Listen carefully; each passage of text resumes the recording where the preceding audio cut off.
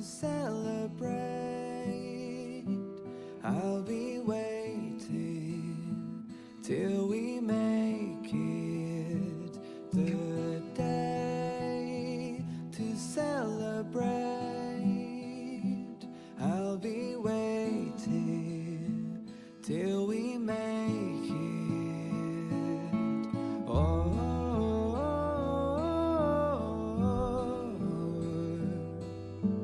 we will see. Come with me, take the journey.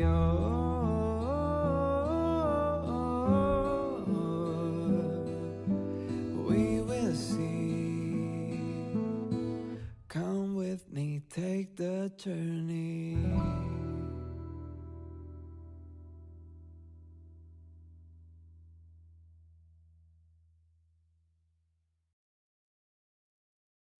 The way to celebrate.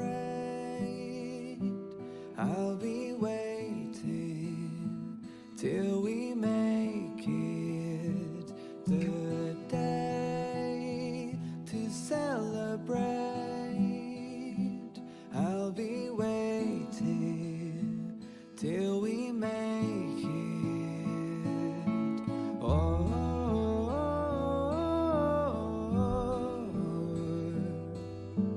we will see. Come with me, take the journey.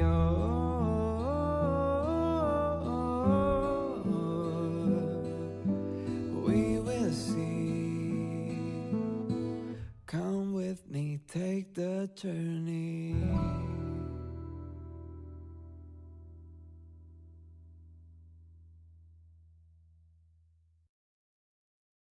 The way to celebrate. I'll be waiting till we make it the day to celebrate. I'll be waiting till we make it. Oh,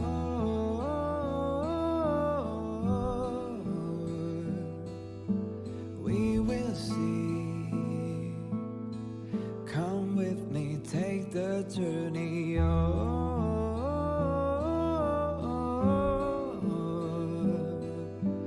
We will see.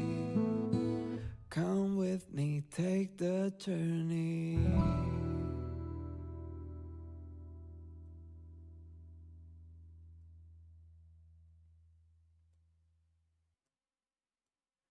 The way to celebrate.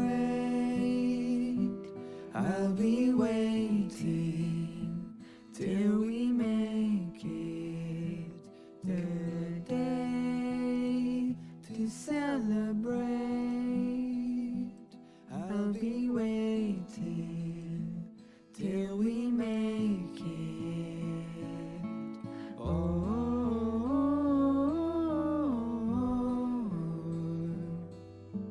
we will see. Come with me, take the journey.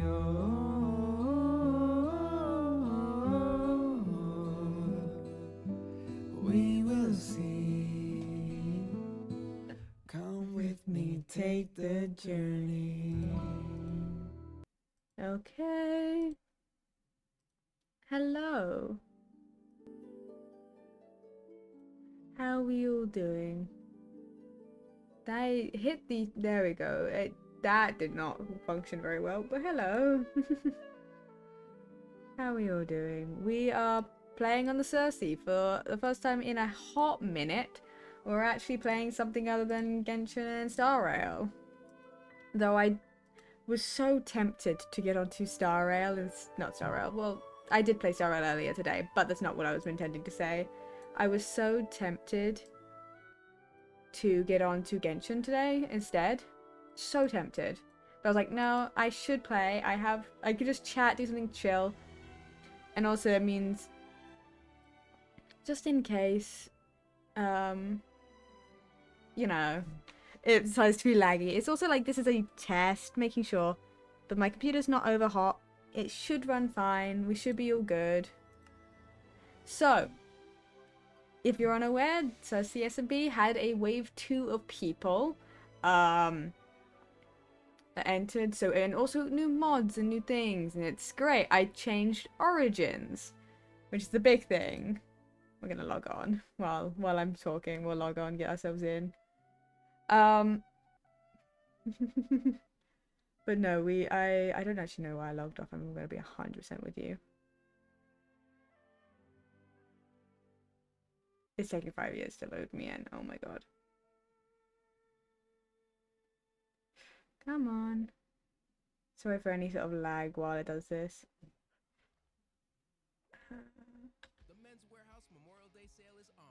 This one, okay. Oh my god, pause this. Hold on. I was trying to find the right, hold on, Genshin. Relax. Was it Lo-Fi that I originally had for my old? My poor computer is giving it a second to load in properly. I'm trying to find the old music I had for stream. Because I closed it down a while back. I should not have done that.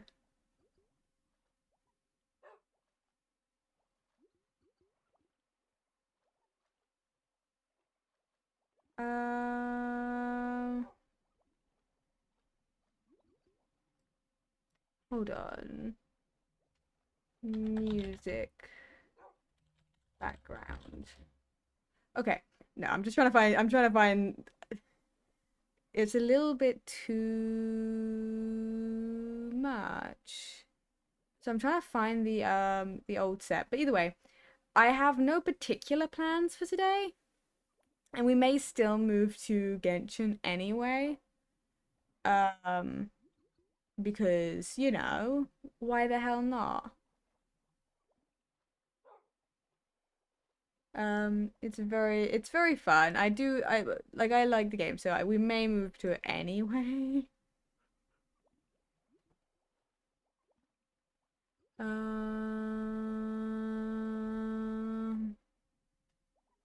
Let's actually go back to the lo-fi and we can do the lo-fi ones.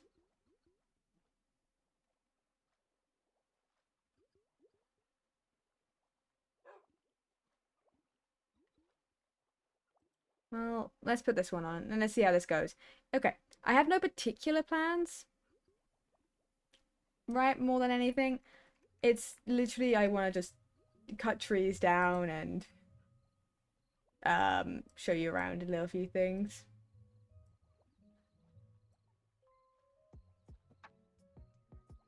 There we go. Okay.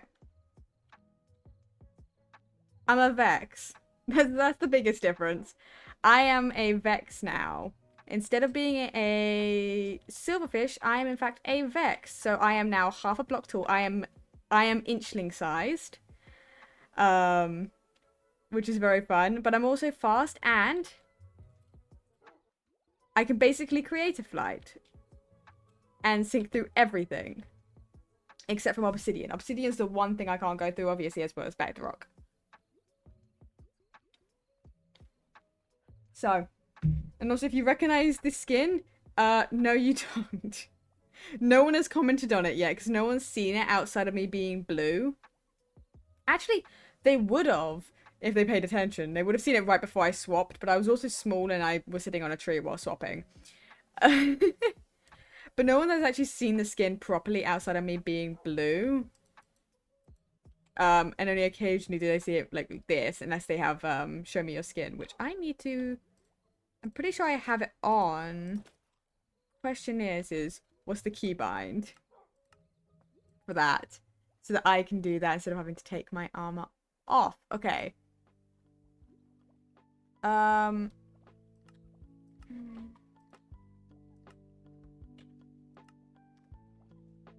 figuring out buttons that I have nothing bound to is not that button.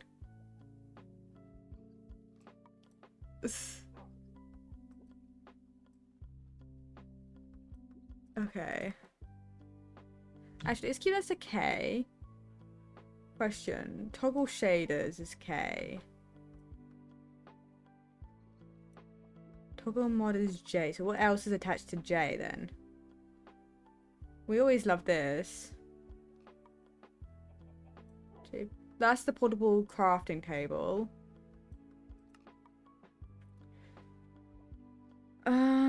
I know this is related to the... Okay. No. No. Delete. End. Okay.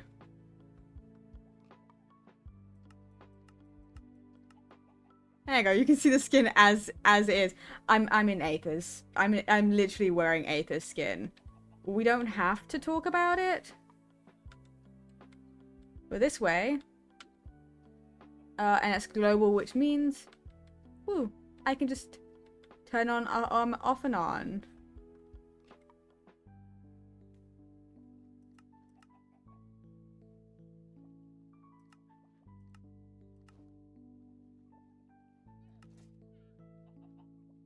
Which is wonderful, right? Now I can do this, but I'm still armored. Perfect. Okay. So, we have more people living on the island with us. So, Sam's house. This is Sushi. Sushi lives in the house that I created, but I don't live in. And I made an extension for a kitchen. Which looks rather lovely. I have actually not seen it, so that was the first time I actually properly looked at it. The community house. This is Tyne's little shelter that they made. I believe, I don't know if... Cute. I believe Ricky is going to be taking, like, that island and living there. And then across the way, we have... Oof, a little bit lag. We have Chris. Now I have... Hold on. I have the brightness mod, don't I? Yeah, there we go. We have Chris's tower that they started doing. That she started doing. And then we have Toby, who lives down there. And then this is the barn that I created. My wonderful, wonderful barn that I created. Because I was like, I hated the fact that all of the animals are spread out in these, like, stupid little, like, boxes. Although I was like, I want to make something look nice. So I did. Now, the big thing is I need so much wood. Do I have a good bag for this? Right, I need to give these to people. Because I have no use for them. I swear I have a backpack that I... Was that my backpack that I put wood in? And I emptied it? I don't remember. Because if that's the case... Oh yeah, we have... this is Angel. Angel is actually on my lap right now. And then we have the... We have a bunch of, basically, Genshin characters. Because we have Aether, we have Sino... I'll hide them. So Kayabe, Tagnari, Toma, I'll hide them. Aether. Which one out of the Gossip Squad am I missing any other? I don't think so. I've got them all.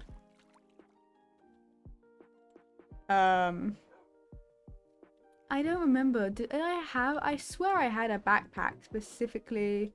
Was it this one? It was. We're gonna take that. Which one's this one? We're gonna put this one up. And what we're gonna start doing is I also changed my class. because I did not. There was no need for me to be a like a rogue because if I'm gonna be cutting, because I was like, I'm gonna be cutting down a lot of trees. I knew that I had plans for building, and one of the biggest reasons why I wasn't building was because I didn't want to do any of the fucking collection work. Like, it wasn't fun collecting things at that size, as well as being super slow. So I kind of just gave up and decided not to build anything big. Whereas now, even though I'm even smaller, I can in fact build. I can also fly, which makes life easier. And it also makes the elytra that I got a bit useless. So I could give it to like because we're gonna do an end event at some point. I can always give it to like one of the people that we're going with, who can't fly.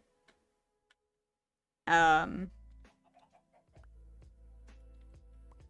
don't know who would want it, but I can give it to one of them so they don't have to go find their own elytra. Because really, when it comes to it, I feel like elytras are going to be the only thing that's super worth it. Because, like, shulker boxes are not worth it to go get with backpacks. Because we have backpacks, you know? And also, I don't know if anyone is particularly, like, super needs things to be organized. Because if anyone is, I'm so sorry. My organization skills are fucking dog shit, man. You have to understand, you will never get anything organized for me in Minecraft or in just general, right? I don't organize, I just kind of do. It just kind of is. That's what it is. It just is. There's no... The biggest example of it has to be on the dwelling. It would have been on the dwelling if it wasn't for the fact that Cave sorted they literally stayed online for hours and like ages ago. Like, this is ages ago thing. We haven't been on the server for a while.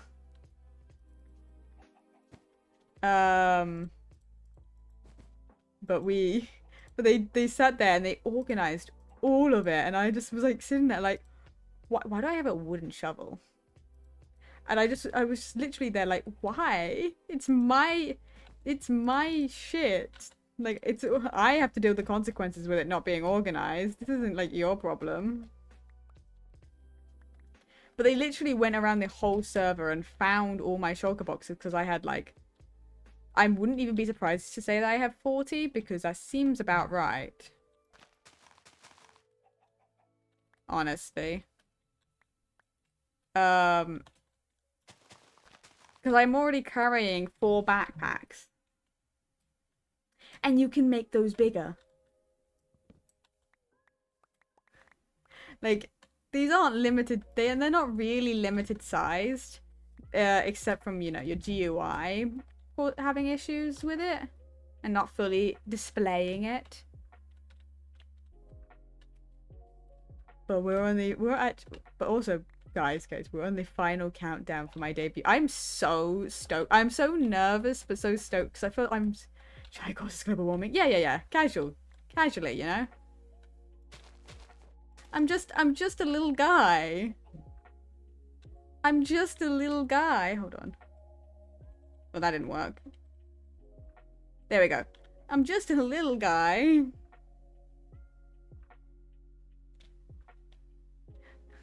I can cause global warming. What did you hear, pups?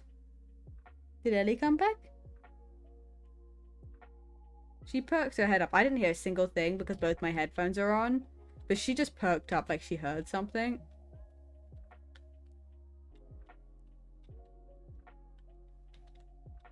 Oh, here's debut. I can't wait. I'm so excited. I'll finally have a model. A proper model. I mean, I did have a model for a while. I actually did have a model, a 3D one. But I stopped using it a while back. But this time I have a 2D one and it's gonna be great. I spent so long with that model. I went back and I looked because I finished drawing it like December.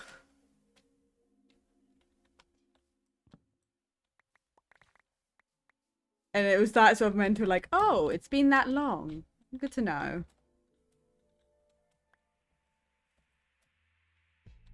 I'm very productive and fast with that. I don't have a build planned for this wood, by the way. I just know I'm going to want it. Because I do want to build a mansion on the server. That's the big thing. I want to build a mansion, but I have not designed what the mansion looks like. So it's not like it's gonna get built anytime soon.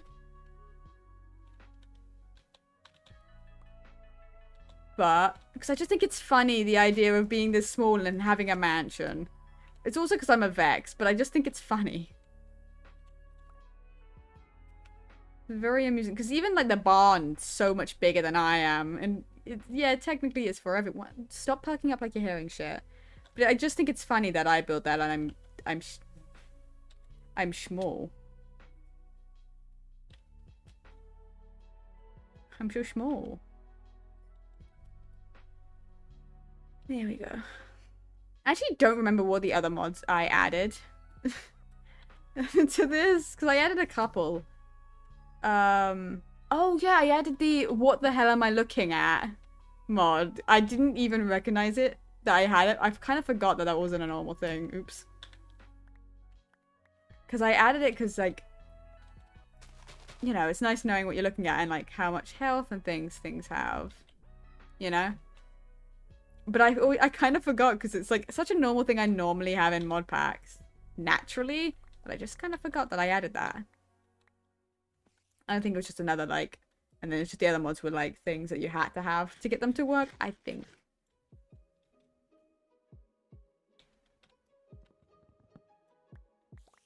I like how this place is going to be just basically, it's going to become a sapling forest very quickly.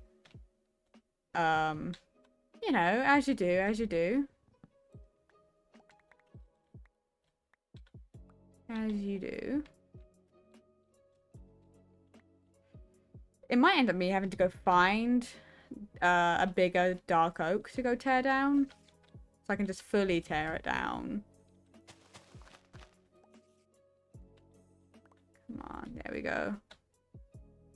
Another thing I want to do is I want to start messing around with bits, chisel and bits, because I've never actually properly messed around with that mod.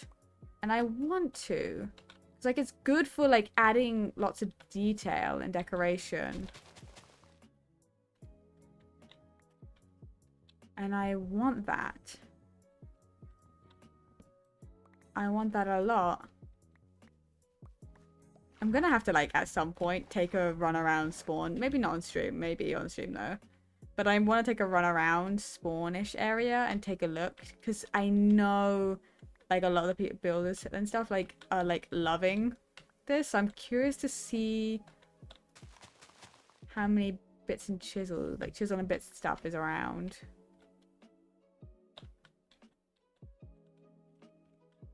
I'm gonna mix of, like, getting rid of all the trees and then adding them all back so there's more than there were before. Which is always, you know, ideal, you know? Make more of forest. We also need to tear down the spruce area. But that one is an entirely man-made forest. There was not any spruce over here before. I do appreciate the fact that it still recognizes that as a tree. Makes my life a lot easier. And it also starts to clear up where it starts to look like shit. Which is always nice. Okay. And then... there we go.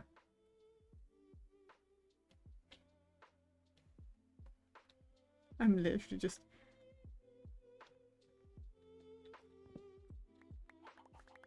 it'll be fun. It's been a while. I don't know the last time I streamed Minecraft. Like, genuinely.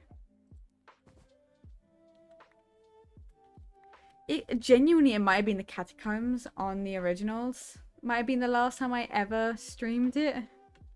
And the Circe's been even longer.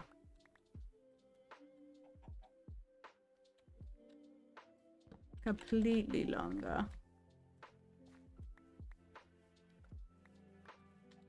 But it's fun. It's fun. I love the Circe. But I do find it amusing that in both seasons I've been something small and that can go invisible. That was me, season 1. I could go invisible back in season 1 as well. Only it didn't necessarily make sense I could, but I could. I was a little shroomling. And I was a nuisance to pretty much Ghosty, and that was it. Because Ghosty was always online when I was online, and so I was like, I'm going to be a nuisance to Ghosty. And I would just run around and I would hit her. Because she wouldn't know I'm there until I'm there. I liked season 1. It was fun. I didn't really... Again, I also didn't build much season 1 either. But I did build, like... I did actually terraform and, like, I did start building a big tree that season. Never finished it. Never finished it. But I did get, like, the stump in. Just never got any leaves. It's deja vu, because it's exactly the same sort of thing I'm doing right now, is I'd spend a stream just cutting trees down. For a build. And that'd be the stream. We may play Genshin later, just as another FYI, because I never got to properly play it last stream because my computer overheated and therefore was running Genshin super slowly. Because I know that was the problem, because I literally was playing Star Rail earlier today.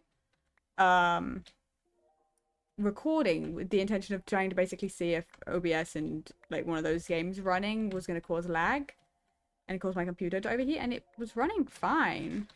The game was running fine, it was doing great. So I'm like, okay, it was just my computer was too hot to deal with it. I don't know why it was that hot, mind you, because I had been doing nothing the whole day. It was literally, there was no point. No point. Okay. I also have a monster for my debut stream. I have not had a monster in like months. Which is, you know, it's good for me to not have, because my head would fucking kill me more than it already does. If I was constantly drinking monsters. But you know, it's fine. Because, like, at the time I'm streaming and the fact that I'm gonna have, like, I'm gonna be streaming for, at least 4 hours, because I like having that as my, like, set sort of stream time. So, 4 hours, which would mean I end, like, I could end up streaming for quite some time. And I was like, I just need to have something to make sure I can last through the day, just in case. Well, the night.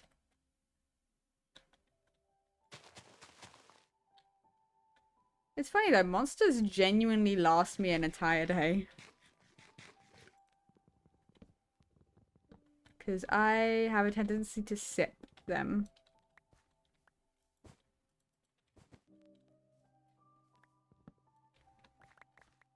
The difference to how quickly I can gather it between when I wasn't a lumberjack and when I am a lumberjack.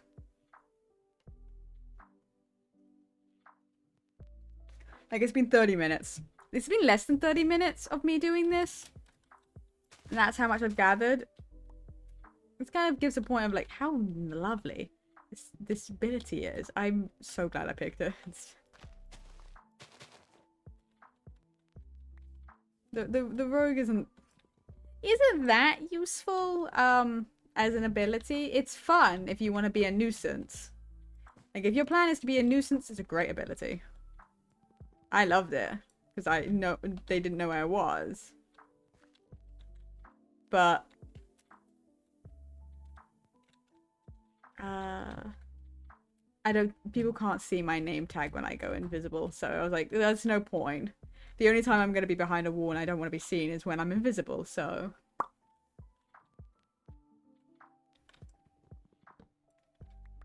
And then while digging trees would be less problematic, given the fact that I can fly, it's so much easier if I can only have to dig one block. Makes my life easy and makes it fast. And is she overhot and getting off? No, she's getting more comfy. It's always a hit or miss with this dog whether or not she will spend any sort of time with me. Because she was begging to leave my room not long ago. You would not believe this dog wanted out. The amount of times I've been betrayed recently by this dog, you would not believe. She has begged to get into my room, and then she'll come in for like a half a second. She'll be like, she'll look around, take a sniff, and I'll be like, you want up on my lap? You want to come chill with me? And she'll be like, no, I want out actually. And we'll go knock on and ask out. I'll let her out, and she'll go knock on my sister's door instead.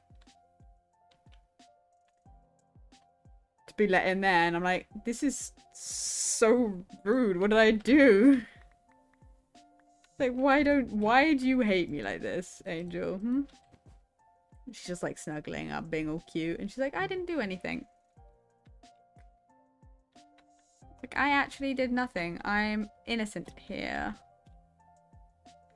I can't be blamed. That's her. I've been watching a lot of old Minecraft recently. Like, I've been watching the Yogscast, like the old series, like Shadow of Israfel old. If you don't know what the Shadow of Israfel old is, it's like 10 years old. 10, 12 years? I can't remember. I think it's 10 years old at this point. But I literally looked back and I figured it out. The day of the first episode of that whole series, that survival series, back when it was in alpha, right? Minecraft was in alpha. I was 9. I was 9 years old. It's so shocking to me because I was playing Minecraft back then. Like, I was playing back in alpha. I was playing Minecraft when I was 9 years old. I am 21, turning 22 this year. Oh. Hold on.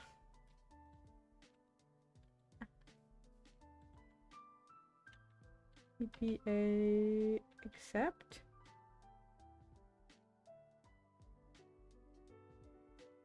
I don't know why. I don't know why they want to TP me. Hello?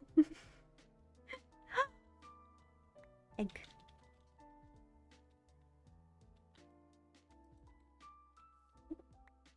Oh. Thank you.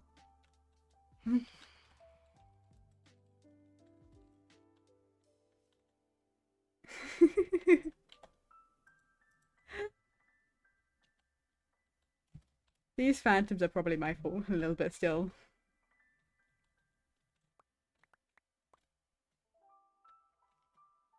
Because I have not slept on the server for a while. What was I saying? Right, yeah, I was playing Minecraft back in alpha, like when it was started coming out.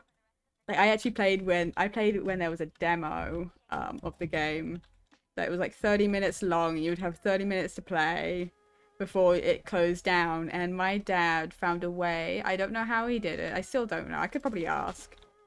To save the world, and we could, as long as we saved it before the time ran out, we could reset the demo with the same world. And so we could continuously play the same world. Nope.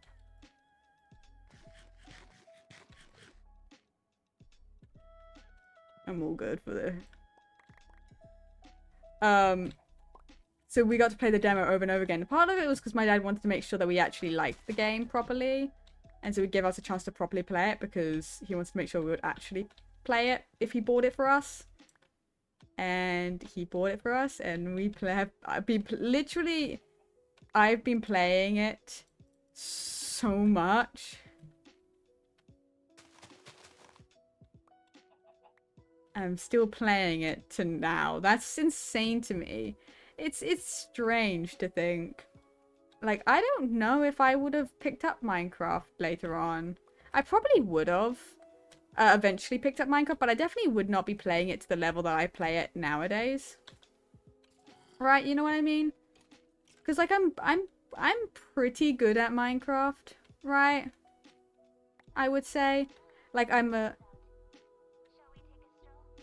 Oh, that's a that's part of the the song. I got so confused. It's like I'm a verified speedrunner. I build, I do shit. I I don't know if I would be doing that if I hadn't been playing for this long.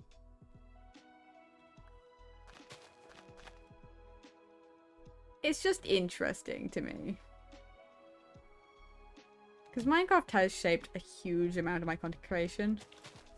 Also, another thing about rewatching the Yogs cast and watching it from the fact that I was watching it when I was very little, I realized just how many fucking innuendos went over my head. How many of the jokes went straight over my head as a child. Because it's rewatching it and going, oh my god, they were making a sex joke. That's what that was. Now that makes sense. And remembering the fact that I did not understand it at the time, and then listening back and going, oh my god.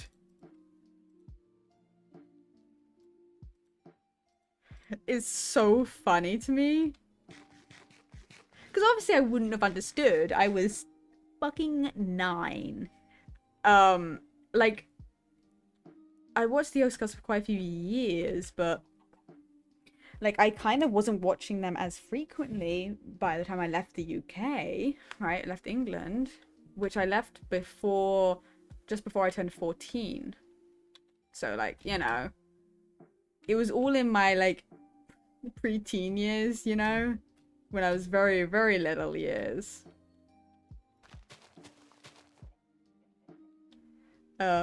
So it makes sense that most of these sort of like jokes went over my head, but I just think it's so funny to watch it and going, oh my god, that was a sex joke. That's what that was talking about. Oh my god, you know? But it's so interesting to go back and just watch the beginning of where I really gained a lot of my interest for. Because here's the thing, the Yogscast are the reason that I started content creation back when I was very little. Because I did do content, right? I was a content creator in the kind of sense where I did make content. None of it's like available. You guys can't go watch it. Though I may look through some of the videos and decide on one to I may do a poll to ask if you guys are even interested, but I might look for one and I will play it or part of it for my debut stream if you're interested in listening to the tiny baby Shy and siblings.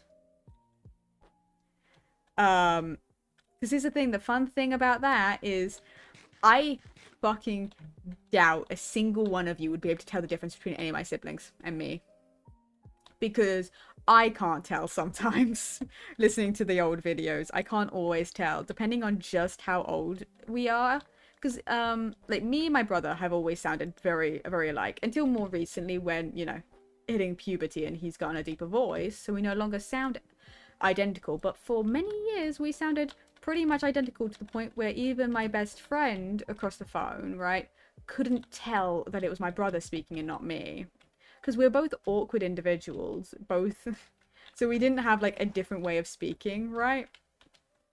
So it wasn't like one of us was shy, one of us was confident. No, we were both shy, awkward, and had very similar cadences and way of speaking.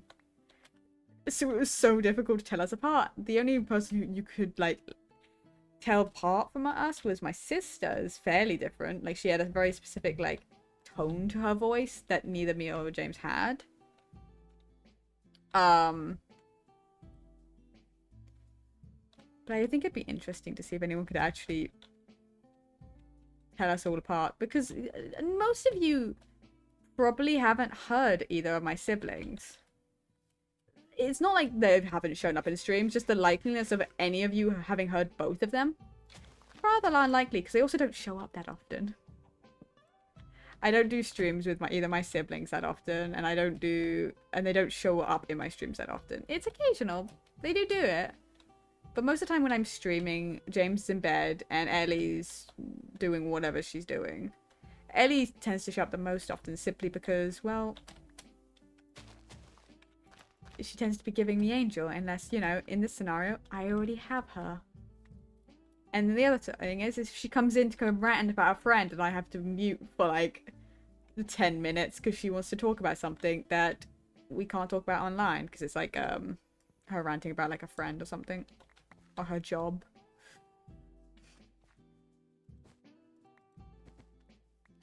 But it's fun. It's nice. I like my siblings. I think it might be interesting to go back and have a look because I didn't have my face out on the internet even back then. That's the thing. I've always been pretty up there with internet safety, you know. So I have plenty of videos that I can look through and pick one. But yeah, the Yogscast were my like original reason for getting into content creation. Back 10 years ago. Insane. My mother will go sometimes, it's like, oh, you're going to be 22 this year and you're going to be 23 next year. And I'm like, I do not say those words. She said that to me. I was like, don't say that to me. I was like, do not say that to me. Do not tell me how old I'm going to be. I don't want to think about that. Like, I don't want to think about the fact that I'm a 21-year-old right now and I'm going to be 22. I don't want to think about that. I don't want to be that old. I'd much rather not age.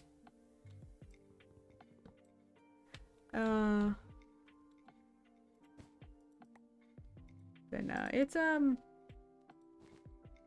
it's just a nice experience to go back and like do that. But now I'm kind of going on that rabbit hole of going through a bunch of the old series because I kind of want to watch the Tekkit series now. Because I saw one of the animations from it, and now my brain wants to watch that series as well. But I haven't finished the Shadow of Isabel, though I'm getting close because they never finished that series. That's the thing. They never finished it. I wonder if the Herobrine's Mansion ever has gotten like a proper update to more newer Minecraft. So I know they did like another version of it at some point, but I don't remember what version that is even. Depending on what version it is, I might actually do another playthrough of that. Potentially for a video, but unlikely. It'll probably just be like a stream we do at some point, just going through a bunch of old maps, you know? Like, I can go through a bunch of the old school Minecraft stuff and take you on a journey, because I've been playing for a hot minute. I always forget just how old Minecraft is. I always do. And it's always a shock to me to go, alright! This game's so old! Okay. Let's go get some spruce while we're also doing this, because, well, the more spruce I get a hold of, the better, alright? So we're just going to cut down all of the trees and just kind of grab saplings as they come. Because this is my man-made forest. Because honestly, I might actually spend some time creating some custom dark oak and like spruce kind of trees. Like create some custom trees to place everywhere. Because I like terraforming. Right? I like landscaping. I like making places look pretty in the landscape. over building houses. Like I'm not really that sort of builder. Like I can do it. Like as you can see, I can build shit. But like where my true like I can like completely do it just randomly, it's landscaping. It's that sort of thing. That's where I find some level of enjoyment of this game. It's what my interests lie in.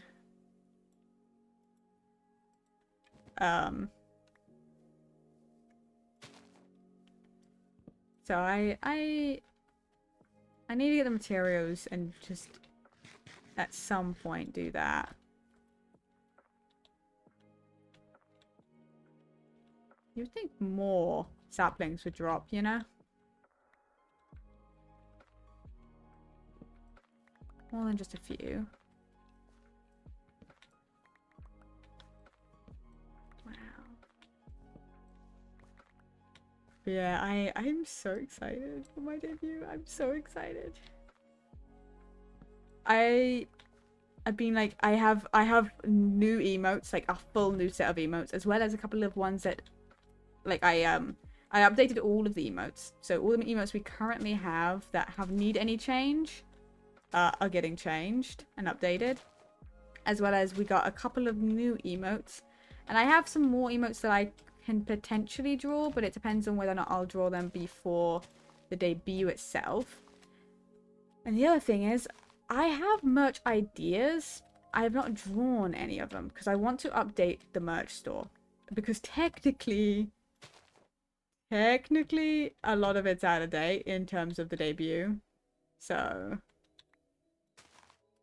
I want to create a actual really nice set of merch because I was kind of not a super big fan of most of the merch I had made. So I want to create like a new set of merch. Right. For the funsies.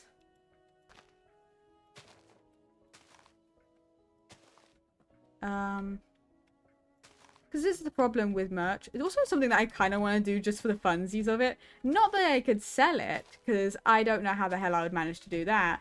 I really want to make, you know, the body pillows of like anime, like the VTubers sometimes do it, but also like anime people, like anime girls and boys and stuff like that. I really want to make a body pillow just because I think it'd be funny. It would just probably be the design. I'm never gonna like get it myself because the same way that I was looking on Etsy for things to put on my throne, and I kept finding like boob mouse pads of like Alhaitham and Kave and stuff, and my brain just was like, I would use it.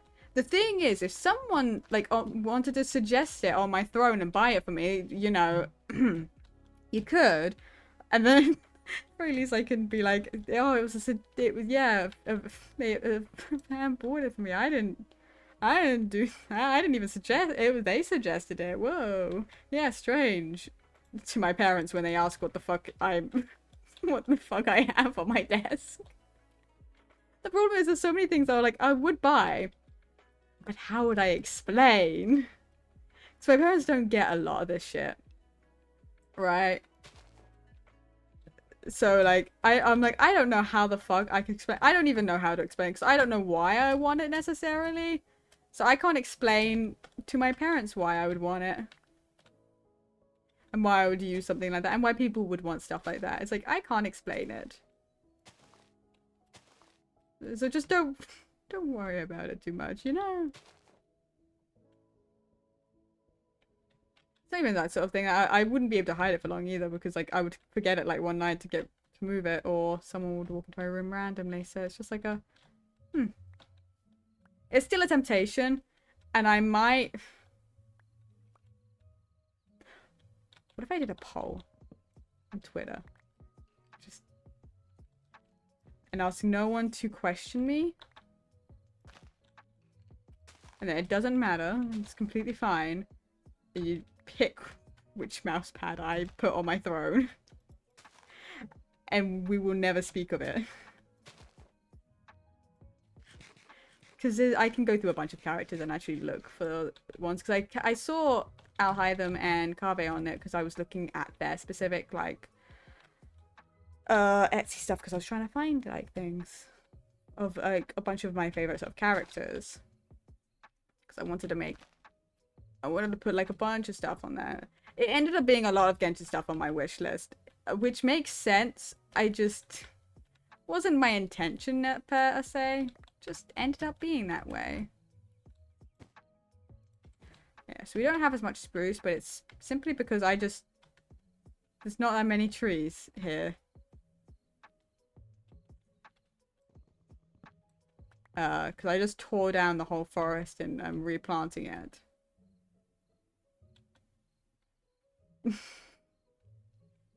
This is why eventually I'm going to start creating custom trees around the main areas and start like creating like paths and stuff. The main thing is I would want to create maybe some more buildings around this area.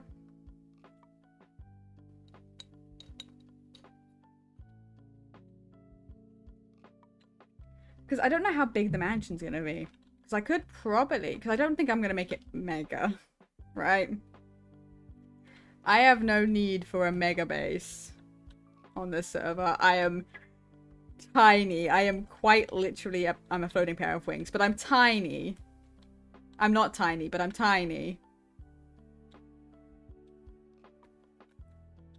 You get it? Because Tiny is the server owner. Generally referred to as Tine, but Tiny sometimes. I find myself funny. That's all that matters. But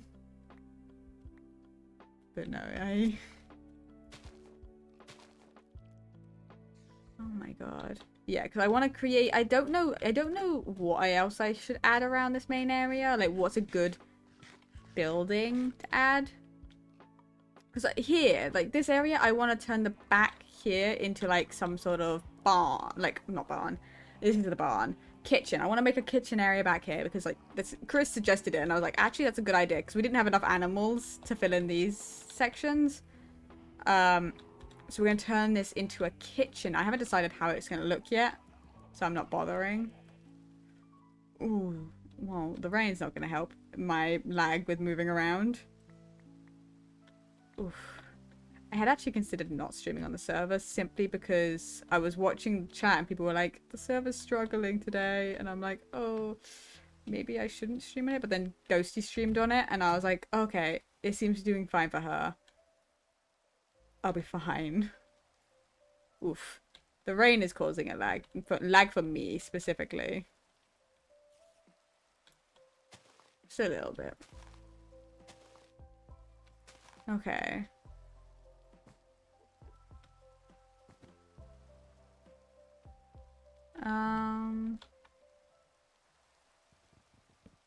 Yeah, it's gonna be fun. Yeah, my debut. I have very little planned for my debut because here's the thing. I can completely stay my attention on one game completely alone for multiple hours if it's entertaining enough. And like Genshin can get my attention for 5 hours on one quest, right? And because like if no one donates, no one follows, no one does anything throughout the full duration of the stream, right? Which is a possibility. It's completely a possibility, right? That I'd be streaming for 4 hours, it means a Genshin stream would completely suffice for the entire duration of the stream. If in the off chance someone decides to donate a ridiculous amount of money and I have to go for multiple hours, I would probably call for backup. Depending on what time it is. Like I may like, you know, do a couple of hours and then, you know, do some more the next day, like stop stream and start stream again kind of thing. Like some people do.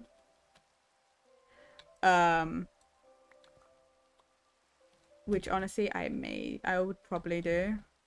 If it ends up going for too long and then I'll like be like, hey, does anyone want to play games with me? So I'm not alone.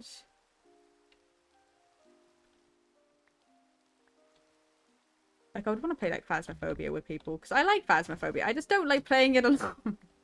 The only time I'll ever play Phasmophobia alone is if I get donated to do it. Like people like donate a fair amount of money and go play Phasmophobia alone, and I'll do it. Right. You can bribe me to do quite a few things, I'm gonna be honest. I was given money for killing, like, the Great Hunger thing, whatever it was called on the lie. I wasn't gonna do it because I was like, oh, that's cute. And then they were like, I'll give you money. And I was like, bet. And I immediately turned around and killed it. In front of everyone. I can be bribed if the bribe is good enough. I can be bribed. It's kind of funny. But no, like, literally, like, it's Phasmophobia. I like Phasmophobia, but I don't like doing it solo. The same way that I don't like doing it in VR. That would require so much for me to do it in VR. I think I have it. Do I have it as a goal? I swear I put it as a goal for the Donoathon. Like, like, Phasmophobia in VR. Which is horrifying, by the way, to do solo. Because I've tried to do it, and I couldn't even enter the house for more than 5 seconds because it's too scary. So it is a fairly high amount of money. The question is how much did I put it at? Because I don't remember. It's probably around 600 if I'm not mistaken. That sounds about right. I'm actually curious now.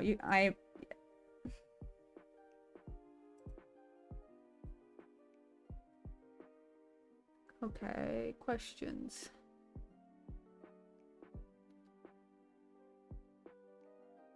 I put it at 700. Close enough.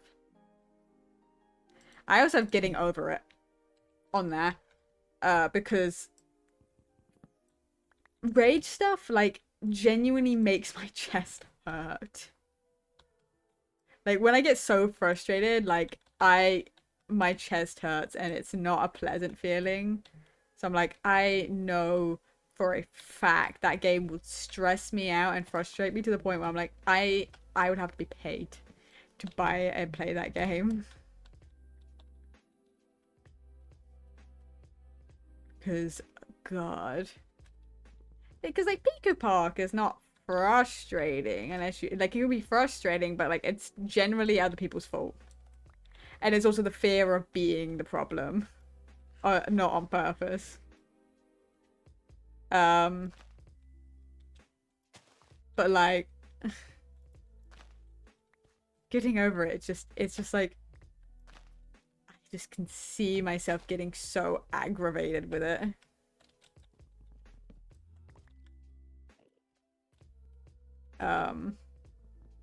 Which is why it's at 700, because I don't want to do it. The higher the number is, the less likely I want to do it. That's the fun part about it. Also, coming up with enough goals is ridiculous. And it's also like, I don't expect to hit like any of them. I just have them there as like if I do, this is it. And it's like a bunch of stretch stuff. It's literally, I have like a stretch goal. All of them are stretch goals. I don't know what I'm talking about. I'm just looking like I'm expecting more. I like being prepared, and I'm always over prepared for everything. And it's like, it makes sure that I know and I'm prepared for whatever. I know I said I was going to build. I don't think I'm going to build, knowing me right now.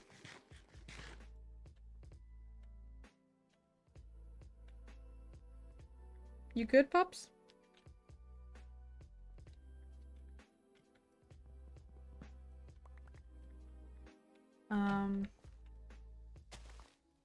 Knowing how I am, I don't think I'll build.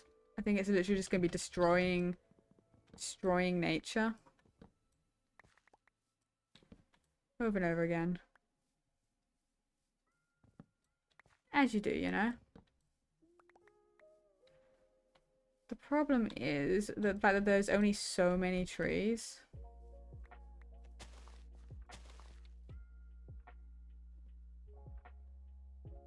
You're falling, sorry, you were falling off my lap a little bit, so I was just pulling you back up. She's like, what are you doing?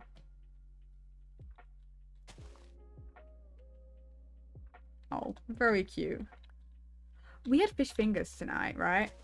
And Jessie, our cat, right, has never been so interested in my dinner as then. Which, you know, fish makes sense, but like, God, she was like sniffing and she was like, I want this. And I was like, I don't care. I want it. I like how this was a birch forest and I'm just literally man-making a spruce forest instead. A man-made spruce forest. I know I said I'm destroying nature. I'm kind of also making nature better right now by actually filling it up. But it's for my own benefit and not for the benefit of anyone else. Actually, it's probably a benefit for Chris, because Chris uses spruce. I am the opposite of the law. Not the law. Well, yeah, but I'm the opposite of the... What was he saying? Fucking... The Onceler. I actually replant my shit.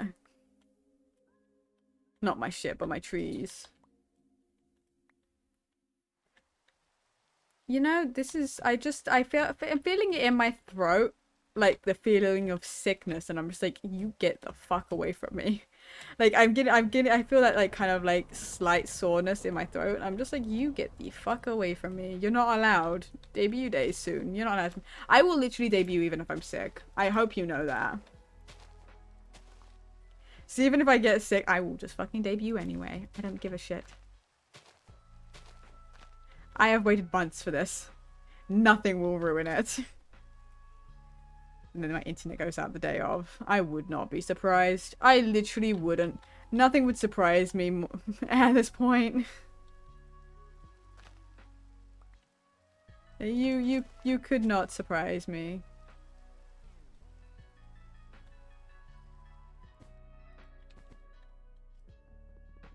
Oh my. But literally when I posted my announcement for it, like I had it scheduled for a while. When it like went out and all that stuff, my brain went, oh fuck. My debut's not that. It's like my debut's this week, and it's like, ugh. It's like there's no reason necessarily for me to be nervous, right? It's literally I'm just streaming with a model. And it would have had like a whole like lore thing attached to it, and it would have been really cool, but I couldn't get it done. And I couldn't like settle on like a good way to tell a story and everything, that I just kind of gave up on it. Because like I have a general gist of what I am. But, you know. But I did update my sub badges, and I have a bunch of the emotes ready to go. They're all sitting in there, because funny enough... Oh my god.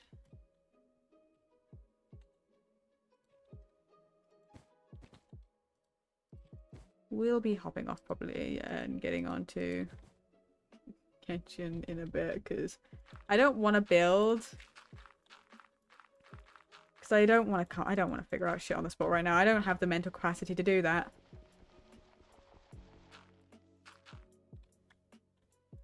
I think other people are going to be living over here as well, but I don't know who, and I do not know where. So it's not like I can plan for other people living around this area. I just want to think of something else that's like a good, like, essential building that'd be good kind of outside a barn. Like, maybe I build a stable.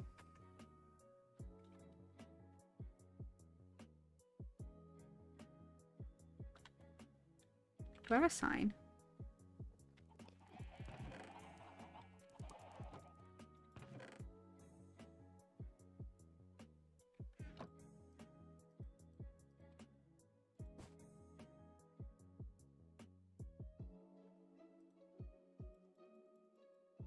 I could build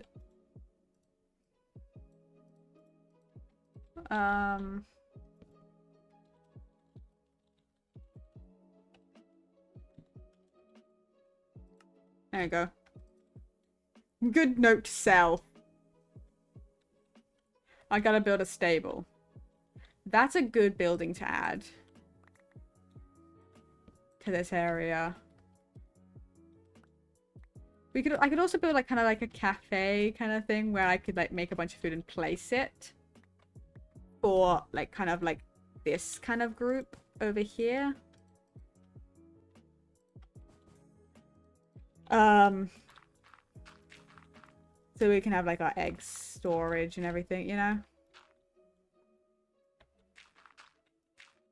Thing is, I would need to know is if anyone's like a vegetarian or carnivore specifically.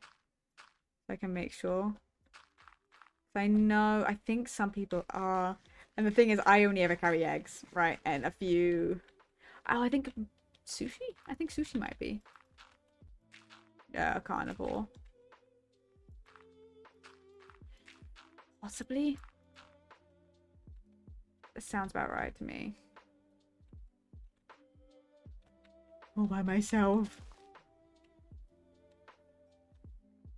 Yeah, how about this? An hour in. We have a bunch of wood. I will... Sometime, I will design the next build. Maybe this could go, instead of going towards, what's it called? A mansion, I can put this towards building the stable. Now, the question is, where the fuck would I put the stable? Because I could also build, like, a centerpiece kind of here. I'm trying to think, because I want to build, like, kind of, like, a village kind of look, like, over here.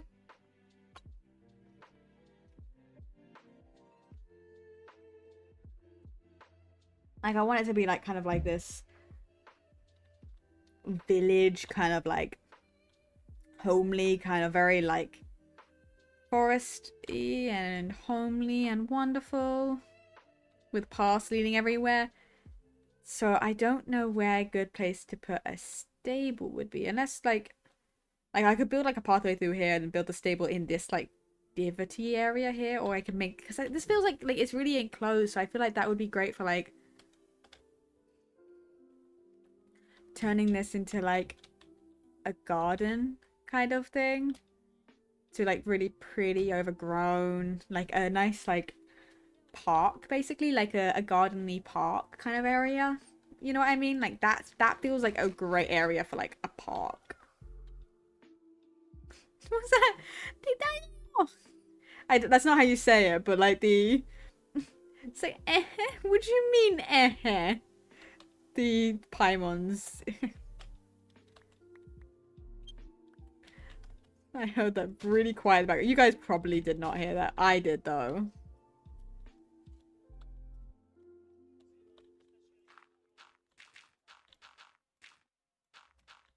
Wow.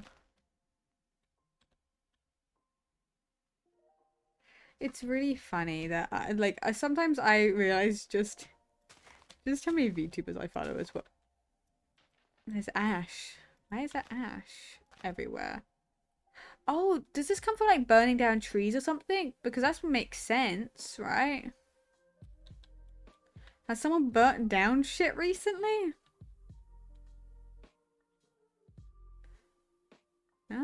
Wouldn't be surprised. Okay, so if we make that, like... Hold on. Where did I put those signs? Here they are. Okay, so if I make this, like, we're gonna put this here. Park / garden?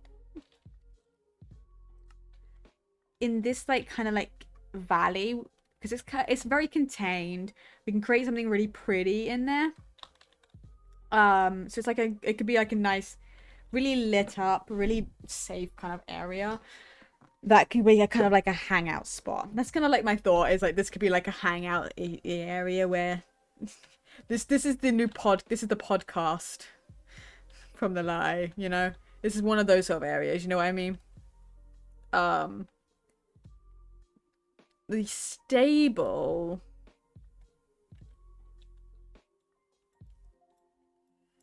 The stable could kind of, like, it could literally go right in front. But I feel like that would be too, you know. And I don't feel like it should go over here because that's kind of where they live. I could potentially expand this area and bring like a stable in here, like kind of like adjust the island shape to fit a stable in like kind of here-ish. Right? Like, or like kind of like here. Because that could work, right? It's adjust the island to match where I want things to look and where I want things to look, which is kind of what I do. And then we can build kind of like a little centerpiece, like maybe a fountain, like a statue. I don't know, something here-ish. I still think it'd be really funny. I haven't said this to you guys, but I still think it'd be very funny because I was talking to my brother. We make I make a big birch tree as the centerpiece because like Sam and doesn't like the whole point was this whole area they called it Bastard Island because of the fact that they didn't like birch. Right? They didn't like birch. So they called the whole place Bastard Island for that reason. And I just think it'd be really funny if the centerpiece a big tree centerpiece. I'm not gonna put the fact that I kind of plan on it being a birch tree. But I think it'd be really funny if the tree I built is primarily made out of birch. It's not gonna be huge like some trees. Like it's not gonna be like a mega tree, but like a nice, fairly decently sized tree, right? Made with birch. Like it'll be birch and like some oak leaves and stuff probably, and like azalea and stuff to like mix it in, make it look really nice.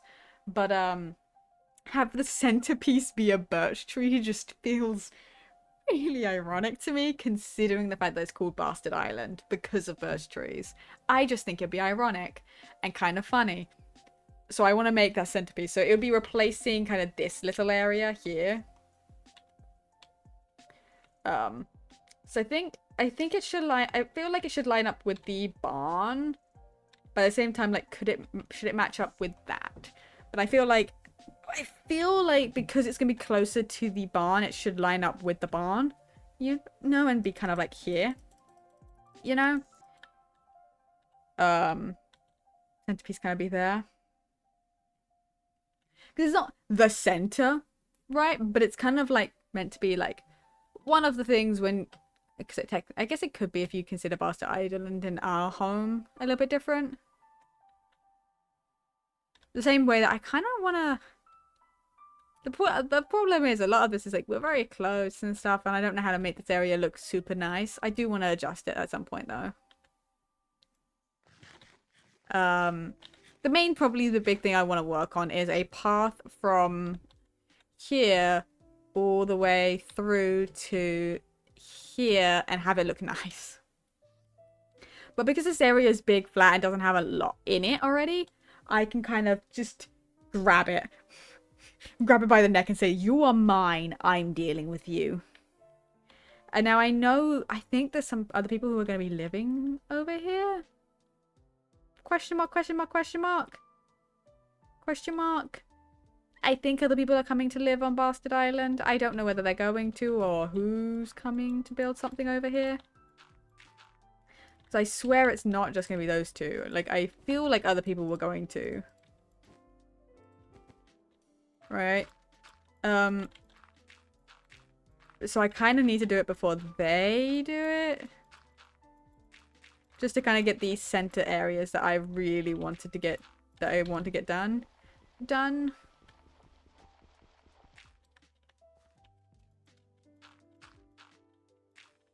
Here we go. I'm just making the area look nice.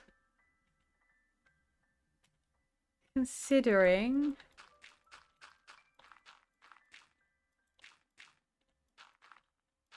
there's a lot of holes and like messy areas all over the place, so I'm like, I'm just gonna fix some places up. But, you know, I think a funny birch centerpiece.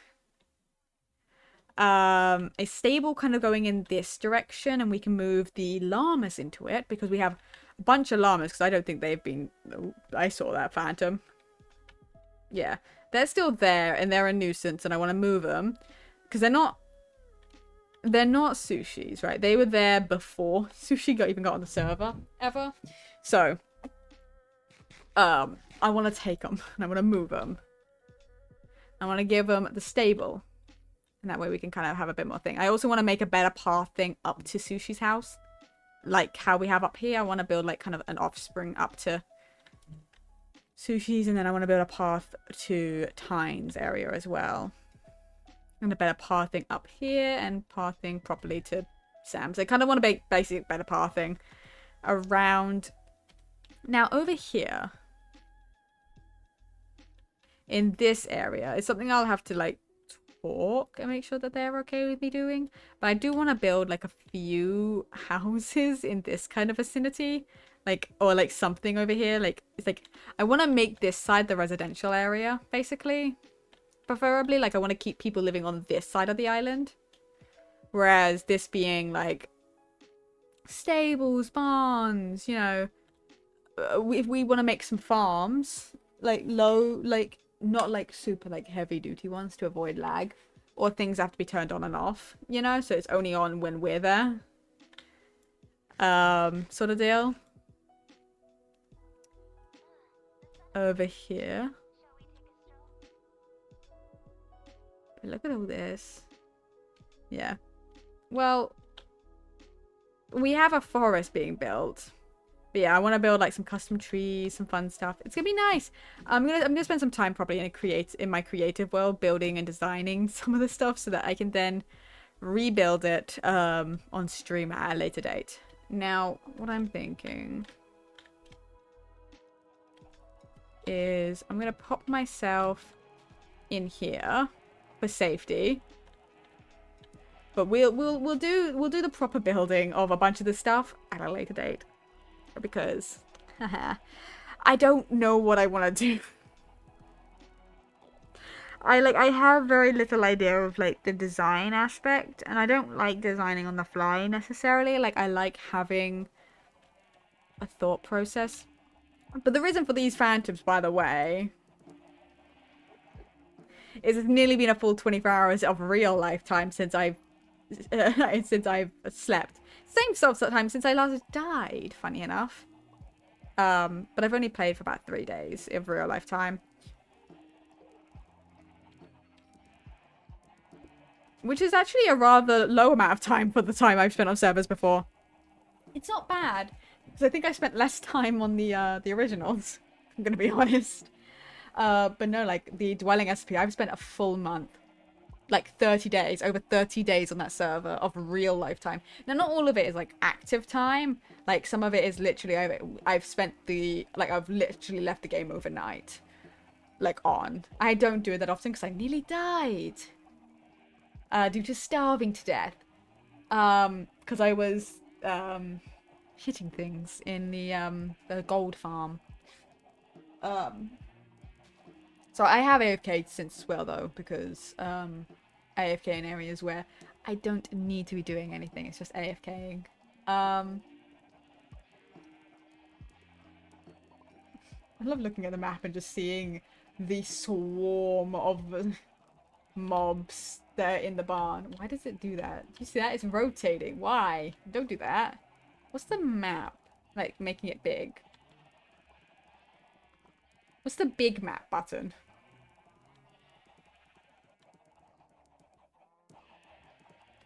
I don't remember what the big map button is. I'm literally hitting buttons.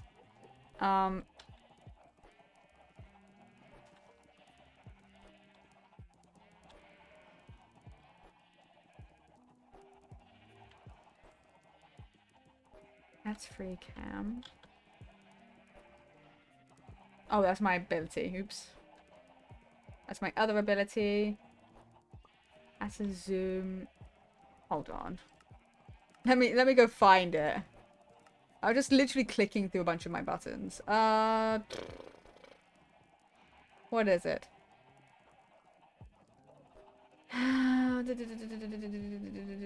World map. Open world map is home.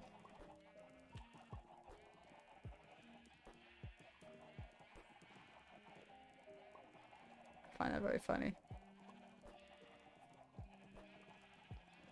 I like how... Why is the spire got nothing drawn out? It's fine.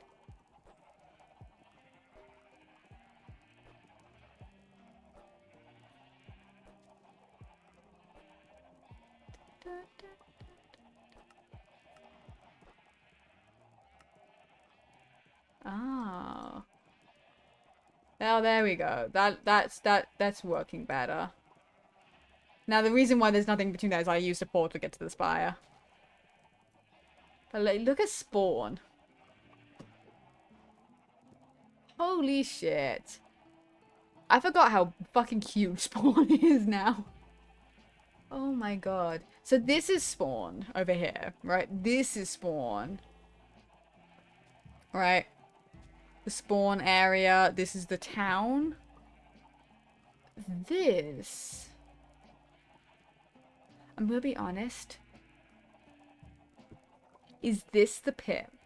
Right, is that just the pit? Because if so, is the rest of this also the pits things? Like, is this whole area, like, the pit crew? I'm gonna be real. I'm gonna be 100% with you. I don't know where most people live. So I'm completely looking at this. Like, I don't know where most people live. Like, I actually really don't know who lives in the spire.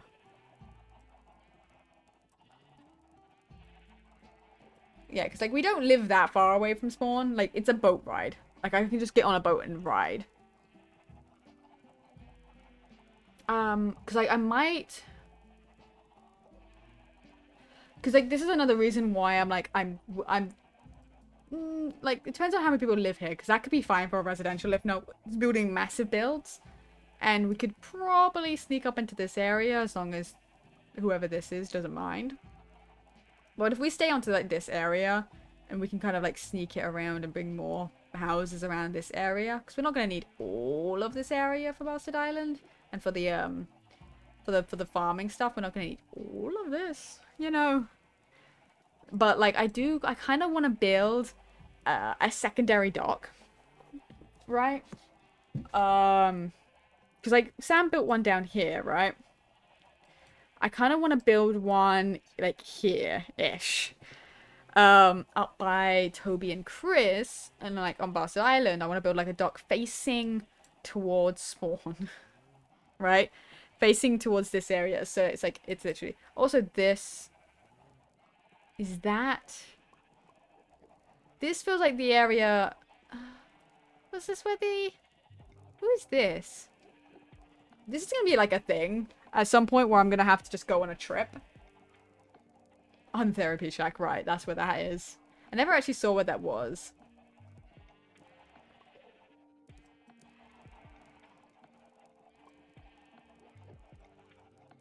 I might steal an Elder Guardian at some point just for the fun. For the memories, I might genuinely do it. I might, like, because depending on how, if I get to the point where I have to do a 12-hour stream, like, I might do it for the shits and giggles, is I will go and steal an Elder Guardian and bring it all the way back to Bastard Island. Now, the reason Bastard Island is because I want to keep it away from our stuff, because this island's not huge. So I would probably build it, like, put it over here somewhere, and I want to build... Do you think the TNT grid would work?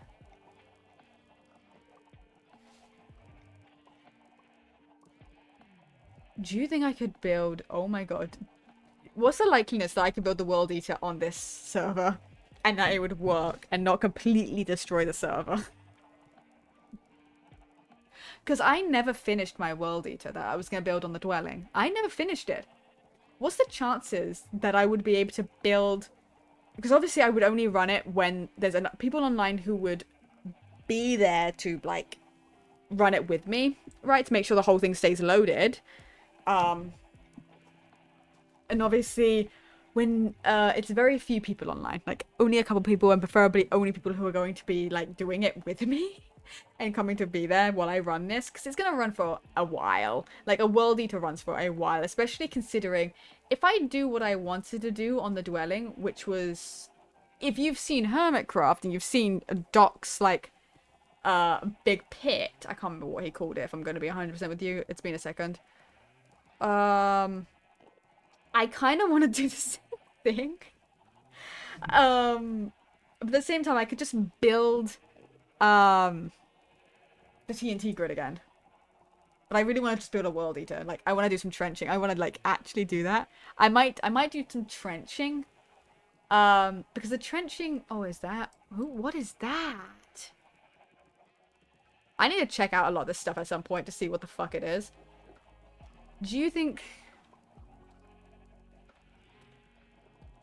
I would have to figure out where the fuck I want to put it.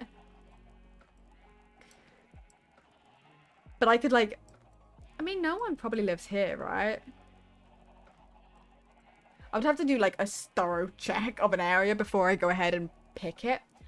But like, I want to like fully take out a full like chunk. Like multiple chunks. I want to take out a huge chunk of the world and just remove it. Just for funsies. I would have to talk to someone before I do that. I probably can do the trenching without saying a single thing, right? But if I want to do a world eater, I will probably have to say something before I do that. Because a world eater is like a big thing. Now, obviously, I would probably build it so that it's facing maybe this way, so it goes up and down. If it like breaks or something and just goes one direction, it will only go like up or down, and it probably won't run into anyone that way. Whereas if it goes this way, it will head towards like the spire. If it breaks that way, you know what I mean? But it would be like, I would only run it if there was a mod online who could like quickly break the whole thing. You know?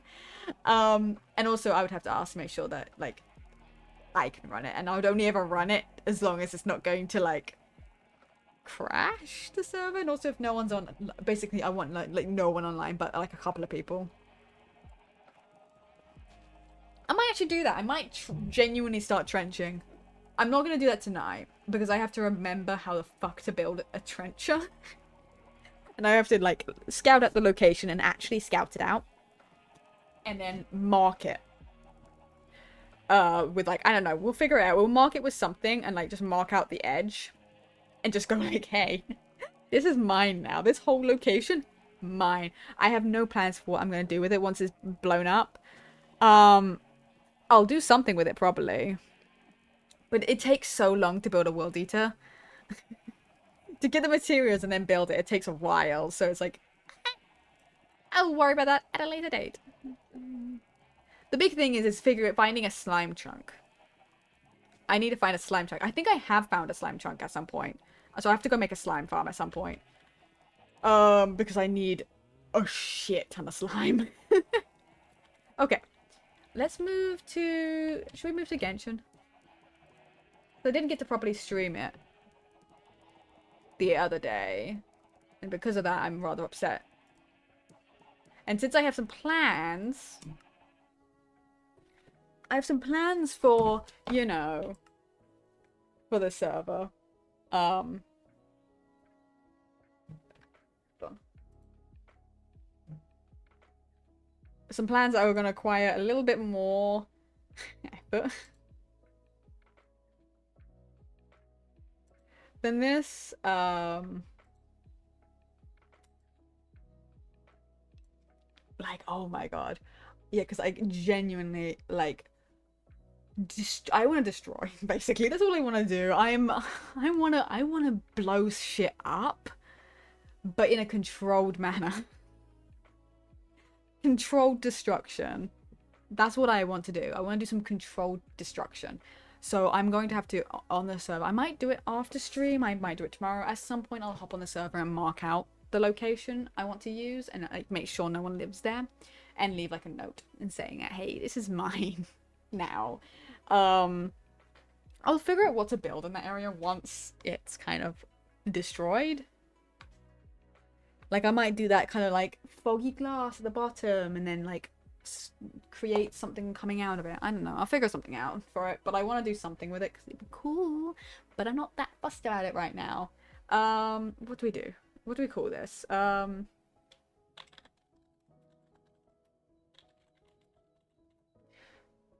think that's a good title, right? You can't see it. I haven't updated it yet. Hold on. That is I just wrote impact instead of writing Genshin. That's a good title. Technically it's 2 days left, but it's fine. We'll leave it.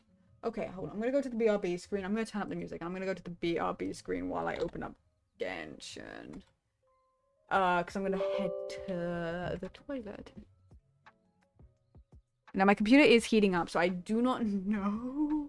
I'm gonna leave it not running anything for the time being. Like, I'm not gonna open it up. I'm gonna give it a second to see if it can fix itself in the time being, but I'm gonna go to the toilet and maybe fill up my drink a little bit before we move to Genshin. See you in a second.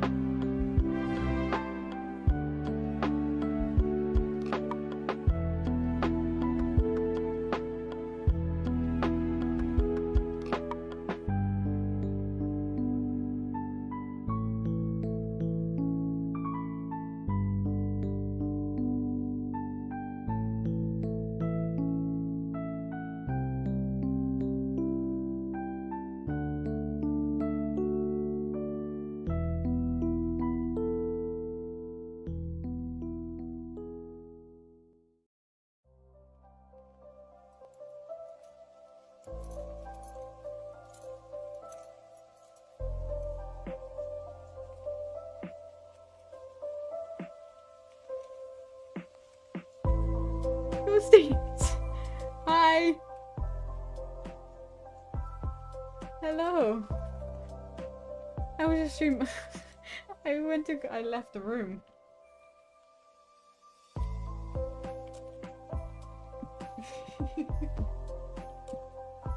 Oh. Oh my god. I'm gonna hope Genshin works. Fingers crossing.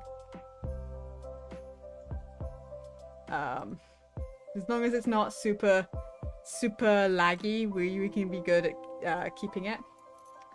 Otherwise, I thought we could take you onto the dwelling for the first time in fucking ages, and show you what I plan on doing on the Circe. I could show you the level of chaos and destruction I want to do. Controlled chaos and destruction, but still destruction. It's something I have to ask about still, but the potential. It's a potential thing to do.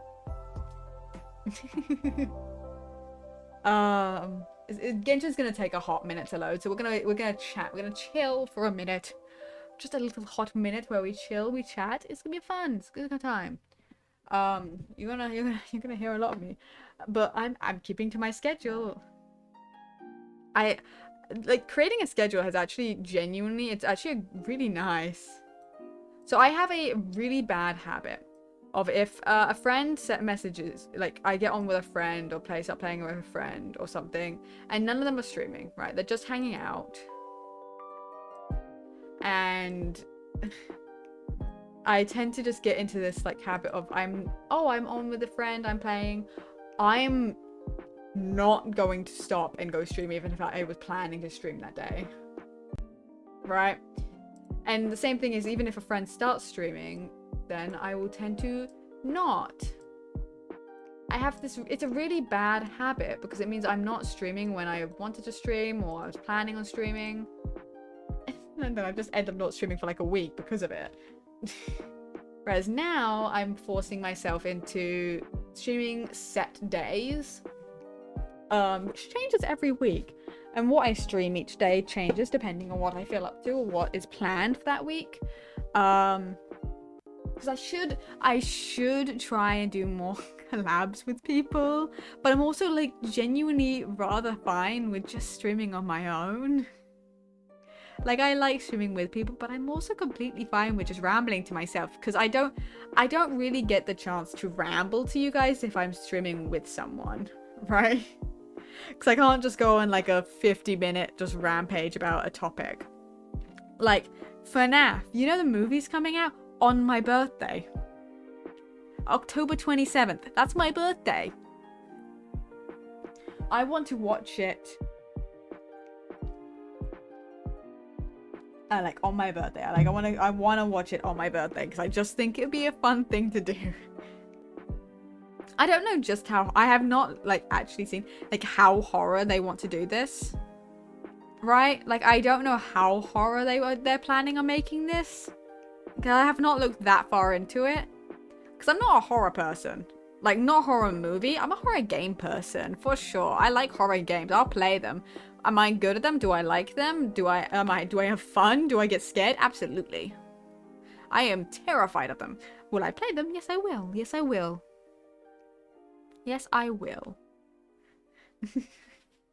I do need to play more horror games, but I tend to play a lot of my horror games around Halloween.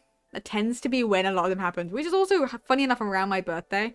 But I tend to play most of my horror games and do most of that around Halloween. Which was what I did for my last Halloween stream, was the maid dress stream, where that was my costume. I'm gonna put a Genshin cosplay onto my throne. I may buy it, depending on how much money I have and how much it costs. I may buy it myself at some point. But if someone buys it for me, it means I'll have it as like a community like thing, because they're fairly expensive, funny enough. I'll probably make that be like my Halloween costume for this year. Because I don't know how, the fact is I don't do Halloween anymore. I did for a couple of years, like a few years I was doing Halloween and stuff. I think I have a ninja costume I could wear, potentially. If I wanna dress up like that again. I mean, I haven't done that for a stream. I could do that potentially. The thing is I need to get another camera.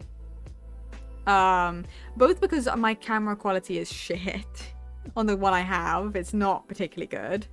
So getting a nicer camera would be nice, but I have a different webcam that I have on my throne. that eventually I will probably buy myself if no one does. I will buy it myself because I want it because I want to have one track my face, and I want like one for like if I want to do hand cam, right? So like I want to do something physical, because like I want to do like I might do like a Lego stream at some point, or like crafting, or I don't know, something. Okay.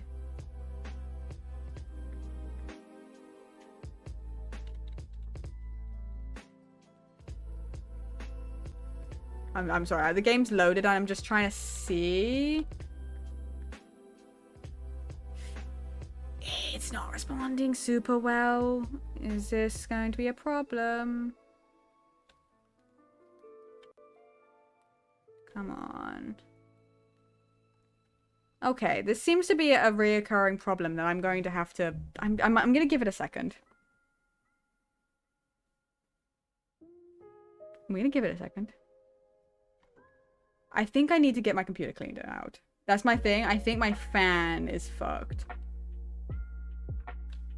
Well, not my fan's fucked, but I think it's like genuinely like blocked up. Okay, things have loaded. It's still a little slow. Like it's not running as smooth as I remember it doing before, which is very funny considering the fact that I've got a lot less memory usage. Like there's a lot less running and I have a lot less space being taken up.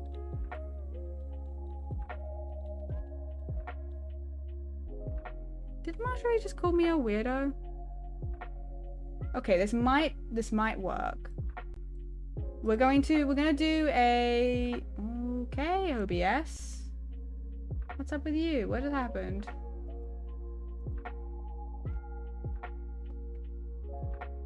Well, my OBS is now fucking okay. You need to stop that because I want to do my thing and I can't if you're being rude. That's also really funny. So I was measuring myself. Like I was trying to find the tape to measure myself for a binder because I want to get a new binder, right? Because like I have a binder, but it's a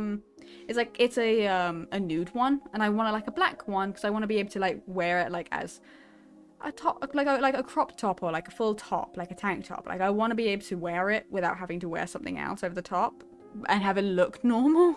Like I want something that will look kind of just like a tank, like a crop top, so I can wear it like even if it's just around the house. I want to look like I'm actually wearing something, right? Instead of having like the nude. It's fine if I want to have like a nude one, but I want one that's like, you know, black. So I was measuring myself. Oh, at the very least I had to use an old measurement that I hadn't noted down on my phone, but I haven't really, from my own knowledge, I don't think I've grown. like I'm 21 at this point. I don't think my chest measurements would have necessarily changed all that much, right? And so I went and I did it, and then it went, you're a small binder size. And I just looked at it, and I, like you would think that being called a small, like, especially when you're getting a binder to like flatten your chest, would be pretty flattering, right? It'd be like, oh, look, I have a small chest, it's not that big. No, I got kind of insulted. I was like, fuck you, small? Like, it's not like that's a big deal. I am probably a small. I'm a small medium and stuff in most things, so it makes sense. But it's just like, I was so insulted. I do want to go, I want to find the measuring tape because I do want to actually measure myself to make sure. But I also want to measure myself for like other outfits and other things, right? To make sure I can put the right size on things. But I actually got just genuinely like insulted at this site. I was like, how dare you, small?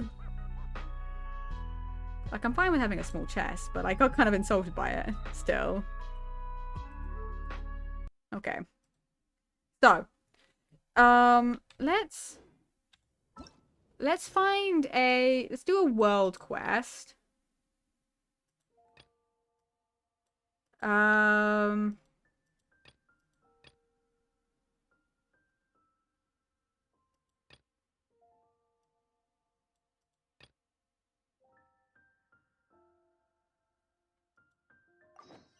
And the reason why I'm going to do a world quest instead of doing like a story or like a big quest to start with is I want to test.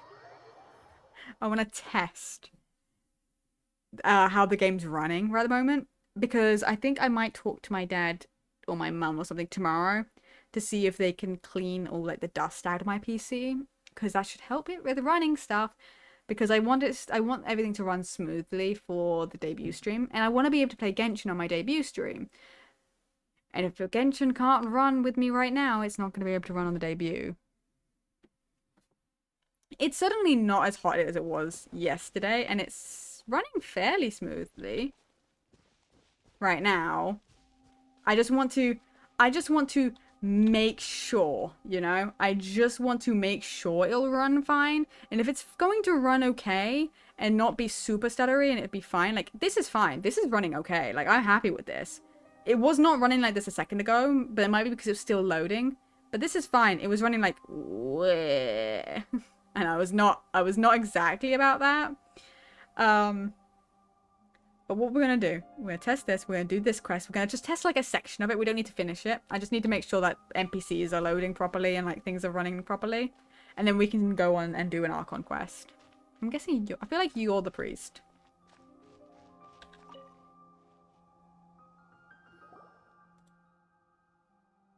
Okay, part of the ceremony.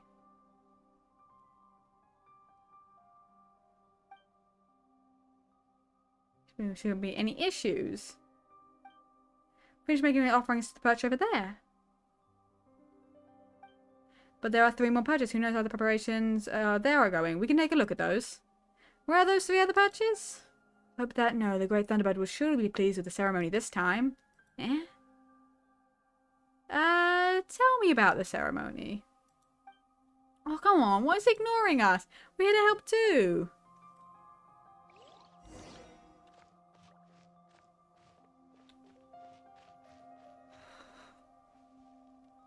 Find your way through the mist and make the offering at the 3 perches. I don't know where they are. Where are the other perches? It's where it's super thick. So I'm guessing in these 3 areas.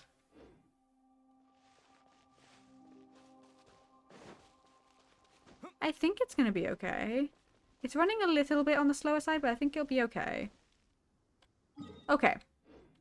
So let's... This is Baiju's quest. We're gonna do this one because this one is actually in a rather inopportune area. Funny enough, because I did actually want to go to Sumeru to go buy stuff from Lambert Tavern, but I didn't want to TP over here because I was worried it was gonna start the Archon quest when I wasn't streaming or doing anything, and I was like, I'm just gonna wait. You see, I'm gonna wait. And not to go there. Because I was trying to get, what's it called? I was trying to, Battle Pass, I was trying to get it up and get all the XP needed to level it up. Because I was trying to get to level 30 so I could get the wish, the equate, I don't remember. I don't know how you say that one. So I could wish on the standard banner. To see if I'd get anything nice. I didn't, by the way. I did not get anything good. But, right, the next couple of banners have been, like, released, so we know who the next people are. I'm going for Kazuha. Oof. Actually, I probably would have been able to run past. I'm gonna give it a second before I go ahead. Right, I'm gonna give it a second to, like, properly load up this area. But, I'm going for Kazuha, because he's on Alhaitham's banner, and I already have Alhaitham. And I have not put in an effort to make him strong yet, so I don't feel the need to go for constellations for him. So I'm going to go for, you know, the new one. And then one of the characters, funny enough, Kazuha was actually on the list of characters I'm, like, after. Because there's a few characters, like 5 stars, that I want to get a hold of. There's a few 4 stars I want to get a hold of, but, you know, they kind of... They will happen when they happen. That's kind of how I'm looking at them. You know?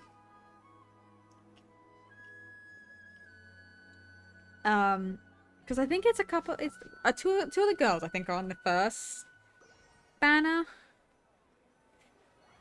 I'll take a look. Hold on. Mention new banners. Yes, because it's Yoimiya and Yaimiko on the first banner. I thought it was Yoimiya. Like, I just didn't want to say because I thought I was wrong. And then as well as the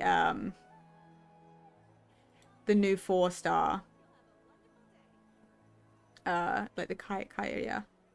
Kyria? I don't know. And then, yeah, I'll hide them and Kazuha are on the second banner on phase 2.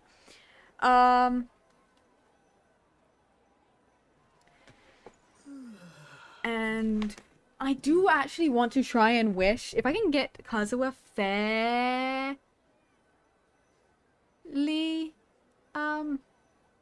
fairly quickly. Like if I have some free wishes afterwards, I might try and wish for his sword.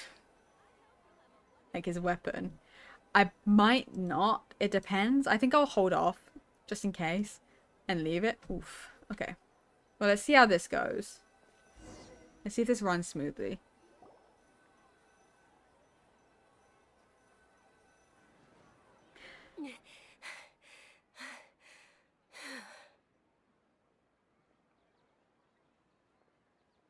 Are you feeling better, Dunyarzad? Yes, much better. Just give me a few moments and I'll be good to go. Okay, it is running fine. I was worried that these cutscenes were going to be like super laggy and messed up. Like that's what my problem was. Yes, the other day, like Monday, I was worried what it was going to be. This is running fine. Okay, we should be good then. It just takes a while to load in, I think. Then, Daya's expression just now when she mentioned your illness. I didn't realize you were concerned about it. I guess I shouldn't continue to keep it a secret. I was actually born in Elazar. It's terminal now. For God's sake. Why, there's 2 people we know now. Can't believe it's Elazar. Elazar. Oh, yeah. My expression. I've heard of Elazar. In that case, you Sorry, I probably just looked know at our about expression Sumeru. because I was looking at the hand. Sumeru's current medical advancements still haven't been able to find a cure. The disease's progression can only be delayed through environmental therapy. Dunyarzad. There's no need to be sad. I've always lived with Elazar and I came to terms with it a long time ago. Compared to the simple fact that I'm afflicted with this, its effects on my life have been much more painful. I can imagine. My family loves me dearly. They've done all they can to provide the best environment for me so that I can live for that much longer. However, I know I will one day succumb to this. What causes someone to be born with Elazar? Like, is it like a genetic thing, or is it just kind of like a random chance you'll be born with it? Like, I can't remember if we were told what causes this. Elazar. Genshin. A manifestation on the withering, but why? Why? Why is someone born with it? It's a manifestation of withering, but like, how does that?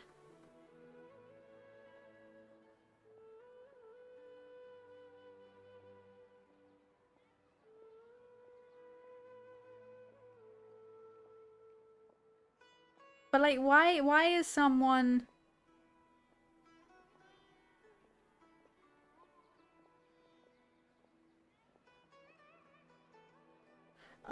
Forbidden knowledge apparently. Okay, you know, whatever. That's normal.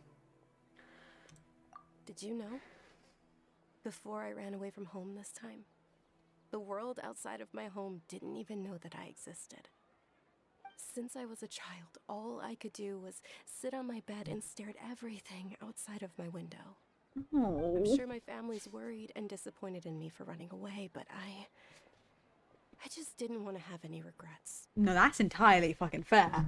I wanted to meet other people, To me, there's nothing more beautiful than being able to meet and speak with others. Yeah, it's not point of being Not to buried, like, mention the cooped up for no incredible time spent reason. preparing for the festival.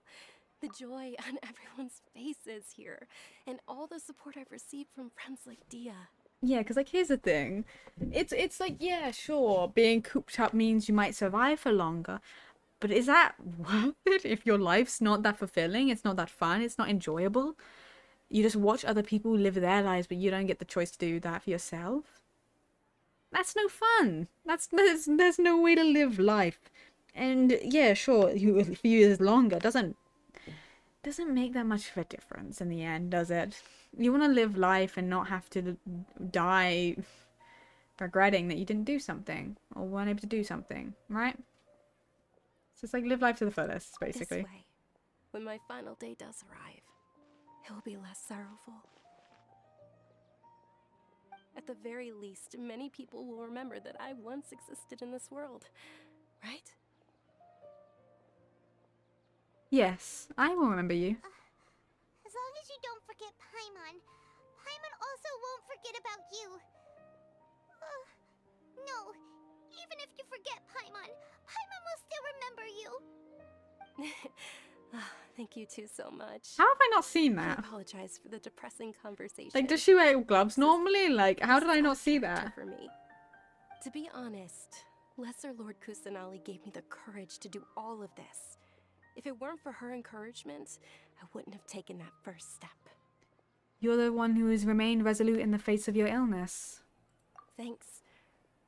There will always be frustrations in life, but I know that the point of living is not to leave behind any regrets. That's a good mindset. It is a good mindset.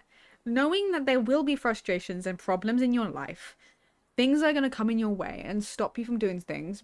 But you want to live life without living with regret. Obviously, you don't do things that's going to hurt other people and hurt yourself massively.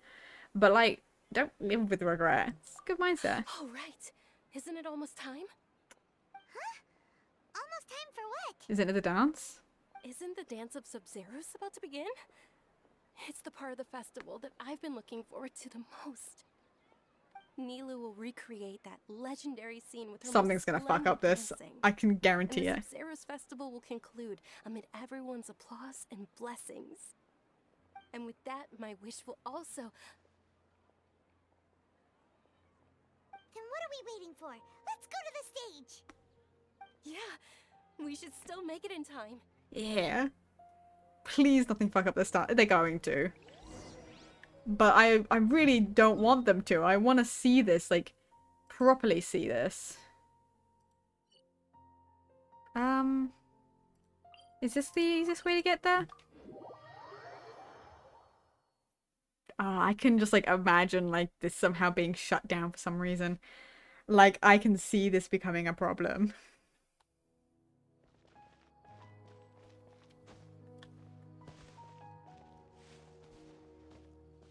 Something happening. I can imagine something happening. This is not the easiest way. This was not the correct teleport point.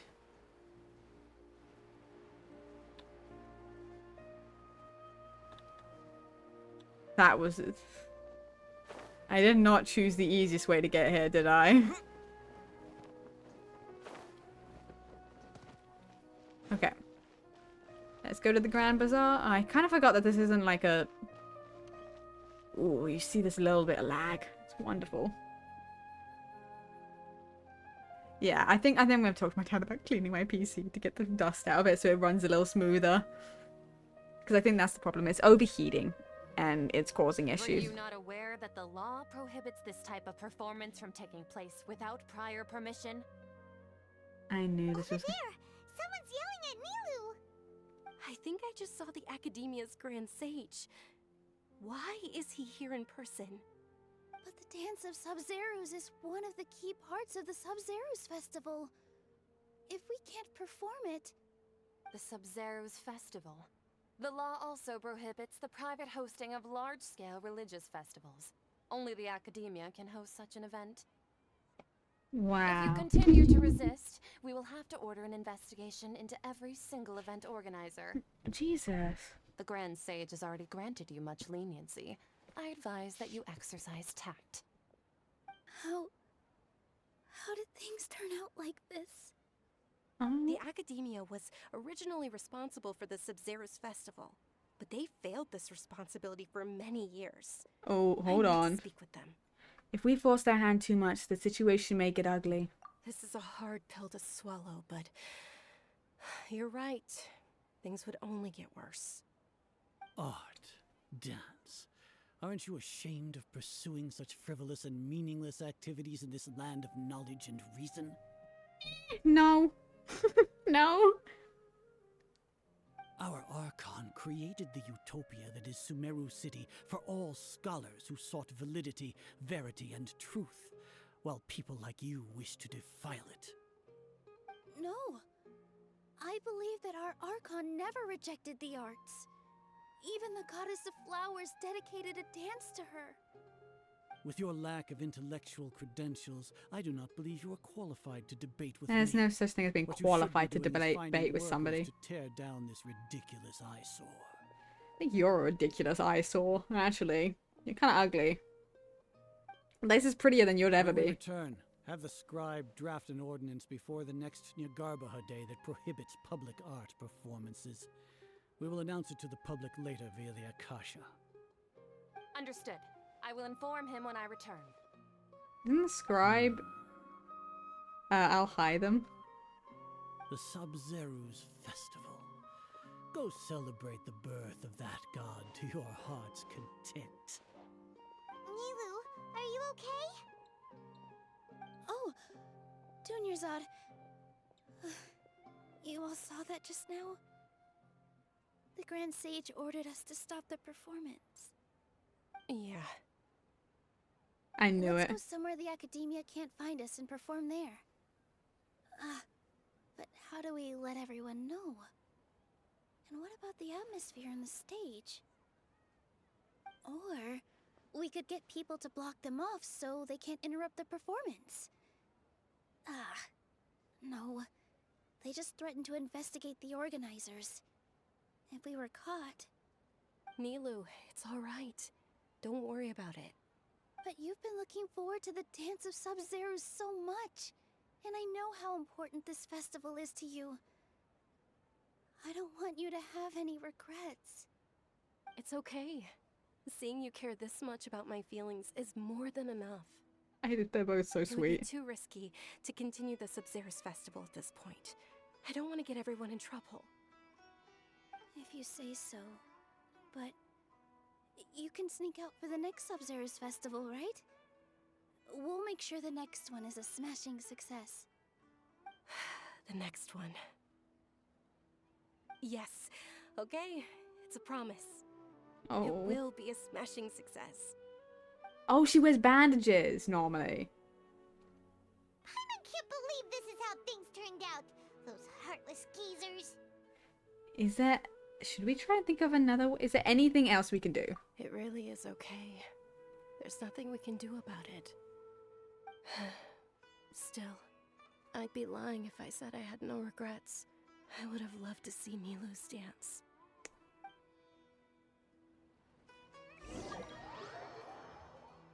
God, I knew that was gonna happen. Not like I knew... not like I saw it happening, but more like I kind of predicted it. There was not a hope in hell the dance was actually gonna happen. It was gonna be too... perfect. A lot happened today. It's a shame the festival ended the way it did. Nilu and Dunyarzad promised to make the next Sub-Zero's festival a success. But Dunyarzad is running out of time. I'm sure she knows that very well. Yeah. Whoa. What? All connections have been secured to construct the most stable framework possible. The project has entered its most critical phase. Power has begun to flow from... What? What?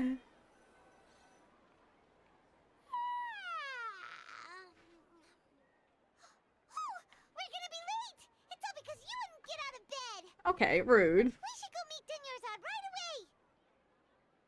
I want to sleep. Let me sleep in. I'm a big old hero.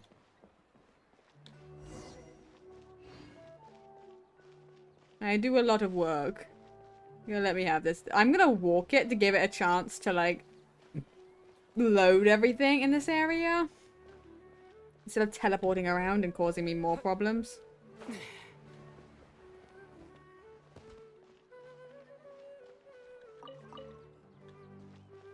Oof. A little lags. It's okay. Hopefully we don't have to fight anything. If we have to fight anything, we're gonna just stop. Genuinely. I don't think I could fight anything in this state. I'd be a little surprised if I could. Good morning, Dunyarzad. Sorry we're late. Not at all. I arrived early. You seem kinda tired. Did you not get enough sleep? I'm doing well. There's no need to worry. Shall we go? Let's start with the stalls over there. Sure. Traveler? Wait. Why are you just standing there? Let's get going. Hold on. Wait.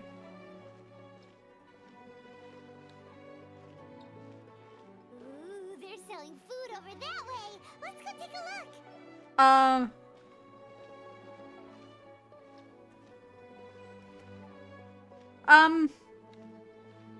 Didn't the festival get... What do you mean the arrival of the festival? I'm confused. This is a stall offering foods from the Haftmewa feast. You are quite well informed, miss. I thought most people nowadays wouldn't know. They're all plants. Oh, Paimon's a little disappointed. Actually, what is the Haftmewa feast you mentioned just now? It's one of the Sabzerus festival's traditions. People used to set their tables with 7 different foods to symbolize the 7 virtues of the Council Archon. Something feels really familiar. Appear to be in the form of the moon. Really? Paimon thought it looked like some kind of food. The moon signifies... It's escaping me for now. Wait a moment. Is he really looking it up in a book? Oh, right. It means illusions and lies. But if you trust your intuition and overcome your fears, the sun will surely rise. Babu? Understood. I'll keep that in mind. Yeah, why are we going through the day again? Oh, it's nothing. I'm just learning as I go. Why are we going through the day again? But she's more tired? Still pretty interesting. Okay, on to the next Like, stall. she's more tired, I think, than before. But it's like the same day. Why are we doing this again? Where to next? Why are we doing this all again? I'm so confused. How did... What did they do?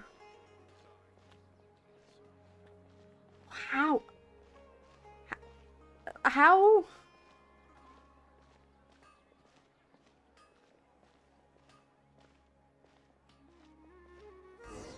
How did it... Why did it... Why is the day repeated?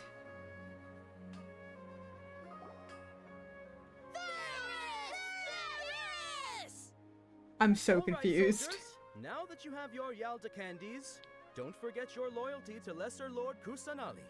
Dismissed. Yes, Knight Ferris! What's going on? Is this a play? Ferris, the Knight of Flowers, is another Sabzerus festival icon and one immensely popular with children. It's all thanks to Miss Dunyarzad's sponsorship that the children can meet the Knight of Flowers. Oh, do you want some Yalda candies? I happen to have some boxes ready here. Take a look and pick whichever one you want. What's to pick?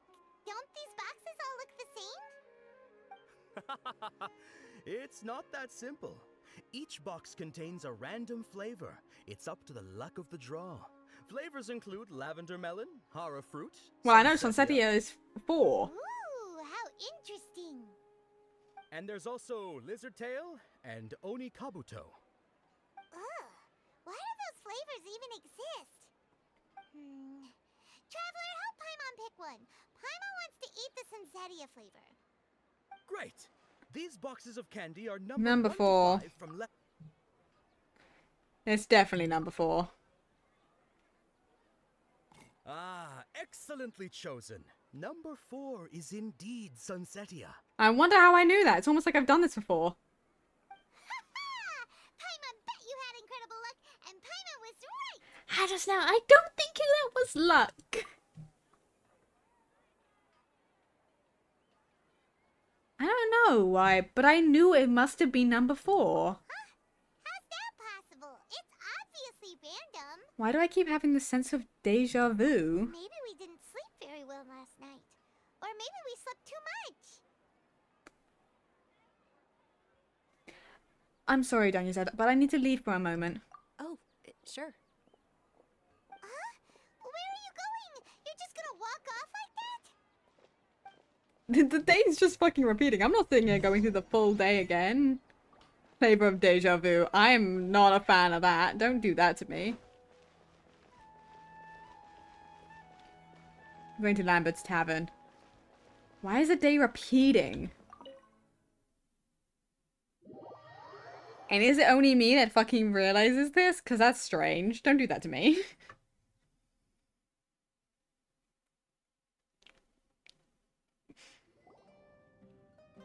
A feeling of deja vu? Oh, Paimon knows what that is. It's when you feel like you've already experienced whatever is going on. Mm-hmm. In that case, Paimon also felt something like that today. But that's just our brains playing tricks on us, isn't it? So why'd you run here in such a hurry? I wanna see if I can get rid of this deja vu. So that's it. You're intentionally doing things you usually wouldn't and seeing if you still get that same feeling of deja vu. Welcome, you two. Are you here for lunch? What would you like to eat? One charcoal baked Alejandro. What the? I don't know how you say that cake, please. Got it. You don't look like you're from these parts, but I gotta say, you've got good taste. I'll give this order to the kitchen. Charcoal baked Angelina cake? Isn't it that burned thing that didn't look tasty at all? Oh, Paimon understands what you're trying to do now. You'd never normally order something like this. Mm-hmm.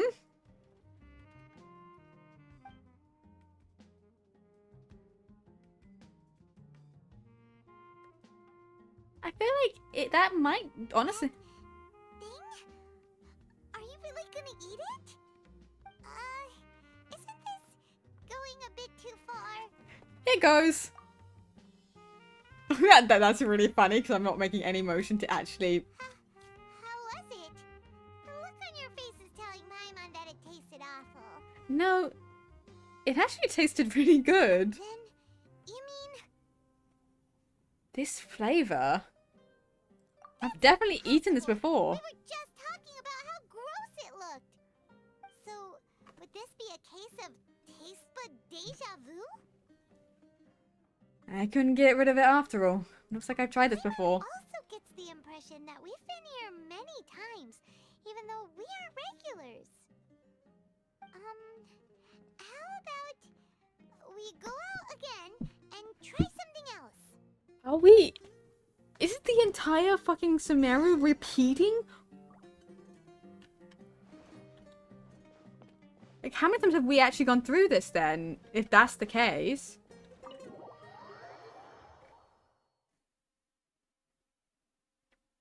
You can't make me repeat this day multiple times. We're not doing fucking Groundhog Day right now. I refuse.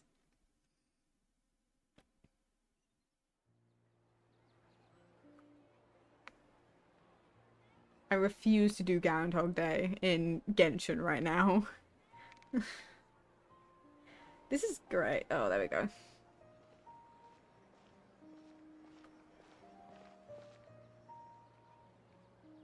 Hey, Dunyarzad is sitting by herself on that bench over there.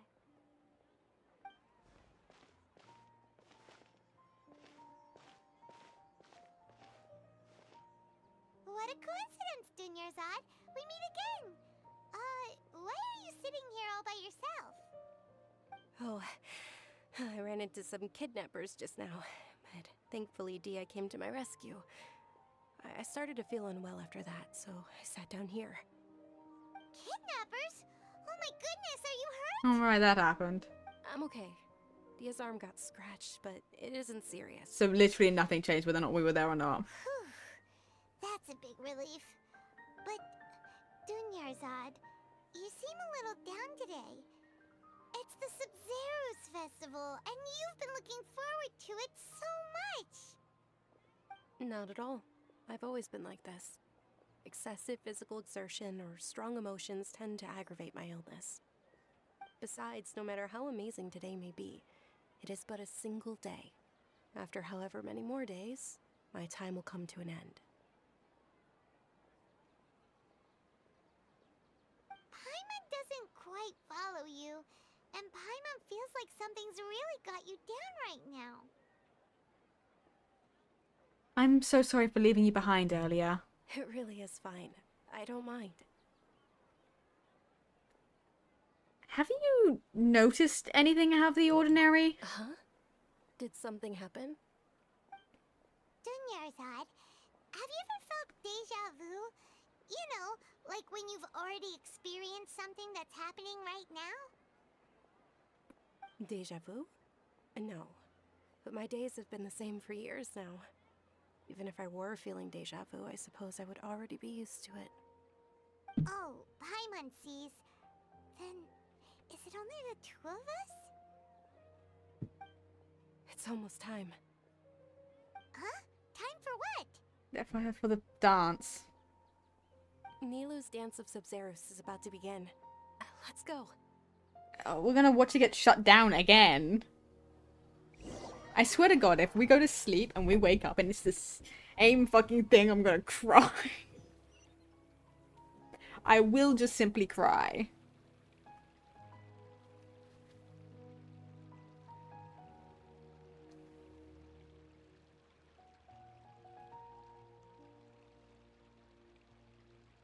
With your lack of intellectual credentials, I do not believe you are qualified to debate with me.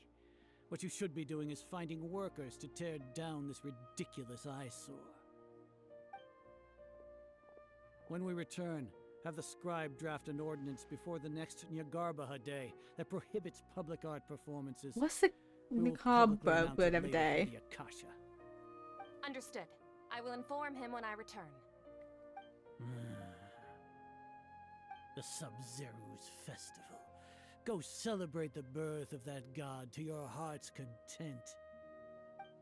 That phrase there feels really fucking odd.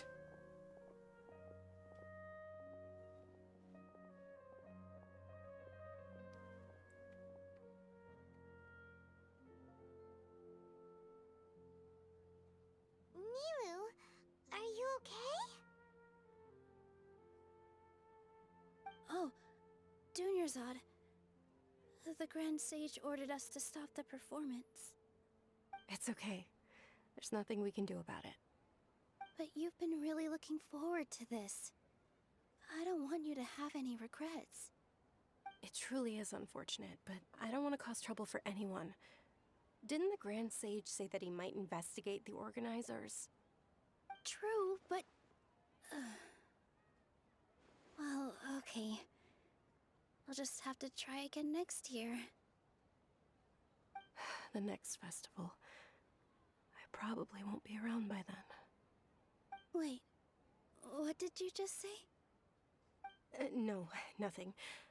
I'll be heading back to rest. Thank you for your help, everyone. So she's saying stuff. It's everything. Believe what those heartless geezers did! For some reason, I feel like this outcome was inevitable. Did Dunyarzad already go back? We should also return and get some sleep. I don't really want to, because if I wake up and it's this fucking shit again, I'm gonna sob and cry.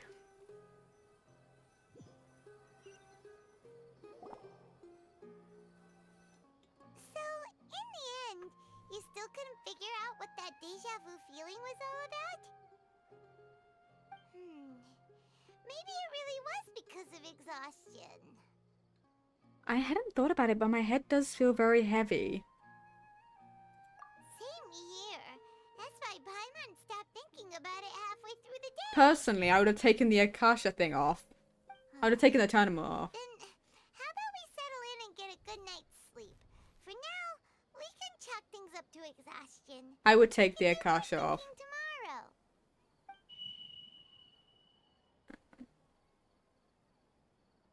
Observing a modest drop in the output of jnana energy, but values still remain within normal parameters. Continue to monitor for variances in the data and find the cause as soon as possible.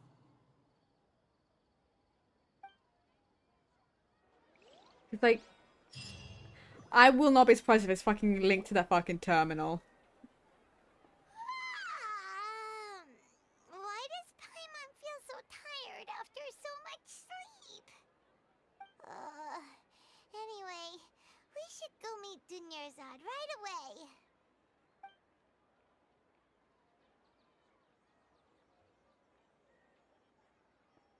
God fucking damn it, it's this shit again. The continuation of the... How many times are we gonna go through this same section of the festival? How many times are we gonna go through the festival before something's different?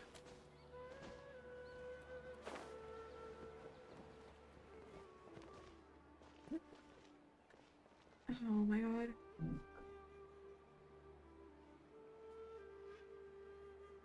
Because if she's more tired, I'm going to fucking blame the terminals and nothing's gonna stop me. Good morning, Dunyarzad.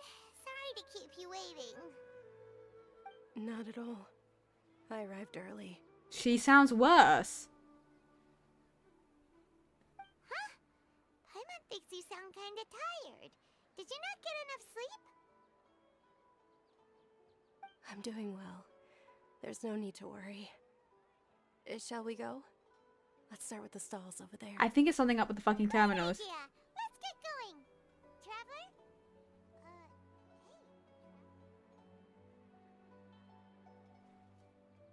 This feels all too familiar. Me literally zoning out. Please tell me they're not gonna make me do this all again.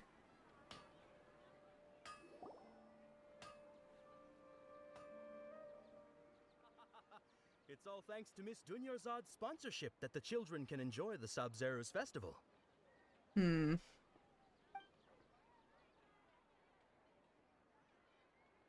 Oh, are you interested in Yalda candies? I have some boxes of candy here. Pick whichever one you want. Number 4. Not much of a choice. All these boxes look the same. I'll go for number 4. It's not that simple. Each box contains a random flavor. It's up to the luck of the draw. Flavors include lavender melon, hara fruit, sunsetia. They all sound pretty tasty. And there's also lizard tail and oni kabuto. Huh? What were those last two? He'll help me choose. Paimon wants to eat the sunsetia flavor. No problem. These boxes of candy are numbered 1 to 5 4. from left to right. Which one do you want? Number 4. Oh, I like your confidence. No hesitation at all. Oh, congratulations! Number 4 is indeed Sunsetia. Like, that's not...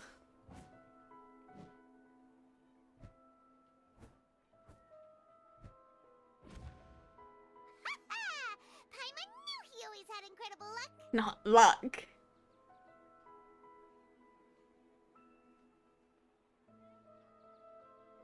Oh, are these all right? Paimon's not really interested in the other flavors. Ah, wait. How did you know? Don't tell me that you already knew which flavor was in each box. What? He was right about all of them? That couldn't have been luck. How is this possible? I packed all those boxes this morning and they've been sealed ever since. You couldn't have known beforehand. Yeah, no, Mind reading? X-ray vision? Or some kind of magic trick? I've done this is before. way too freaky. Tell us what's going on. Since when did you get superpowers? Traveler? Wait, hold on. Just now, that was... Hey, where are you going?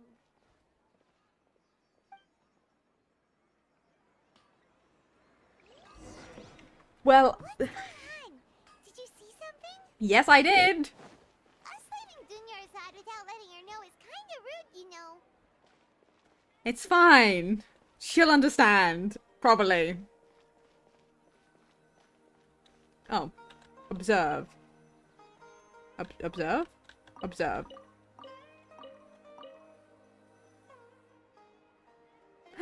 Child!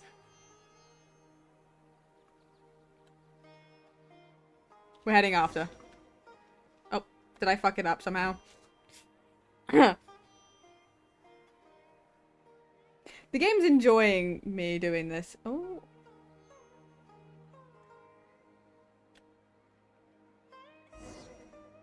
I don't know what happened there. But I'm gonna say I moved too fast and I caused something, some sort of problem. I like how Palmer's not questioning the fact that I just fucking ran off like this. And I'm continuing to run in a really random direction. According to her. I don't know whether Paimon can see the child at all.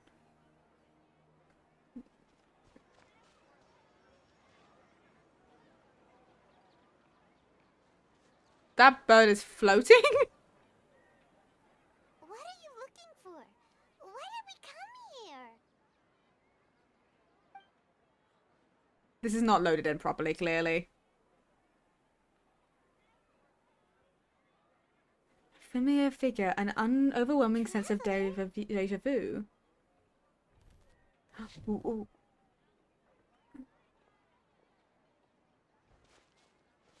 Over there. Hold on. I'm gonna give the world a second before I continue on. There we go. Yeah, the world hadn't loaded in. So that bird was just floating from my point of view. The texture is not loaded here. There we go. Yeah, it's absolutely my PC is overheating, by the way. And it's just, it's causing the game to slow down. So I'm going to definitely before next stream, and definitely before the debut as well, get my PC cleaned to try and help it. Over there.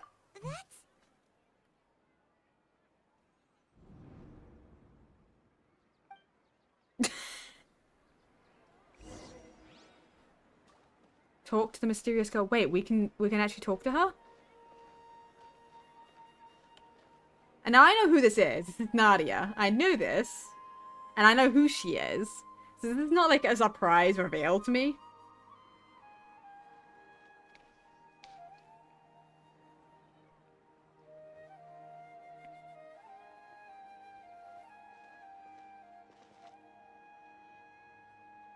Is she gonna disappear on us? Or are we actually gonna be able to talk to her?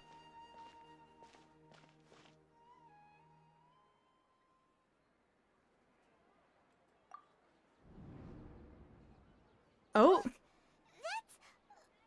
that Dunyarzad? Oh, it is!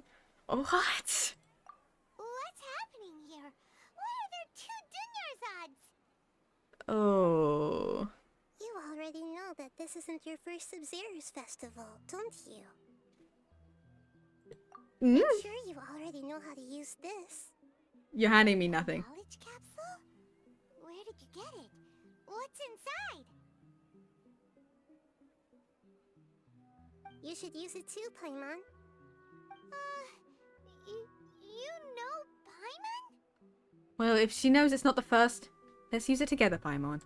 Well, this seems kinda sketchy, but Paimon feels like this is what we should do.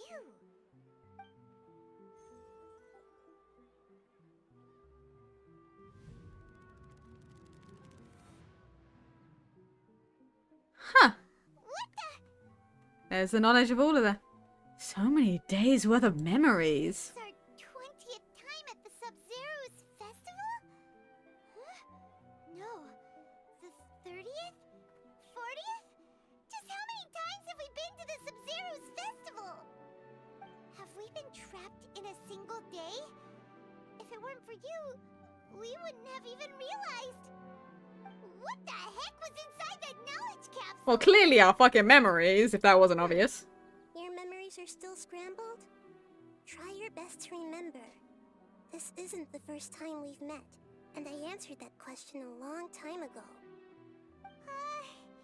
Let Paimon think. Oh, it's coming back.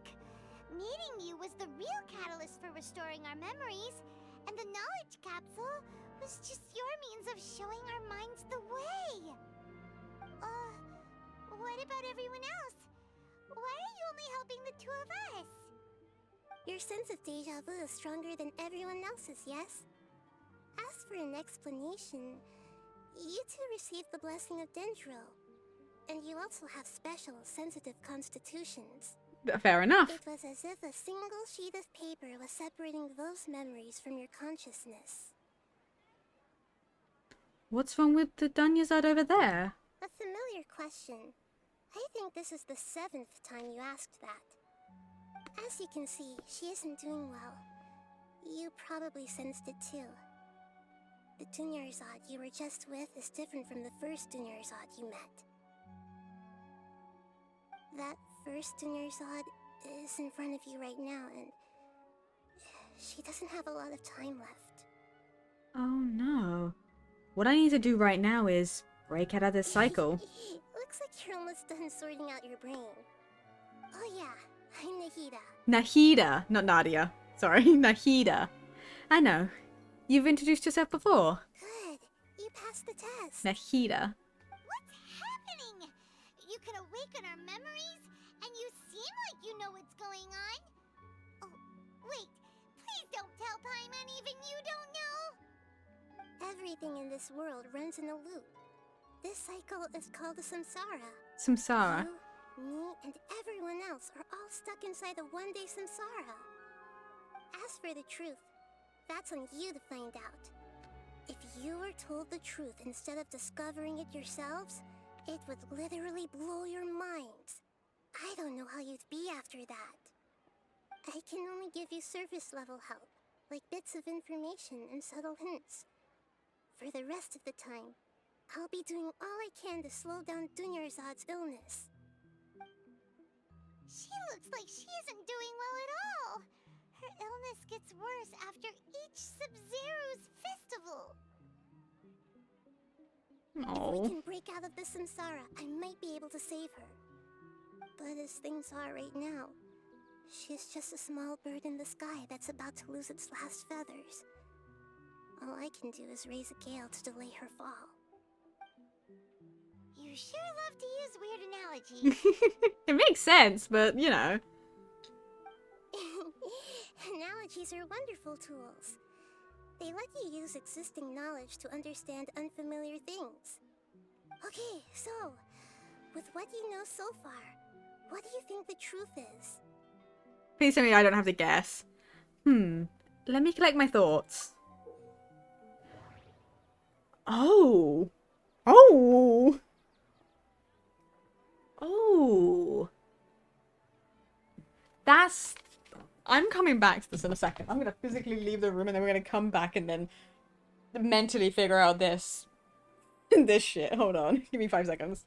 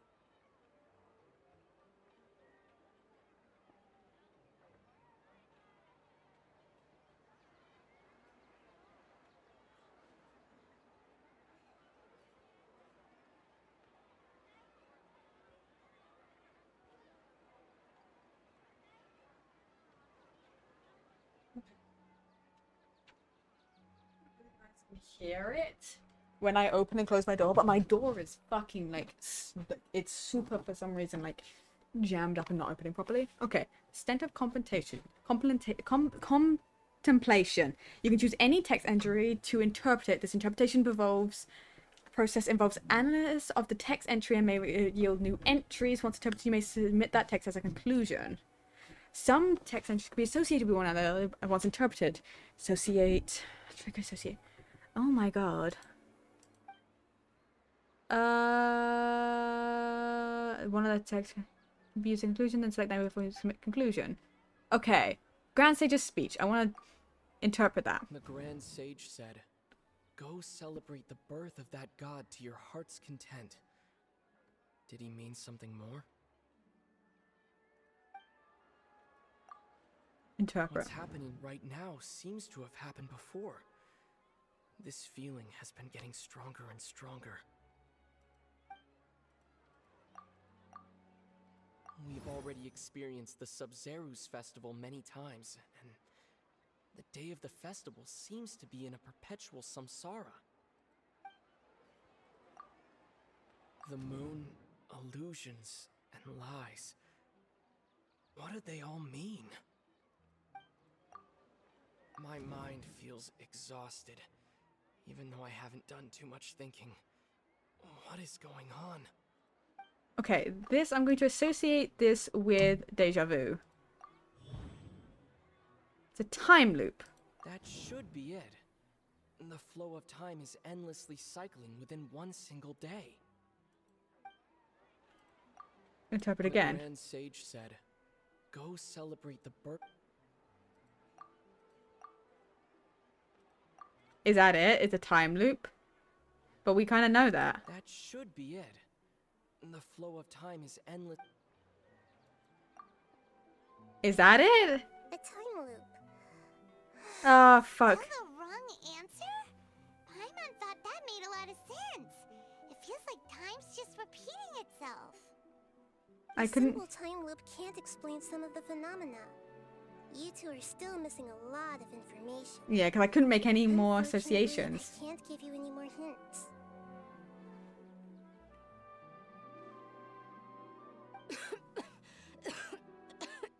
Oh, Dunyazad. Dunyazad.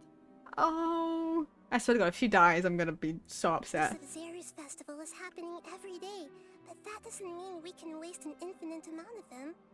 Hurry and find the truth before today's festival ends. Well, I can try.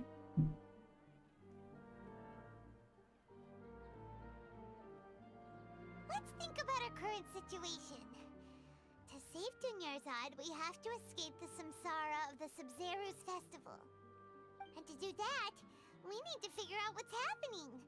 The truth. Nahida rejected the idea of a time loop, so we must have missed something, right? Paimon's memories say that we've already done this many times, but let's go talk to people again. It's more productive than sitting here and scratching our heads. Why don't we start with those stall owners? Okay. So we need to find out what's going on. So it's not a time loop. That's the thing. So what we know is it's not a time loop because Nahida is rejecting that concept. It is not it's a wrong answer. It is something more than that. It has to be something to do with the sages. Like that.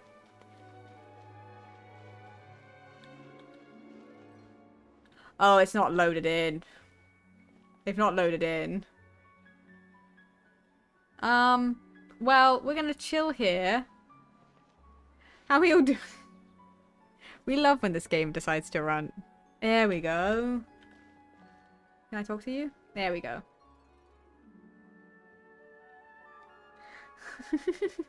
This game is having a great time with me right now. This is why I'm saying if we get into a fight, like there's some sort of boss, we can't do it right now. Any fighting we cannot do. So this is probably going to be, we go until, Hey there! Hi. Hey, it's you guys again. Where's your cultured friend? She's feeling a little unwell. A little, to say the least. Did you come back to buy something? I guarantee the freshness of my products. I harvested them from the forest just yesterday. Have you felt anything strange recently? Huh? What brought this about? I hurried back from the forest yesterday, and I'm selling produce here today. I haven't felt anything strange. Okay. To put it another way, if you really think about it, was yesterday truly yesterday? I was trying to be subtle. Did you actually come back from the forest yesterday? What kind of philosophical nonsense is this? Are you I'm gonna put my phone on daydreaming? charge. I just saw it at 10%. Oh, hold on. It's plugged in over here, so I gotta unplug it, move it over. God damn it! But I don't want my phone to be completely dead. I want to be able to have it off screen.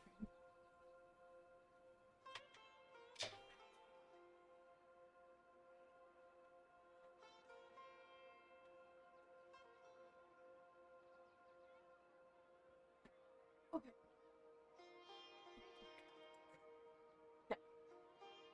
You say, are you two daydreaming? I wish I was, mate. I wish I was. It'd be better than whatever this shit is. Didn't you know that no one dreams in Sumeru? Go somewhere else if you want to find someone to daydream with. Well. He actually has a point. Is this a dream? Is everyone dreaming? No, remember what he said just now. No one dreams in Sumeru. True. It's so weird that people here don't dream. Why is that? It is a really weird thing. If this Because all that's really something you were can't just a control. dream, we would have woken up a long time ago. Let's keep asking around. I'm still convinced it's the fucking, the Akasha Terminal. Like, I'm still unbelievably convinced that that's the issue here.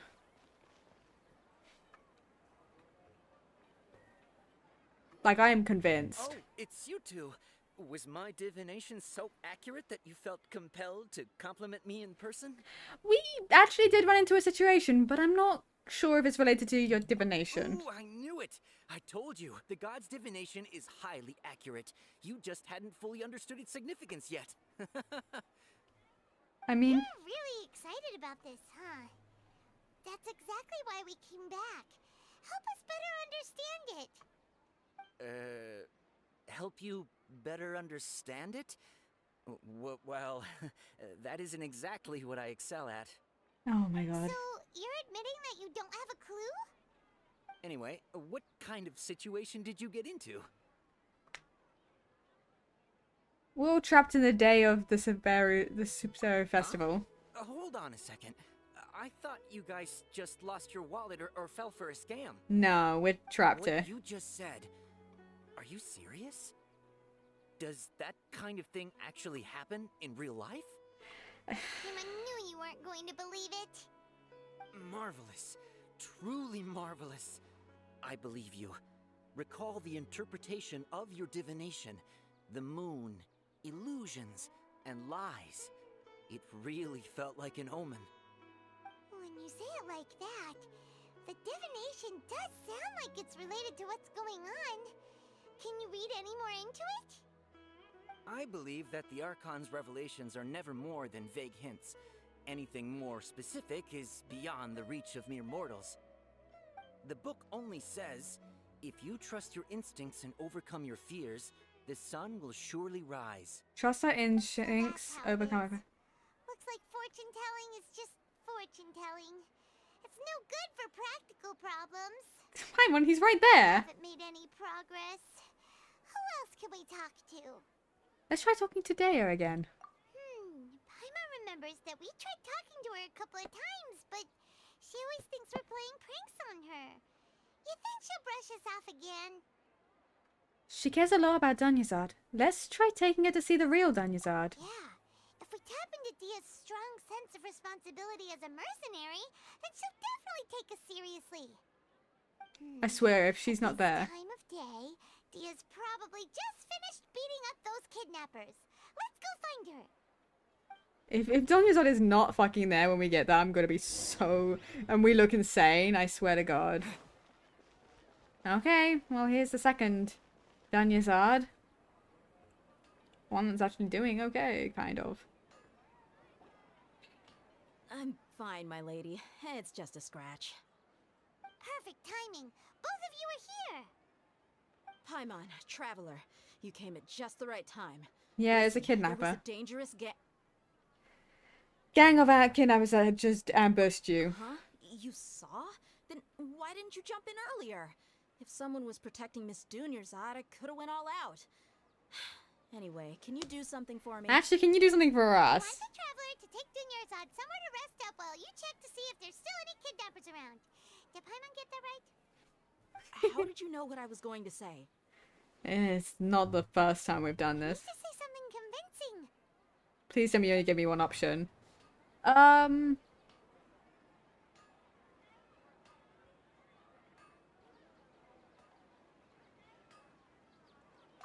Interpret. My mind feels exhausted, even though I haven't done too much thinking. What is going on? People in Sumeru don't dream. What a strange phenomenon. The moon, illusions, and lies. What do they all mean? Mdea's claymore. Dia sold her greatsword to raise additional funds. And then she was injured because she wasn't used to her new weapon. Well, we can't do any interpretations. How do we... The moon... Well, I can't... But this feels like the only one that's like... Right? Tell her, Traveler.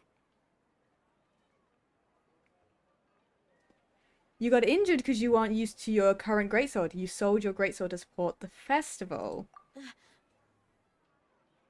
didn't tell anyone about that. Including Miss Dunyarzad. You couldn't have known. And just now, you literally took the words right out of my mouth. What's going on? Alright, so this is the situation. How did we not... We did not do this at the other 40 times we've been through this? It's kinda hard to believe what you just told me.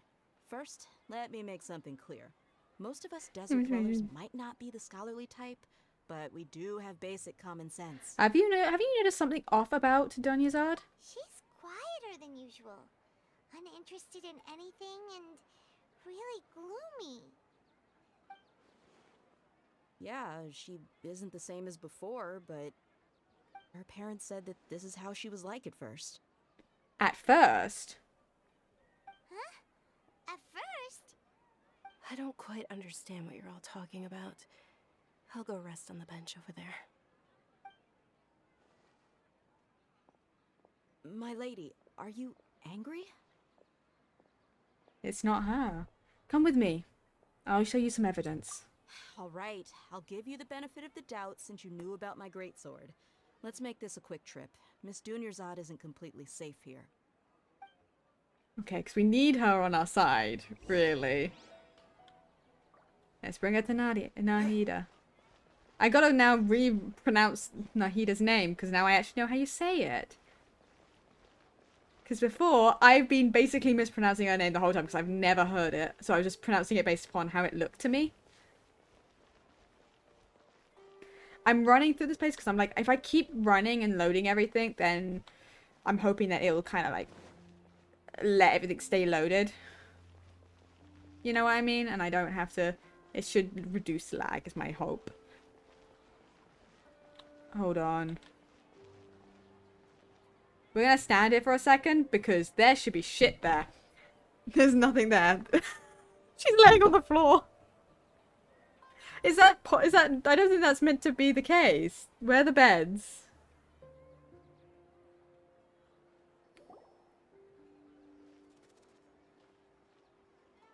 Nahida, we brought a friend. Are you busy? Where are the beds? I thought I told you that it won't help to bring anyone here. We just wanted her to see the real Dunyarzad's condition. The real Dunyarzad? Where and Who are you talking to? Oh god. God's sake, I knew this was gonna be the case. That it wasn't gonna fucking work. Oh. God, now we look fucking insane. Also, Nahida, no, you didn't. You said nothing to me in the 2 runs that I fucking know about. I told you that you two are special. Other people can't see me or Miss Dunyarzad here. I can't get over the fact that she's laying on the fucking floor. Isn't there meant to be a bed there? Like, I swear. There it is. Oh my god. I called it out and it showed up. Oh my god. Lag. We love it. Oh my god. We might not be able to go much further than this today, simply due to the lag. But honestly, 2 hours into Genshin, I'm happy with that.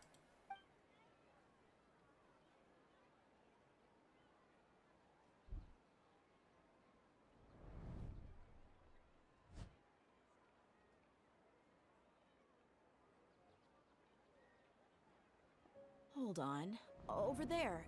Is that? You can see her? Wow. How perceptive. Does she have invisible antennae? Miss Dunyarzad, she's lying down here, isn't she? How's she doing? Her condition's really bad, and she's basically in a coma. How did you know she was here? I can sense her aura. There are also lingering feelings of She can sense something like auras? regret or disappointment. What happened? Do you believe us now? The Sub-Zero's festival has been repeating itself. We have her, god. You think the sages are behind this? Yeah, they've always been against us. Wouldn't surprise me if they're using the Akasha to intentionally repeat the Sub-Zero's festival as a sick joke. You have a point. Aside from the Dendro Archon, the Academia's sages are the only ones in Sumeru who could pull off something like this. Maybe there's more to the Akasha than we know. Nahida, can you tell us anything about the Akasha? Right! Didn't you awaken our memories using something that looked like a knowledge capsule? That means you must know something about the Akasha! Can you tell us anything about it? The Akasha relies on the power of a gnosis to operate, as it is the manifestation of the God of Wisdom's power. It compiles the wisdom of the entire populace, and it grants knowledge to the people. A gnosis could do that?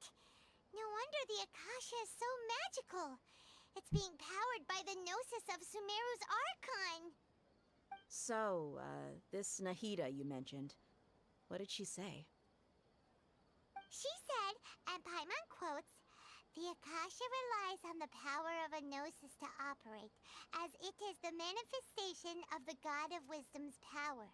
It compiles the wisdom of the entire populace and it grants Crossing the arms too. Compiles the wisdom of the entire populace and grants knowledge to the people. This is good having another person Wait. who kind of is... What's up? It's nice to have another person who isn't just us two who barely know anything about Sumeru. And having someone else who has prior knowledge to all this stuff who can basically bounce ideas off of. Because Nahida can't tell us everything. Because, you know, she's an Archon and can't tell us everything. Because I know who she is. I get the grants knowledge part. That's what people have always used the Akasha for. But compiling the entire populace's wisdom? How does that work? It's connected to your brain. Does she mean that the sages enter new knowledge into the Akasha? Doubt it. Most information in the Akasha comes from, Irminsul. Oh, yeah. That sounds about right. What do you think? It's connected to your brain. Your mind. So therefore, it can take. People don't dream. People in Sumeru don't dream. What a strange phenomenon. Okay, Nahida said the Akasha relies on the power of a gnosis to operate, as it is the manifestation of the God of Wisdom's power. It compiles the wisdom of the entire populace, and it grants knowledge to the people. I kind of like this because it kind of allows me to do what I'm doing, but it actually allows Aether to have that same... My mind feels exhausted, even though I haven't done too much thinking. What is going on? What's happening right now seems to have happened before. This feeling has been getting stronger and stronger.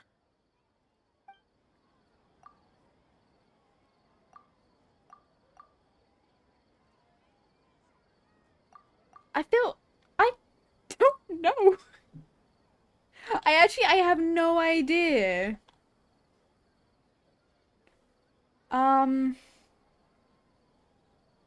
Because I feel like it feels like it's got to be between the abnormal mental fatigue and the not dreaming, right? Like that's the only two that make any sort of sense, but I don't know which one. Because we can't do any analysis.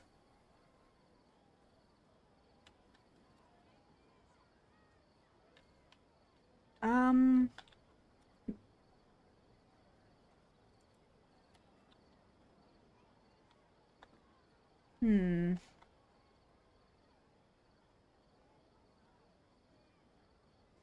I don't know.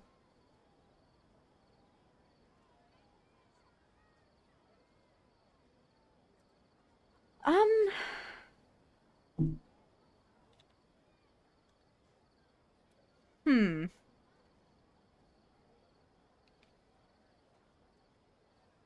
I feel like I should be able to do more analysis stuff, but I can't.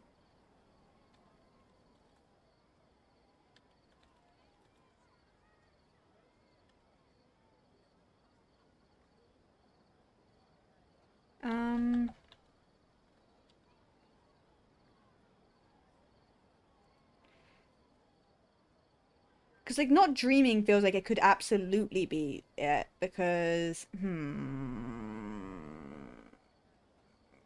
But it feels like, it has to, okay. Not dreaming doesn't necessarily mean they're taking, but we are feeling fatigued abnormally. No matter how much we sleep, we're feeling fatigued. Which means it's using our brain? You mean the Akasha is causing our mental fatigue? Huh. Now that I think about it, my head's been feeling unusually heavy. When the desert dwellers set off on their quest for knowledge, a sage once said, knowledge always comes at a price. Compiling the entire country's knowledge.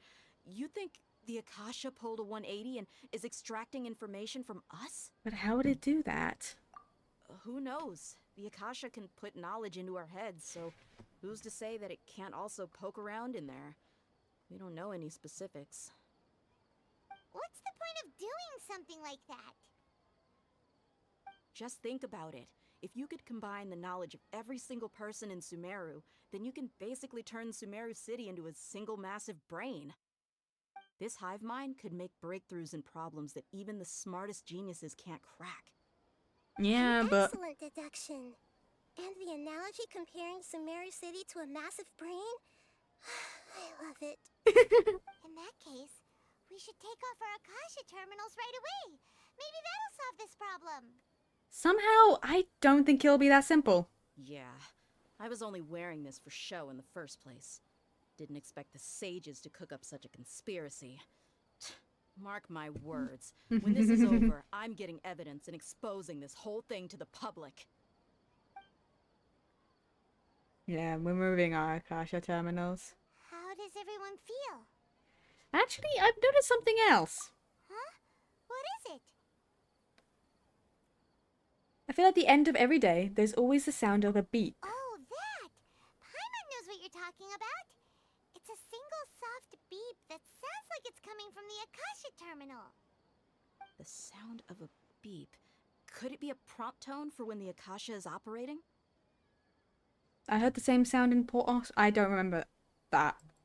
That's probably an important clue. We weren't using our terminals, but we heard a beep anyway.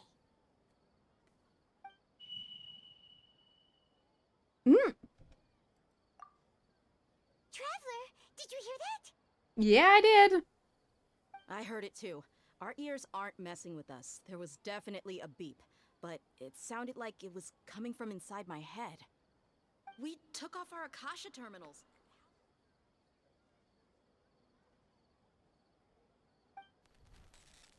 Oh. Phase runtime has exceeded its expected length.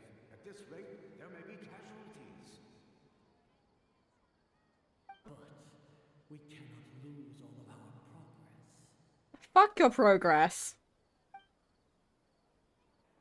Fuck it. I don't give a shit about your progress.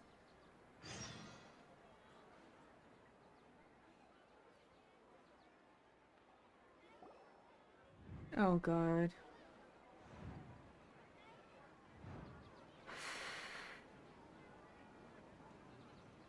Oh. I feel like she shouldn't have disappeared there.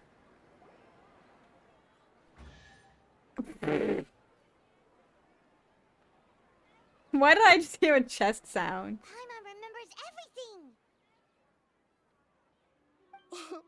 Good. You adapted quickly this time. At the end of last night, We definitely took off our Akasha terminals last night, but we still heard that beep. Why is that?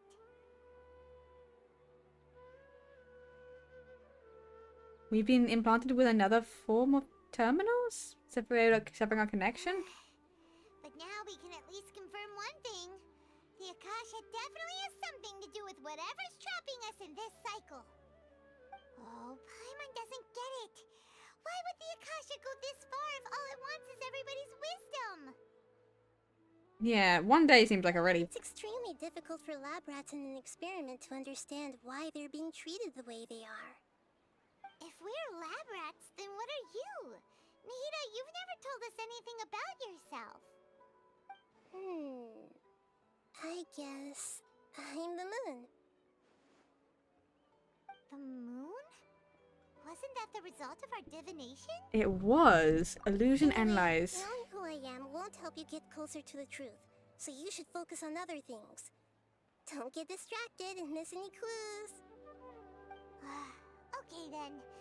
Dia helped us a lot yesterday, so let's go find her.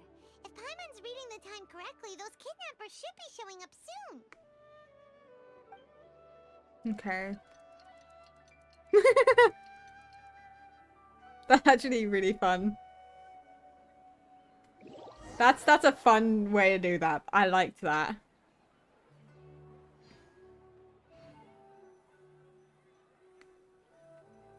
I liked that. That was cool. Ah, there you are.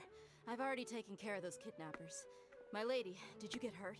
Hold on, something's not right. Dia?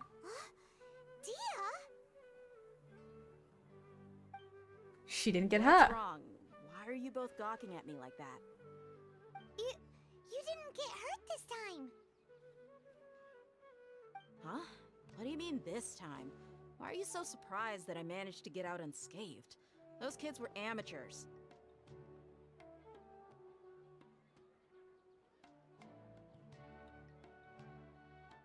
Remember, usually lands you some scratches.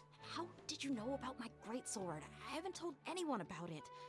Please, don't tell Miss Dunyarzad. So Dia's lost her memories after all. During your battle, did you feel anything strange? Strange? You already know that I got a new greatsword. If I had to say something, it's weird how such a new weapon could feel so familiar. It's as if I've already used it to fight a countless number of battles. Mm-hmm. You're saying that although you don't remember using it, your body feels like it does? That's right. Both mercenaries and warriors heavily rely on muscle memory. Only knowing the theory of battle won't get you anywhere. Traveler, what do you think? Could it be because we removed our Akasha terminals? Yeah, Paimon's feeling Is it possible that we've already broken free? Oh, you're right! Earlier in the Samsara, something like this would have never happened! We'll know for sure at the end of the day. I have no clue what you two are talking about, but it's still dangerous here, so... So you want us to take Dunyarzad somewhere else to rest while you check if there are still more kidnappers around, right? How did you know what I was gonna say? Can you read minds? Nope. Forget it. Go and do your thing.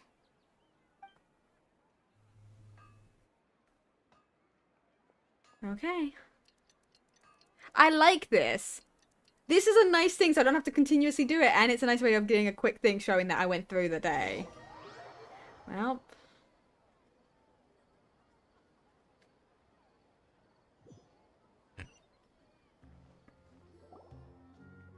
Whew. It's finally nighttime. Aside from Dia not getting injured, everything seems to have stayed the same. Listen, Nahida, we found out that Dia got out just fine today, even though she got injured every other time she fought the kidnappers. Do you think the Samsara has been broken? Have we saved Dunyarzad? It's not gonna be that fucking simple, but... Really? Good job on all that progress. Get some good sleep tonight. Hey, what kind of an answer is that? One I would expect. Tomorrow will come. Everyone assumes this is common knowledge, but the only way you can know that for sure is if you experience tomorrow.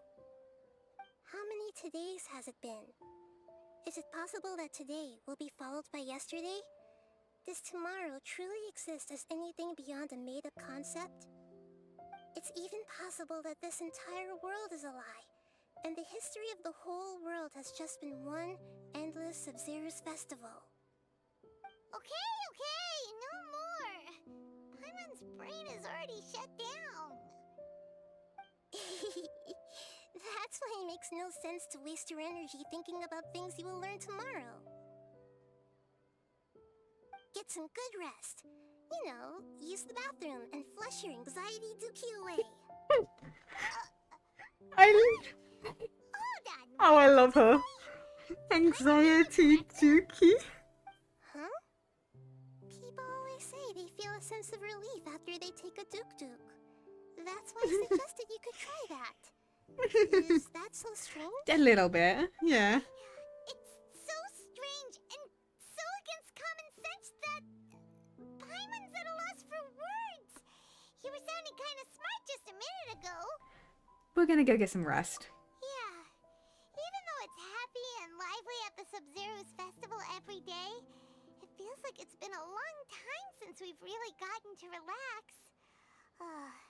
Let's go back to our room. Fucking beep. Continue the harvest. Compared to what we stand to achieve, these sacrifices are trivial. I don't think you have the right to decide that.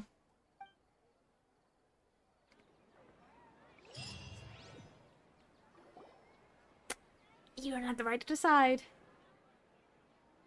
We're still in the same day. As expected, it's not as simple as we thought. Nahida, you already knew last night that we didn't break out of the Samsara? Why did you tell us? Would there have been a point? You would have spent the night with new worries, with tomorrow still out of reach. In that case, you might as well rest within that brief moment of hope. An opportunity like that doesn't come by often, and I thought it might help you clear your minds. Paimon's at the Duke did that! Whatever. Guess you were looking out for us after all. Of course. In the time we've been together, you two have been everything to me. Oh. Paimon's flattered and everything, but maybe you're taking things a little fast. After it's only been one day, haha. What I mean is, even though I had asked you to solve this puzzle, you two are still the only ones who can see me and sense my presence. In other words, if you weren't here, I may as well not exist. That's why you two have been everything to me. Get it? So we are quite literally everything to Nahida. Talking about confusing stuff We're the only ones that can see her clearly. We're everything. Anyway, that's enough chit-chat. So, Traveler, did the new clues yesterday help you gain a new understanding Well, of the situation? the time loop theory is indeed incorrect. Huh? Why are you scrapping your previous theory?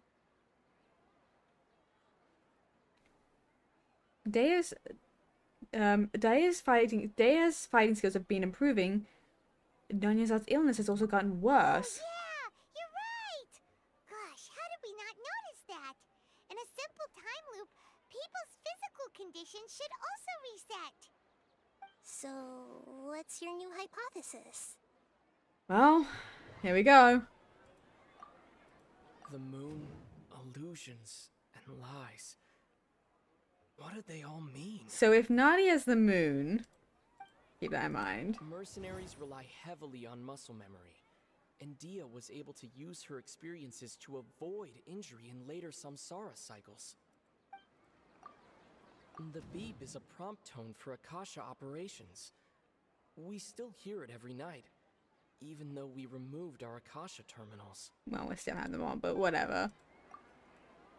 Okay, Nahida said the Akasha relies on the power of a gnosis to operate, as it is the manifestation of the God of Wisdom's power. Okay, we know that. We've already experienced the Sub-Zerus festival many times, and the day of the festival seems to be in a perpetual samsara. Well, bodily memories, I'm assuming would... No?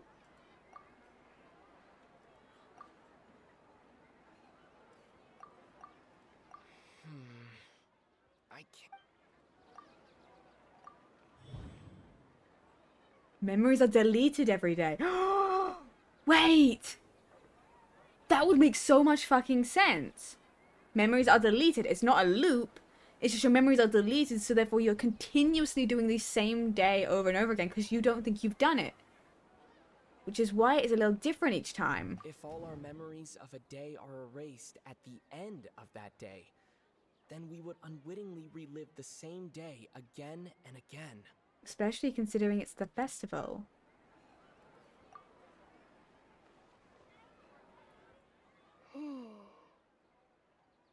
We aren't in a time loop.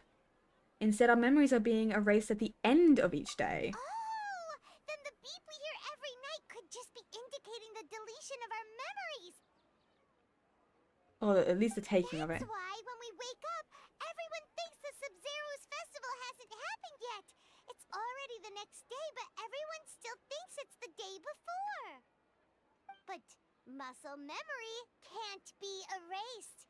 That's why Dia has been getting better at using her greatsword. Now everything makes sense. Nahida? A brilliant deduction. Okay, is that correct though? Nahida, tell us if we're right or wrong. It's not helpful if you just say agree. Put it simply, it's as if you've mistaken a pyro crystal fly for a firefly in the night. You lost sight of its true nature because you focused too much on your perception that it glows. Okay, so wrong. Still the wrong conclusion, huh? Why don't you go talk to Miss Dia again? You might learn something new.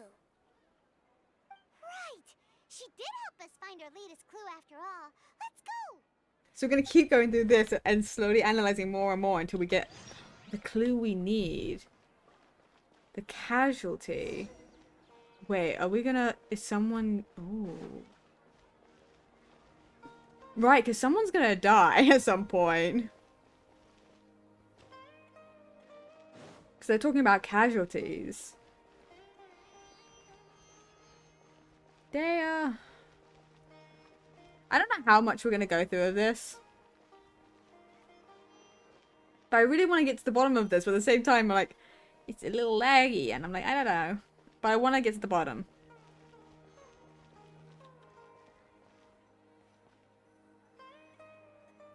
Has this loaded in? Is Daya meant to be standing there? I don't think so. I think we're okay.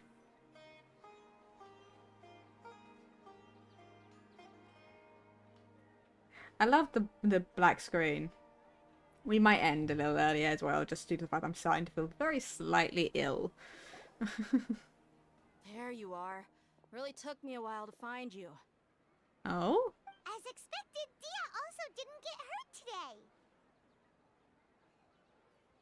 Get hurt? Why would I? Don't underestimate me. Well, you're still getting used to your new greatsword. Huh. Truth be told, I also think it's pretty strange. It just suddenly felt so familiar in my hands and... wait a second! How did you know I got a new greatsword to begin with? I didn't tell anyone about it. Yeah. Traveler, could you explain the situation to her today? Paimon's gotten a little sick of doing it. We don't actually need to explain everything. Let's just get straight to the point. Oh, that works.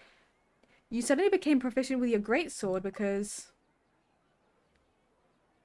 we've lived to this day, same day many times already, and our memories of the day are erased every night. What happened to you guys while I was gone? Did you get brainwashed by some cult?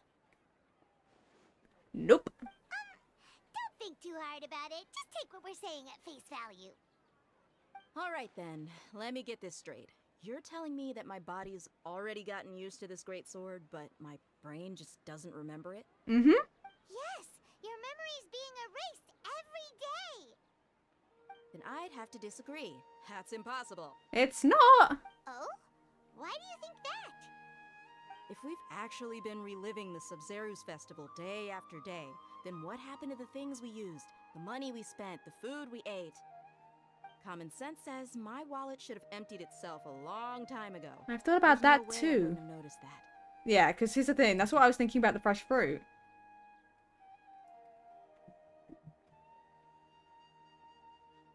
But if the sages were behind this, if they utilized the entire city's resources as well as the information supplied by the Aksha. Right. They could use the Akasha to record what everyone did that day, and then use the city's resources to replenish everything. It's not very likely, but it's also not impossible. No, it is impossible. I've got proof. You have proof? Where? You two are surprisingly serious about this nonsensical discussion. Fine, I'll play along for a little longer. Yeah, keep playing along Come with us. me, Miss Dunyarzad. Please come along as well. I still can't guarantee that this area is safe. Yeah, prove it. I need to know. Paimon can't believe it's Dia who wants to show us something this time. 2 days ago, we were the ones taking her to see Dunyarzad. Okay, you done? Okay. We're going this way. So Dia is going to tell us, give us the next clue we need to be able to figure out what's going on. Oh, I want to know what's going on before. I want the actual truth for what's going on before we end. That's kind of the idea. What, here?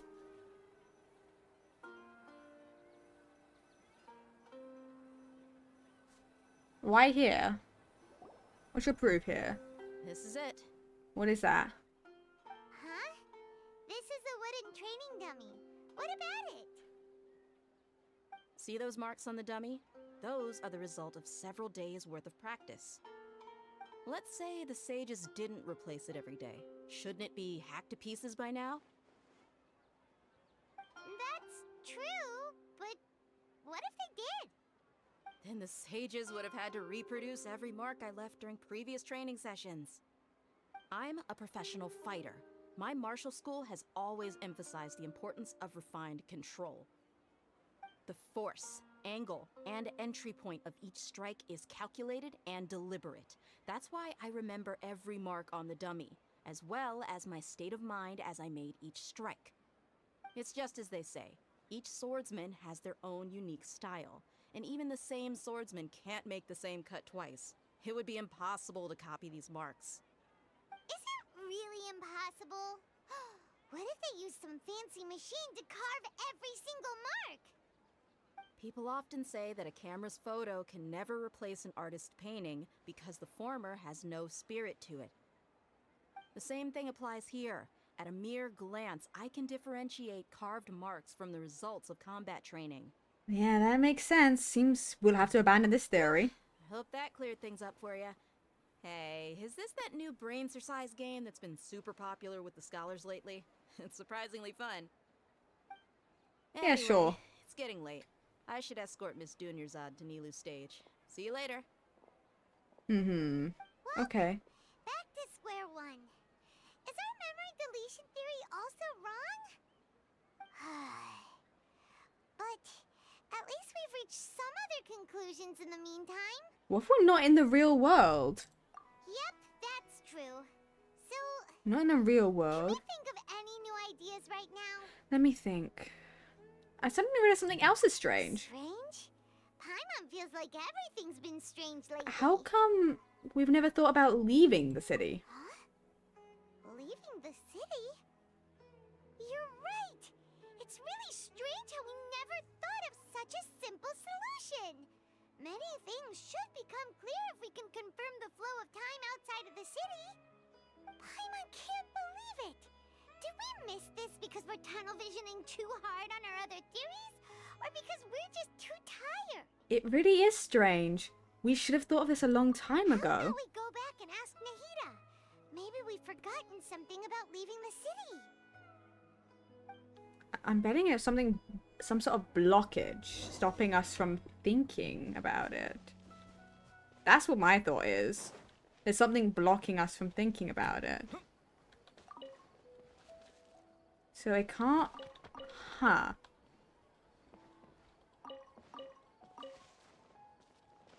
Well...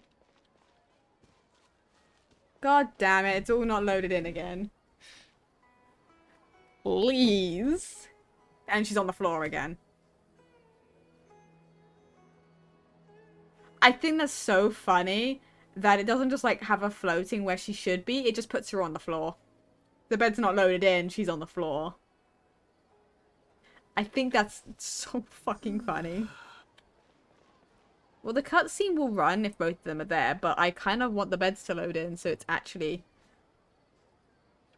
correct, you know what I mean? There we go. Thank you.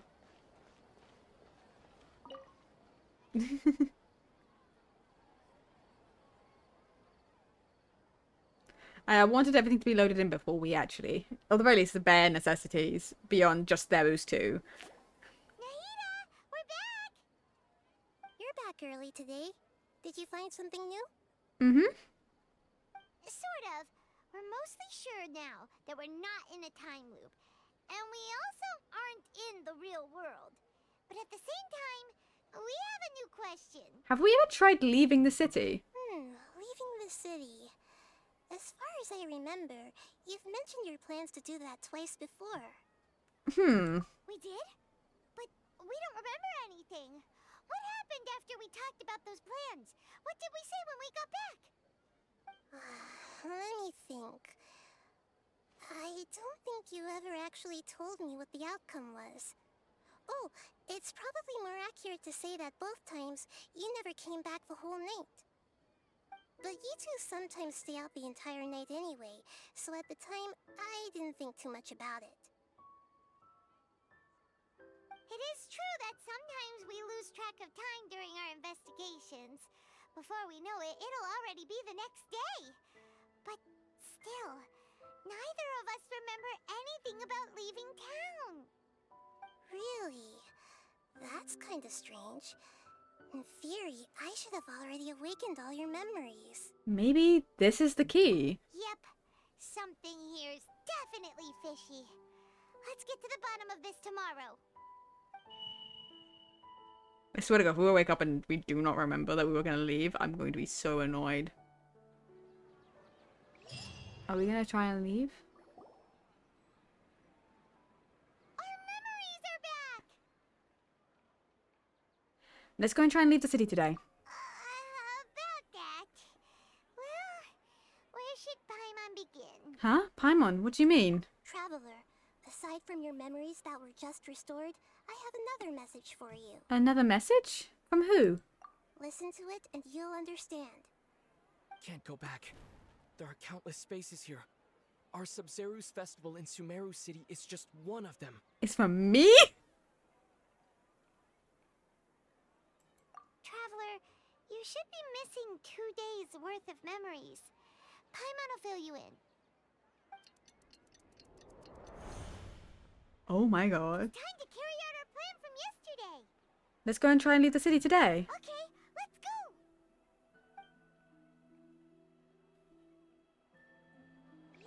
Oh, so we're gonna actually move ourselves to go do this. We're gonna head to the gate. So what happens if we leave?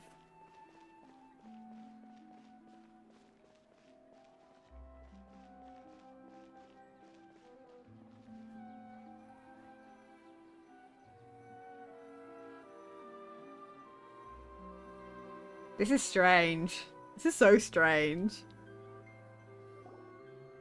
Why can't we leave the city? What is the Academia up to now? Don't ask me. It's not like I can tell you anything.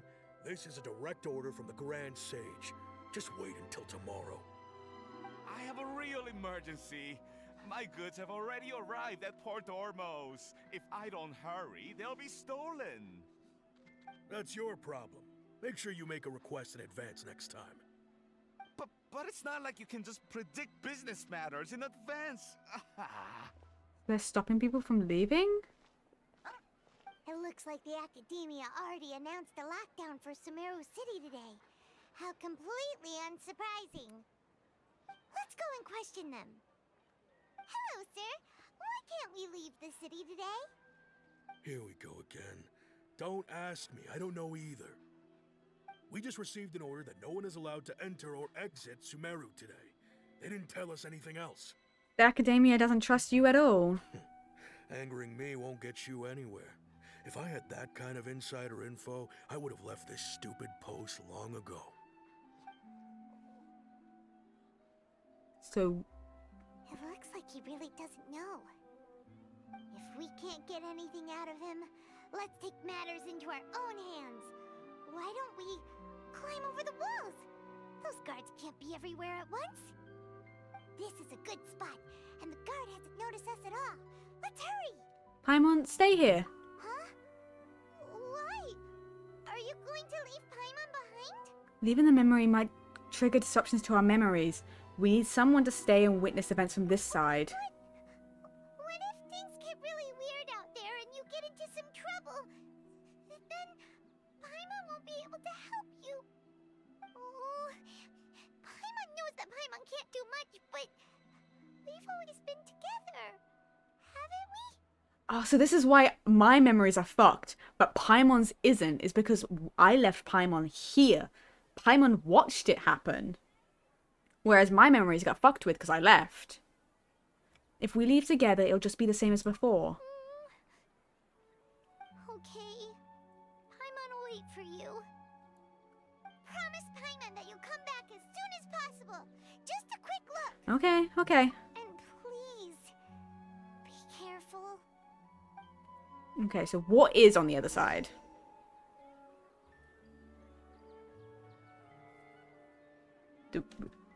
We don't...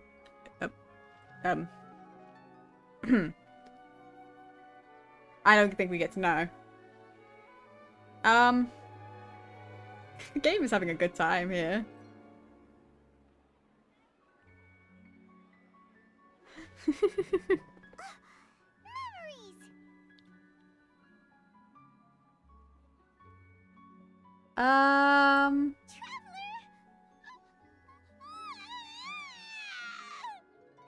What? Well, what's wrong, Paimon? Paimon would never see you again. You just disappeared. Paimon waited for you for hours and hours at the city wall and you never came back. You promised Paimon that you were only taking a quick look. What did I promise? Paimon, calm down. He's here now. I don't think he understood what you were saying. Paimon doesn't care. Paimon wanted to go look for you, but you also said that Paimon should stay. Paimon was so worried and so scared the entire day. Oh, I'm so sorry for worrying Paimon. I look so, like, worried and, like, confused here. Although I don't remember doing any of this. Still, Sorry, Paimon. I won't leave you behind. Okay. Paimon will forgive you. The most important thing is that you didn't actually disappear. Oh, Paimon was so scared that you had gone into another world. Okay, Paimon, can you tell us your perspective of what really happened yesterday? Okay. I see. Using two people's different perspectives. After that, you left the city. Paimon kept her eyes on you the whole time, but then you disappeared in an instant. You sure that's what you saw? You weren't zoning out or anything? No way! Paimon was watching you with the fullest attention. What's your perspective, Traveler? You sure you don't have any memory of this? Yeah, I don't even know that yesterday existed. I guess that explains everything. You also lost your memories the last 2 times you tried to leave the city. Those days' memories can't be awoken. So, if we leave the city, our memories will be completely erased? So they didn't just restrict access to Sumeru City, they're also erasing the memories of those who leave. Really sounds like something big outside of the city is being hidden on purpose. But this way, we'll also never discover what's outside. If our memories will be erased, can we leave behind something other than memories? Something like a message? But how can we send it back?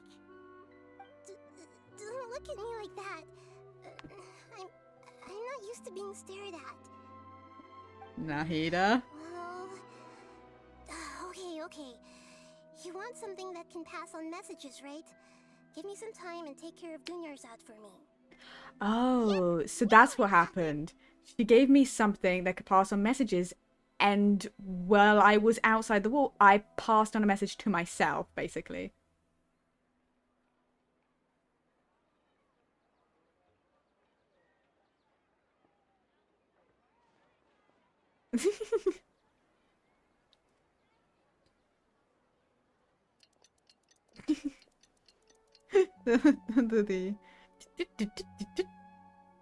I'm done. Here you go. What? Isn't this just an Akasha terminal? You made some little changes. Akasha terminals are already capable of sending messages. I just tweaked it so that it could connect to any node. To make something like this? Nahida, you really know the Akasha like the back of your hand. I wonder why. Use this now to record a message, right? Yep. I'll help you save the messages. It should be pretty easy to use. I just can't guarantee the user's status and signal coverage when they're outside the city. We'll never know until we try. At least we're taking the initiative now. It's worth a try. Let's go then. Let's expose those sages. I still think you should stay. Alright. Paimon isn't as worried about being separated since it happened once yesterday. But Paimon still isn't happy about it. See you tomorrow, Paimon. Okay. See you tomorrow, Traveler. Do we get to see what we actually saw? Yeah, no, this is just a message. There's other worlds out there. That covers everything that's happened so far. So that message, was that what I left for myself when I left the city? Yes. Although the signal was choppy and had some interference, we still managed to receive 2 messages from you when you were outside. 2? Okay, now that you understand what's going on, let's hear the messages together.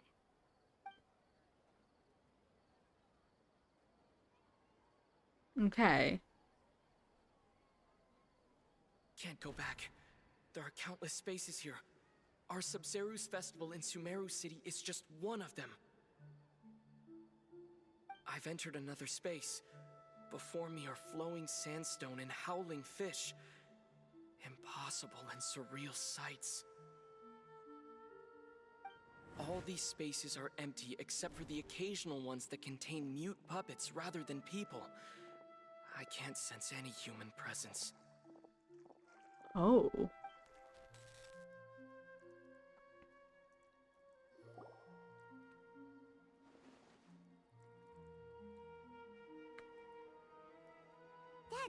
one heck of an info dump. It sounds like you left the Sumeru city space when you set foot outside of the walls. Yeah. Everything looked completely normal when Paimon was looking out from the inside. That's unbelievable. And if we take your word for it, the other spaces all had very weird contents. There's another part here. Wait, is that people's dreams? These spaces have been disappearing one after the other, absorbed by something like a sun in the sky. A sun?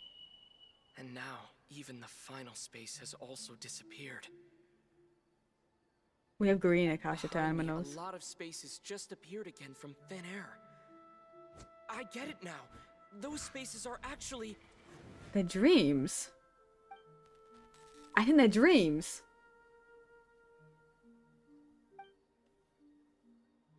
Why did the message end right They have to be dreams, right? the traveler want to say? Are those people's dreams? Because no one remembers them. Probably because yesterday just happened to end at that moment. Oh, right. Paimon did hear a beep from the Akasha. Did it come from here or from the message? The message. It should have come from the Traveler's Akasha terminal. After the beep, Traveler said even the final spaces also disappeared. Traveler, what do you think that final space could have been?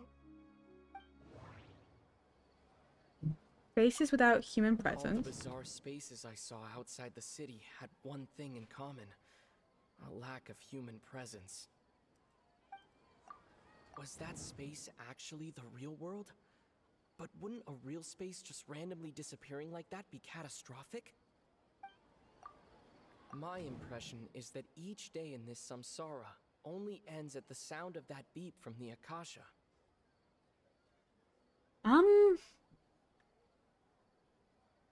Okay.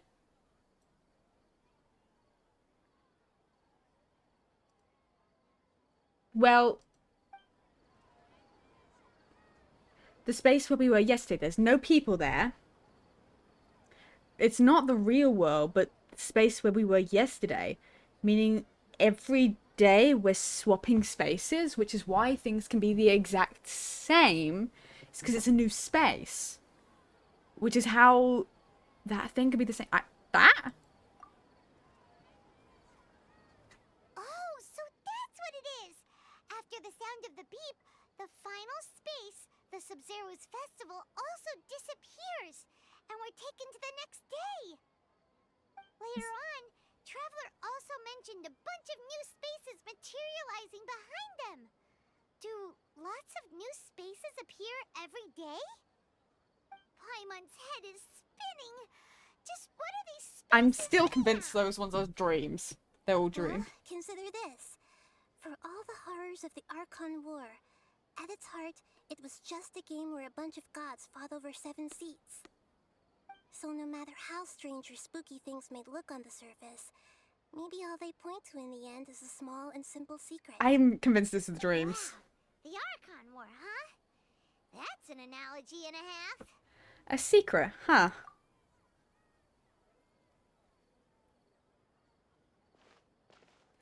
Give me some time. I need to organize my thoughts. Hey, where are you going? On a wander. On the familiar bench in the city.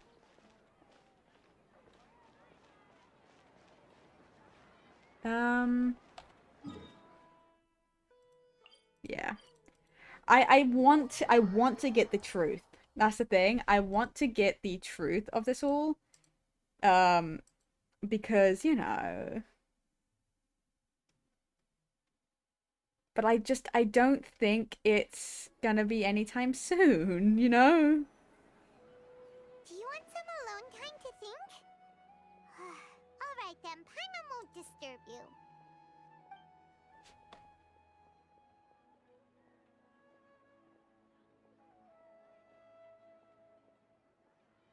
I still think those spaces are dreams. I'm convinced. The dance of Sub-Zeros is about to begin.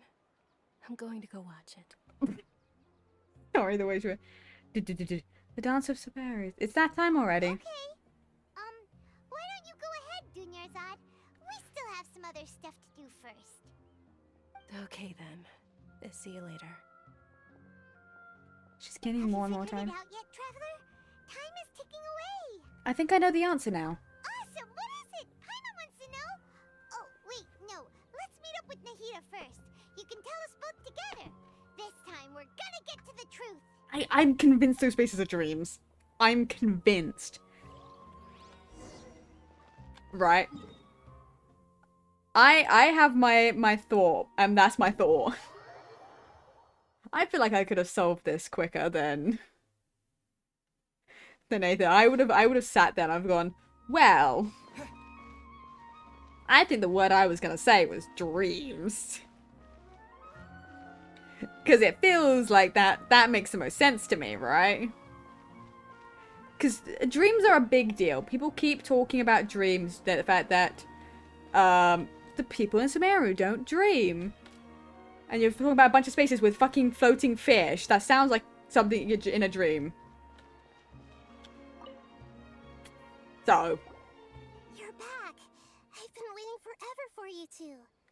Judging by the looks on your faces, are you ready to take your Sub-Zero's exam and graduate from the festival? Ask away, Miss Nahida. Okay. First off, have you discovered the hidden truth? Probably not, but we can try. Information on the Akasha. Okay. Nahida said the Akasha relies on the power of a gnosis to operate, as it is the manifestation of the God of Wisdom's power. Okay, we don't need to listen to this each time. We've already experienced all the bizarre spaces I saw outside the city had... Those spaces remind me of... dreams. Like the one I had in the Avidia Forest. Except these have no sign of human presence. The moon, illusions, and lies. What do they all mean? People in Sumeru don't dream. What a strange phenomenon. I'm gonna associate with spaces without human presence. No, it's a dreams then. The truth behind dreams. We are all in a dream.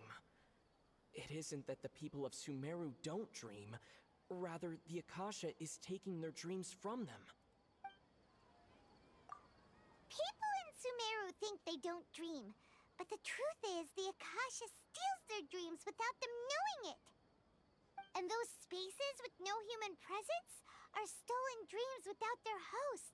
That would explain why they sounded so weird when he was trying to describe them. I'm convinced they're dreams. So people in Sumeru do dream after all. In fact, we're all in one big dream together right now. Correct answer. There we go. How did you conclude that the Akasha is capable It's fucking dreams. I knew it. I fucking knew it.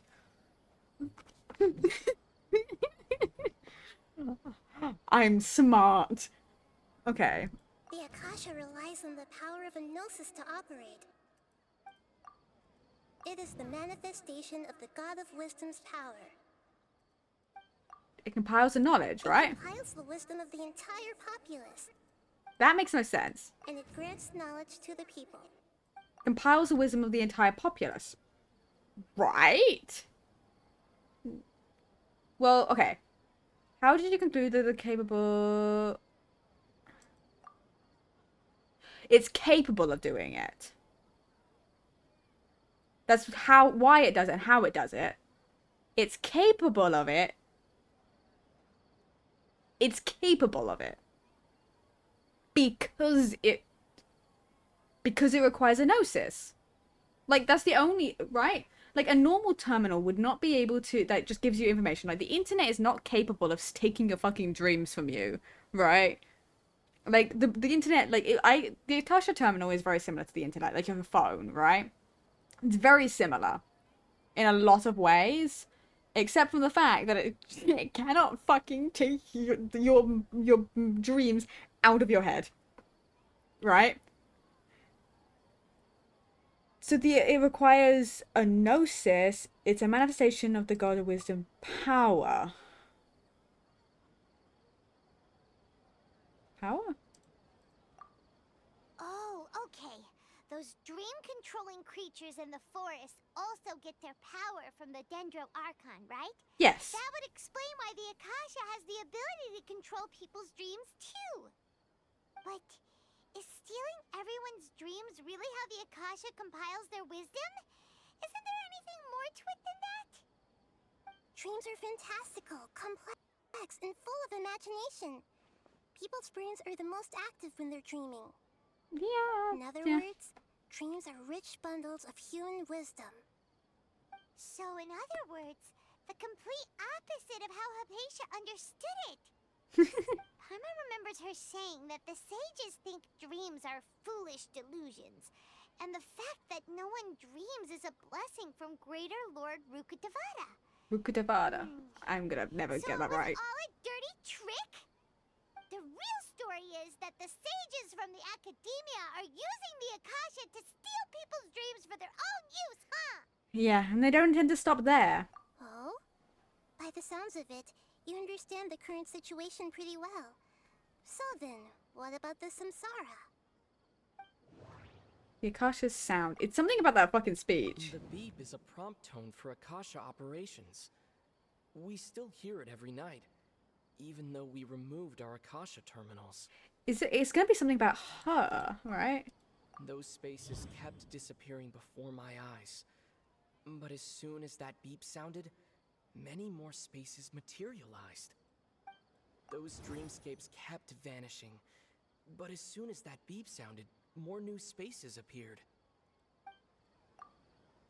The Grand Sage said, "Go celebrate the birth of that god to your heart's Okay, hold on. My mind feels exhausted. I was exhausted. Even though I haven't done too much thinking. What is going on? We've already experienced the Sub-Zerus festival many times, and the day of the festival... Okay, so is this the Akasha sound? No. I can't... Council associate the appearance and disappearance of dreams to the abnormal... to the abnormal... No? The CirceSMP? Okay. Mass production of dreams. Mass production of dreams? What the fuck does that mean?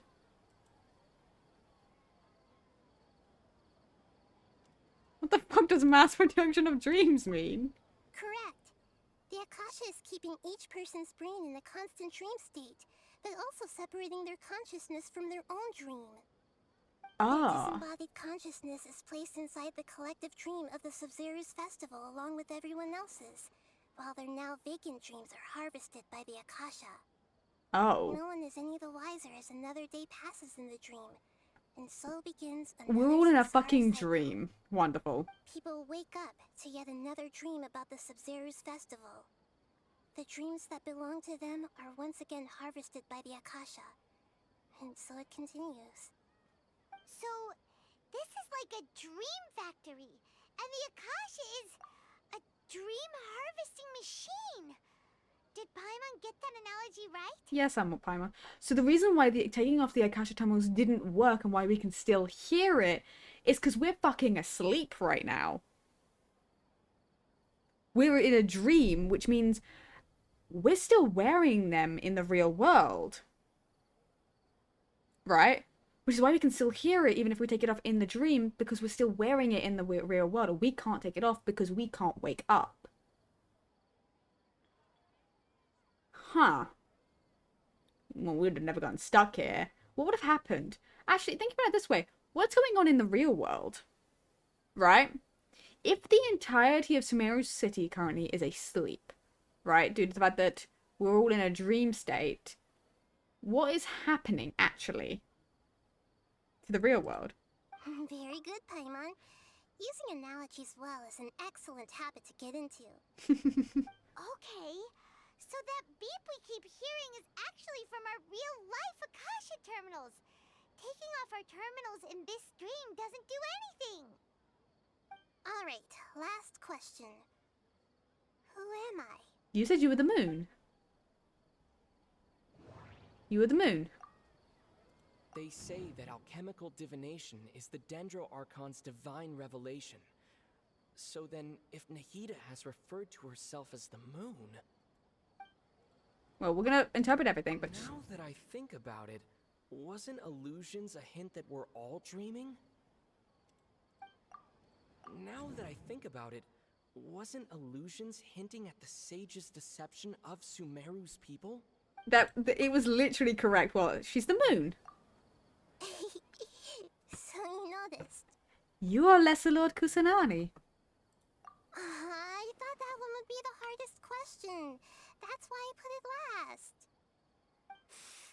That wasn't hard at all. Even Paimon guessed that. Everything about you is different.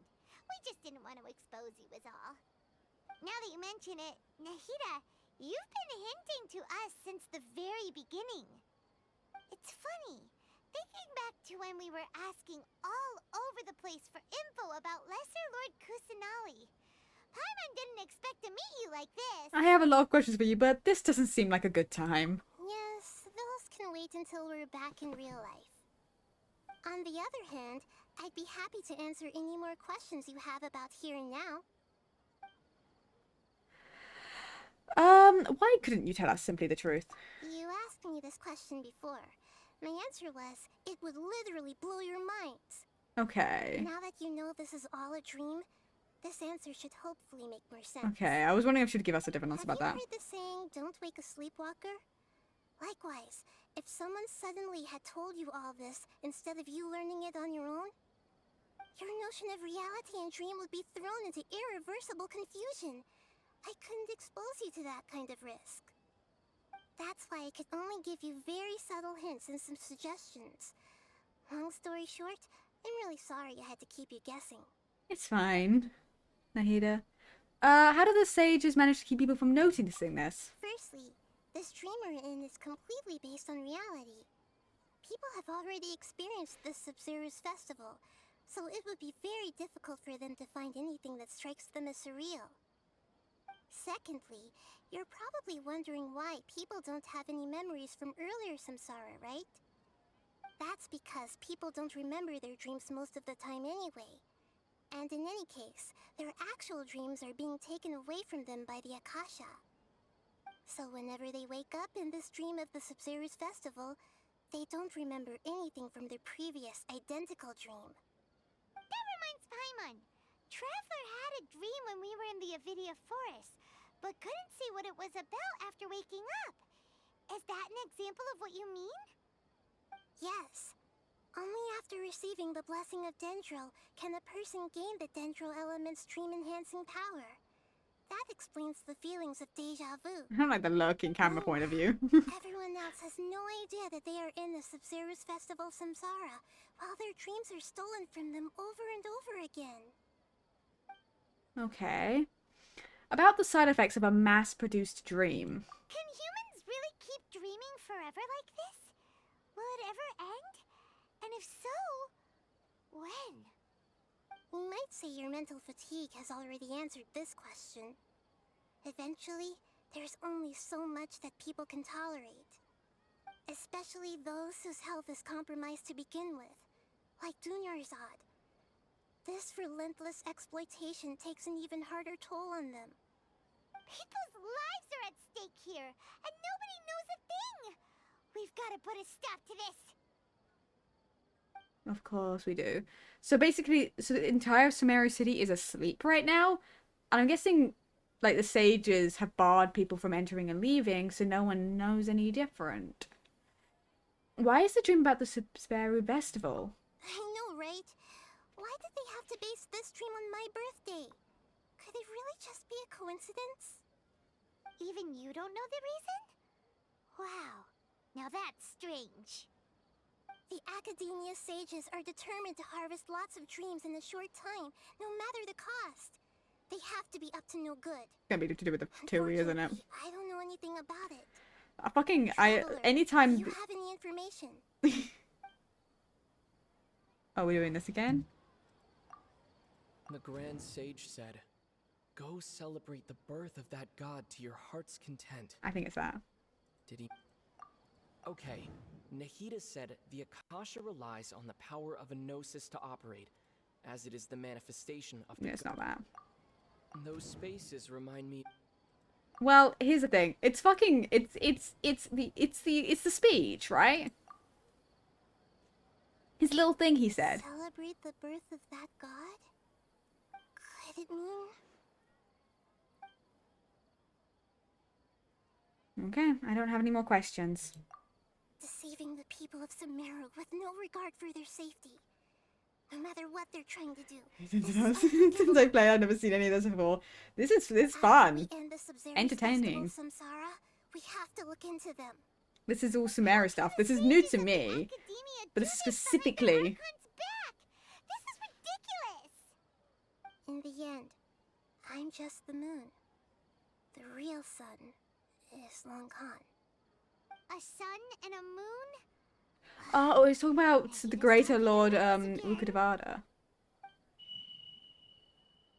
God damn it. Don't beat me. We're out of time today! I'll tell you how to break free of the samsara tomorrow. See you then. See you then, Nadia. See you then. Okay. Get us out of here. Wake me fucking up. I'm done with this stupid festival. The great Rukudavada. That's not how you say it properly. It's close enough. Should we instead say good morning, Lesser Lord Kusanali? Oh, Nadia. It's a long fucking name. And I say it wrong every time. Well, different time. Hold on. Rukadavada. I'm gonna spell it wrong. Hold on.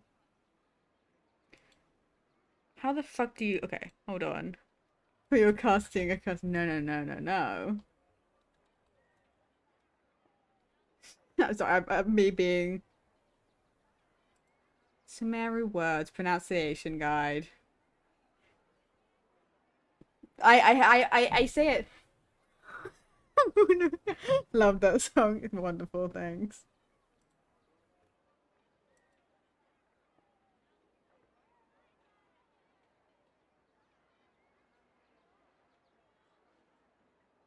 Kusanali. I can say Kusanali just fine. Rukadeva. Rukadeva Ta. Rukadeva. Yeah, whatever. Close enough. I don't care. She's very not talked about, so it's fine. Hey! What's wrong, Nahida? You don't look too good. Where is Dunyazad? I'm afraid that what you're thinking right now is correct. Oh. I don't like that. Did Dunyazad already disappear? No way. Are we too late? The real Dunyazad's consciousness has indeed disappeared. It can no longer endure the constant dream harvesting. Why are you in this game? It's great. I'm pretty far at this point. We're in Sumeru, which is the last nation that has currently been released. Because Fontaine's next. But Fontaine has only been, like, kind of teased. But we're still in, like, the first... Like, we're in the second Archon quest in Sumeru. We're in the second one, because I think we finished the first one. We're on the second one right now. I do not remember how many are in. But we're getting close to being caught up with everyone else. It's still gonna take fucking hours.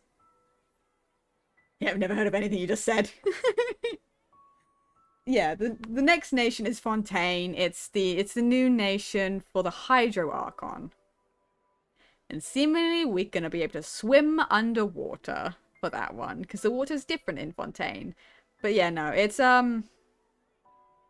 we're on the second Archon quest, so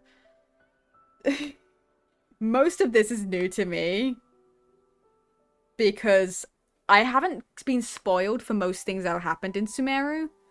A lot of the details in Sumeru are new to me as well. I got spoiled for a lot of the other stuff. Like, I kind of knew most of the Inazuma quest. Thank you, Nightbot. Appreciate it. I was talking. But we're getting there. We're getting there. We were so close. Paimon can't believe it. Wait, so what about that other Dunyarzad? Just what is she? Is she also going to disappear? I left it on the wall. Actually something like a puppet, but not completely. With Razor?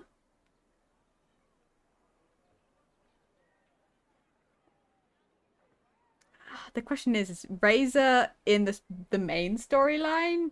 Then that's fairly far in. I believe. This name. Yeah. Because, I mean, him showing up in the story is fairly far, right? I'm trying to remember when you actually do that one. When you meet him in, like, a main quest line instead of doing, his story quest.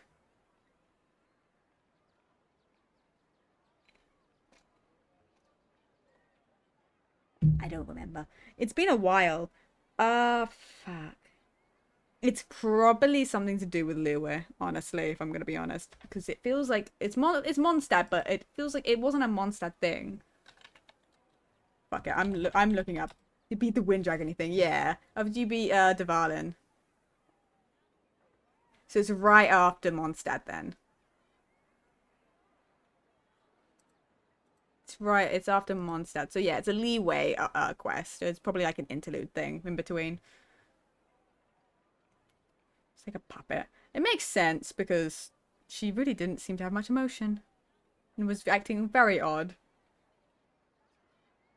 Okay, so if you left off right after Mondstadt and kind of part way into Liyue, then I had the rest of Liyue, and then Inazuma, and now I'm in Sumeru.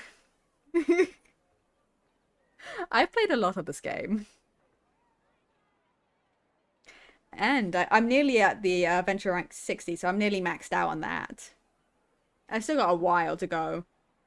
But I'm nearly maxed out on my adventure rank as well. And I've gotten to the point where I can actually fully level up characters. I like this game. It's a fun game. It's one of the few games that I've been putting all my attention into. There's more? There's more. There's a lot.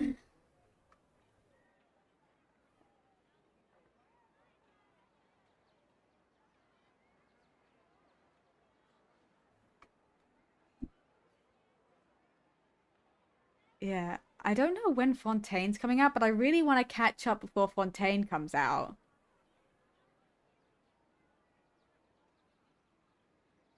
I wonder, I'm gonna be real, I can't remember, I don't know if we've been told all the nations' names, because the only one that I can remember off the top of my head other than Fontaine is, says Naya.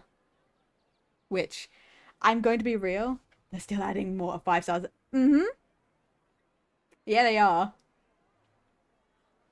Because, I mean, Alhaitham was my most recent 5-star, who's a new one.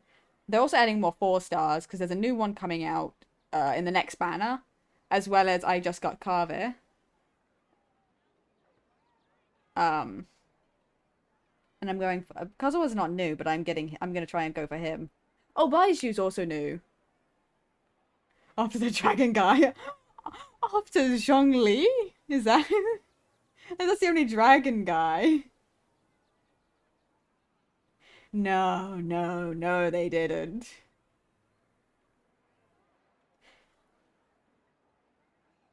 Because, I mean, you know... Nahida's a 5-star. She's recently reran, but she's a 5-star. And then there's also the Raiden Shogun, who's also a 5-star. And then Alhaitham's a 5-star.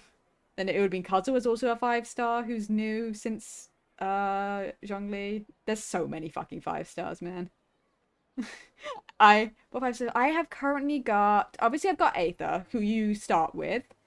I have Sino, I have Alhaitham, and I have I don't know how you say her name.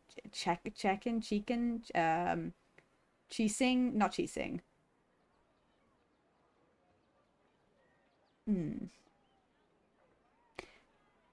We see her like once or twice. She has purple hair, pigtails. Yeah, something like that. Not how you spell it, but it's close enough. It's kind of Kaching. It doesn't. I saw her once. I swear to God, and I did not want her. My friend says, yes, close. I've seen her once. I don't know anything about her, and I didn't even want her. I lost my 50-50, and I got her instead of Sino, and then I wished right afterwards and got Sino. So I'm very happy still about that one. But do I have any other 5 stars? I have a bunch of 4 stars. I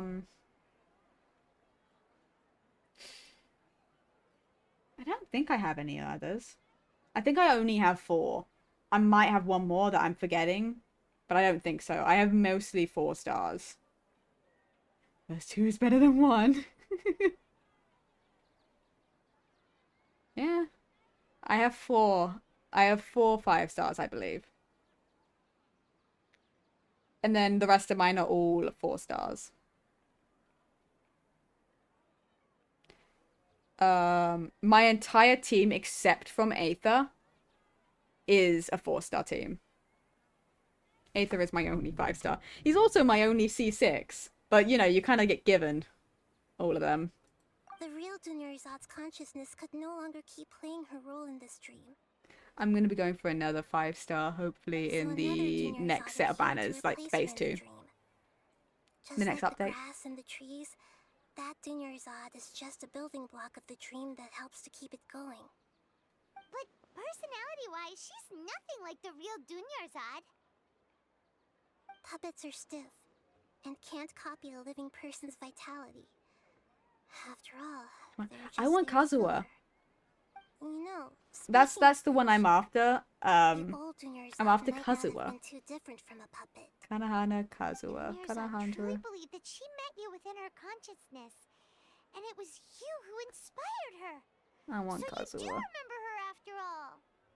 Yes. I also want Wanderer whenever his banner reruns. Kazuha is a No one cared about her personality or thoughts. It was as if she only lived to stall her Elazar. He is someone you meet, kind of like you meet. He's on by fucking God, Baidu's ship.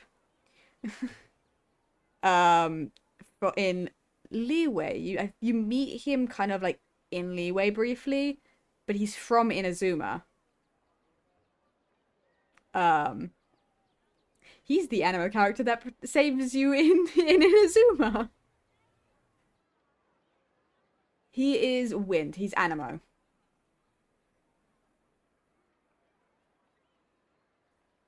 So, because basically something that is being mentioned a lot is there's an Animo character in every single nation that protects you.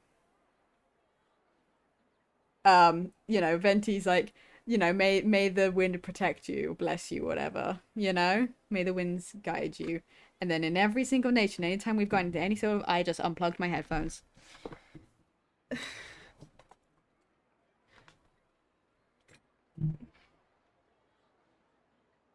Where is...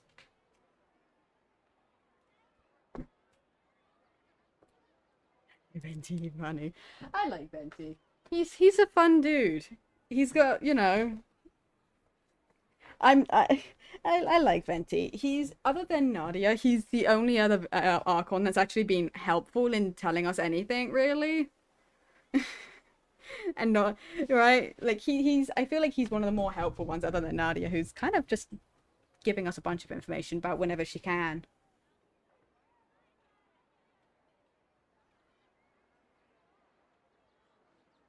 I really hope we get to see him again at some point in an Archon quest. Like, we go back to Mondstadt. Because we haven't been, obviously, since the first Archon quest. Yeah, because Zhongli, Rex Lapis, Morax is fucking bound to so many fucking contracts that he can't tell you about shit. About anything, ever. And then the Raiden Shogun just, she just wasn't there. She wasn't involved, really, with, the destruction of Conria because it was her sister that was there. And then she was a bit more preoccupied with the fact that her sister was dead. More than the destruction of a nation. She was a bit more preoccupied.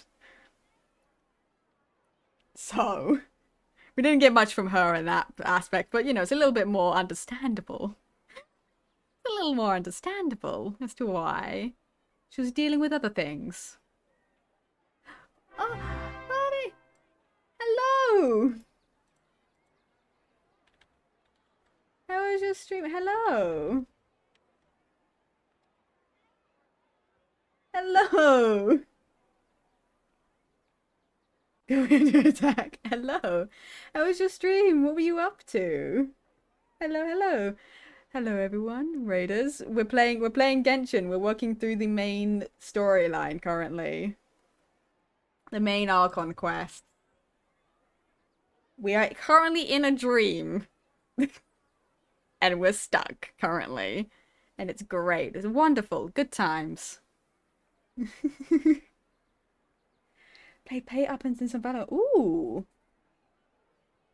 Nice. It's going well. It's going well. We started with some Minecraft, but then and I was just cutting trees down. I got bored. I didn't want to build, so I hopped onto Genshin and we've been going through the main storyline. It's been very interesting. Getting a lot of info thrown at me. But it's very interesting. I'm enjoying it. It's good to hear your stream was good. It's always good to hear.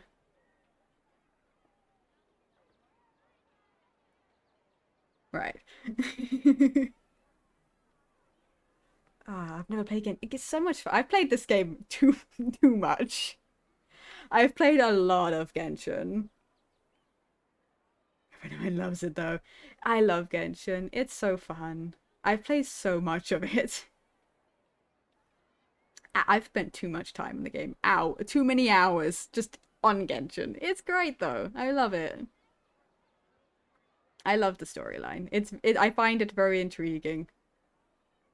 I like trying to predict what's going to happen before it happens, and sometimes I'm right, sometimes I'm horrifically wrong, and it's always wonderful. I feel smart when I'm right, though. I just gave her a little wisdom, so she could look at life in a new way. So that she could be her own person. But even so, she's still...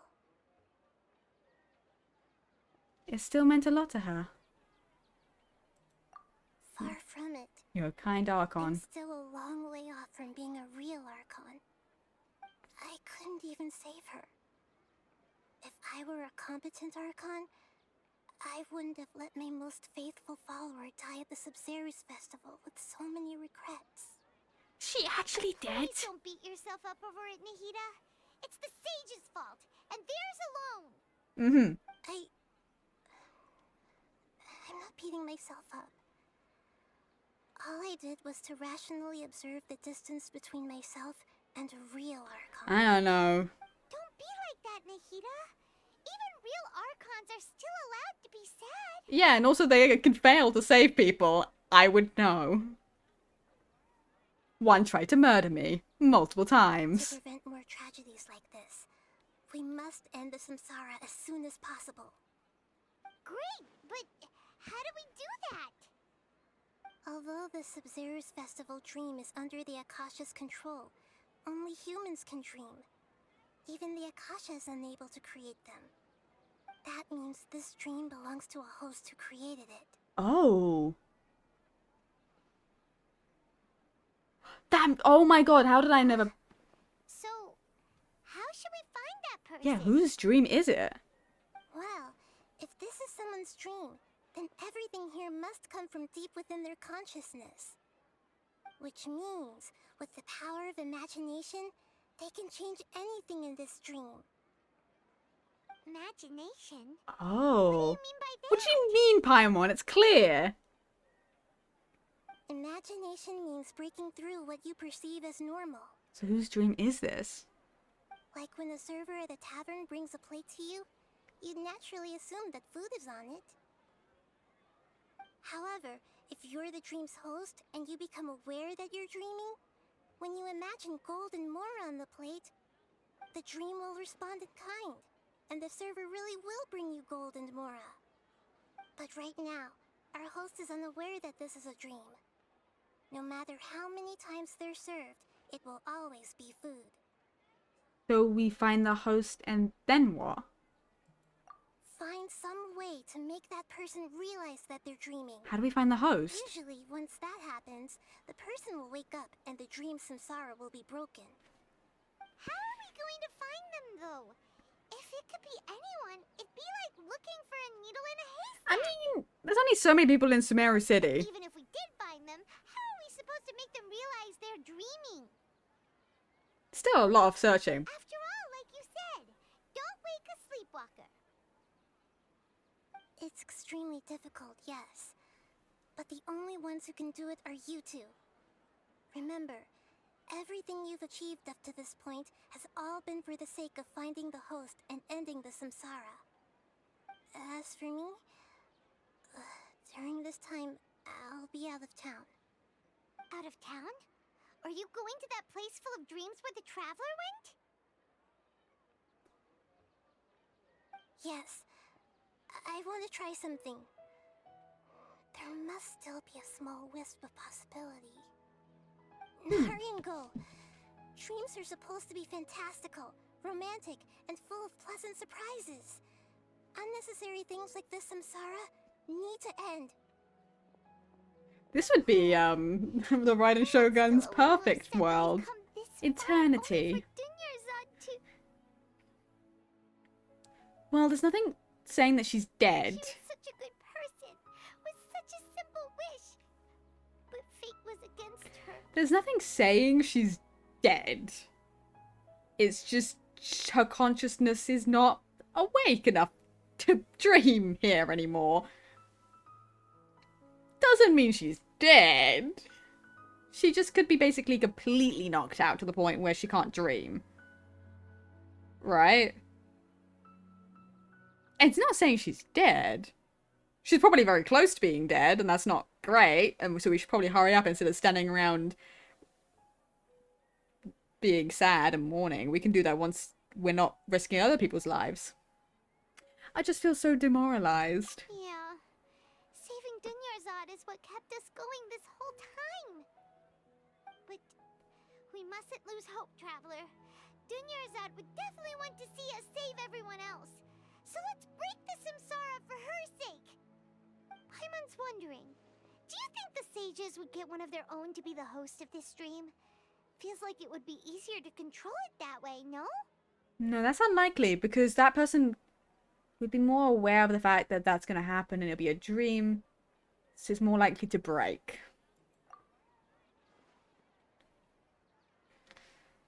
Knowing the plan, they'd probably become aware that they were dreaming. An unsuspecting host would be less likely to realize this is a dream. Huh. That's true. Plus, the sages probably weren't counting on there being other factors beyond their control. Like Nahida and us. Yeah, because we're built different. Who do you think the host of the dream is? Oh, maybe Faris, the Knight of Flowers. Oh, that would make sense. Faris, the Knight of Flowers, is a symbol of the whole Sub-Zero's festival, right? Pretty core character. Let's go ask him some questions, shall we?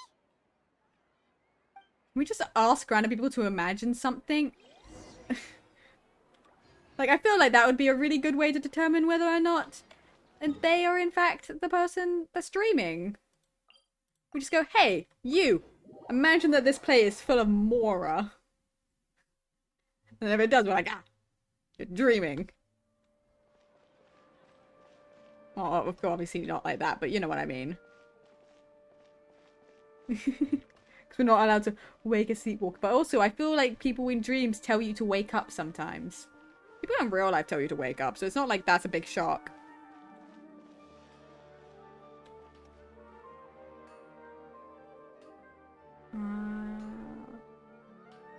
We're dealing with a very slight bit of lag in terms of it loading super slowly going into cutscenes for some reason today. You're back. You left in a hurry last time. Is everything okay? Yes. Everything's fine. Just, it's a little hard to explain. Would you mind taking part in a little experiment with us? An experiment? That came out of nowhere. I'm listening, though. What do you need me to do? Could you make a wish? Imagine your wish coming true before your very eyes. You want me to make a wish? Is that a new Sub-Zero's festival tradition or something? Sure. Less questions, more wishing! Just yelling at him, Paimon. Okay.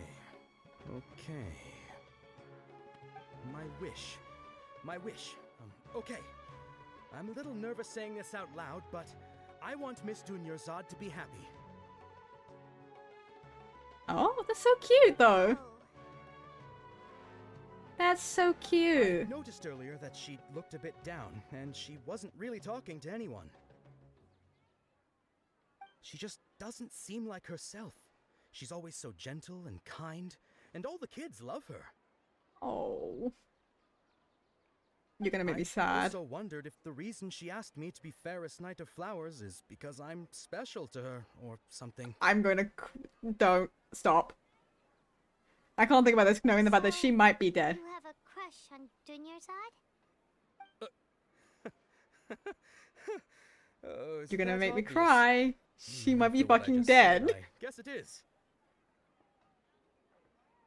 When she placed the hat of the Knight of Flowers onto my head, she said to me, I want everyone to have a happy Sub-Zero's festival.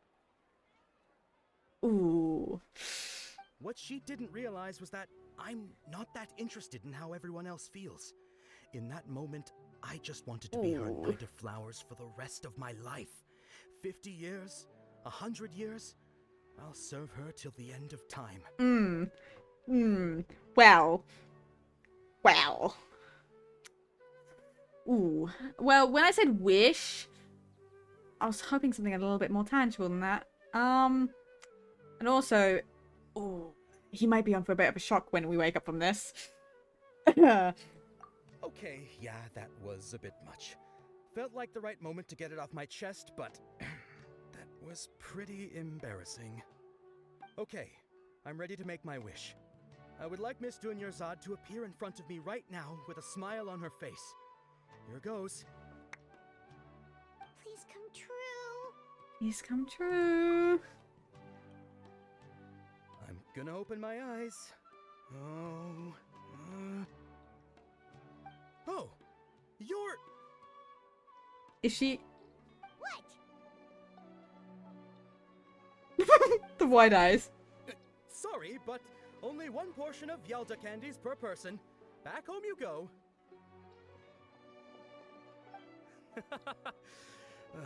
Nice try, you two.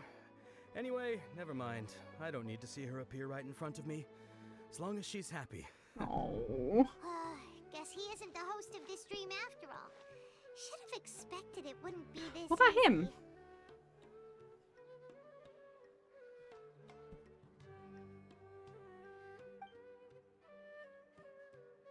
It seems like everyone who knows Dunyarzad loves her, but none of them has any idea that she... Well, she hasn't told anyone, clearly.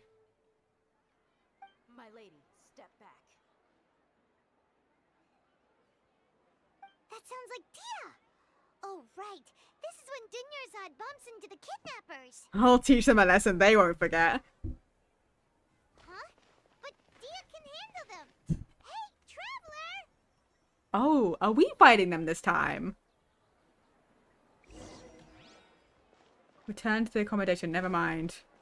We're returning to the accommodation. Unless this is where the fight... I can't remember if this is where the fight happens. I think it is.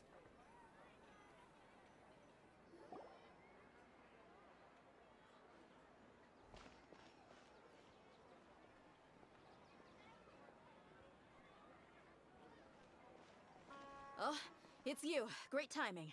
Please take... Take down your Zod and leave. Hey, this is my job. The homie Yannis pay me, not You're you. wasting your breath. Leave. You... Fine, alright. Knock yourself out. Why are you so worked up anyway? It's not like I don't trust your fighting skills. I like the idea that Aether's just gotten so pissed that he just wants to beat these guys up.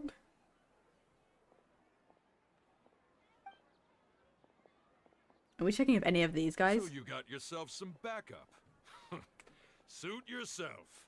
You're going down. Uh-huh. Let's see how well this fight goes with a little bit of lag. Where? What?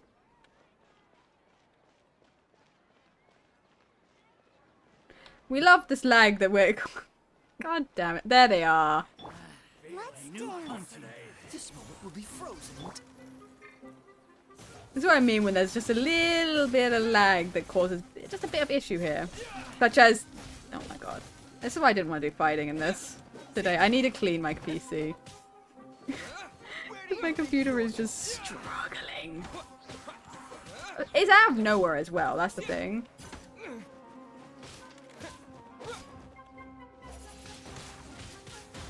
Because it's been fine, and then suddenly it's just decided I don't want to do shit. Out of nowhere.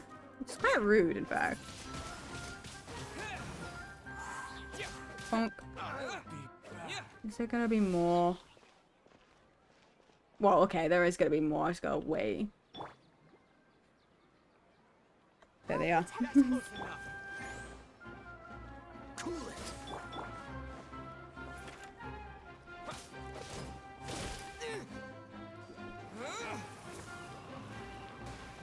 Okay.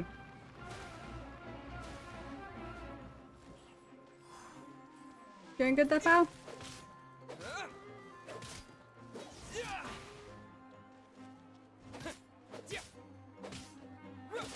Oh, you're not exactly working right there. Hello. Let the show begin. How you doing? He was just chilling. He did not care for the fact that his brethren was just being fucking murdered in the background. Oof.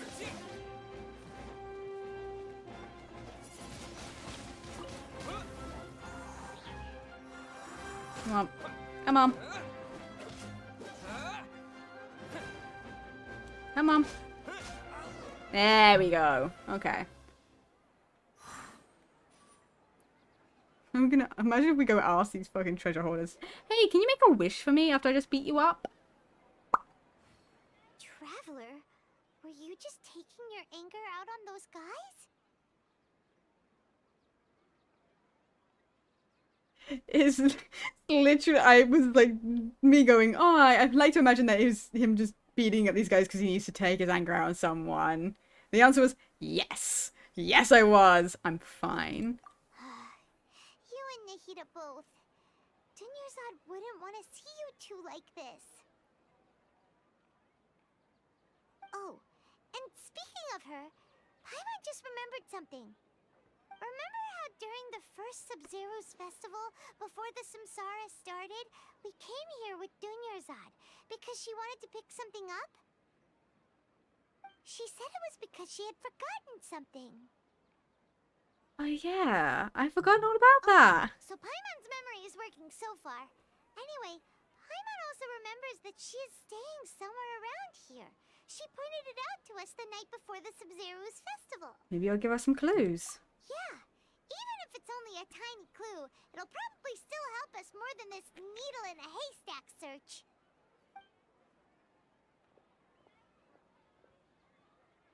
This is the place.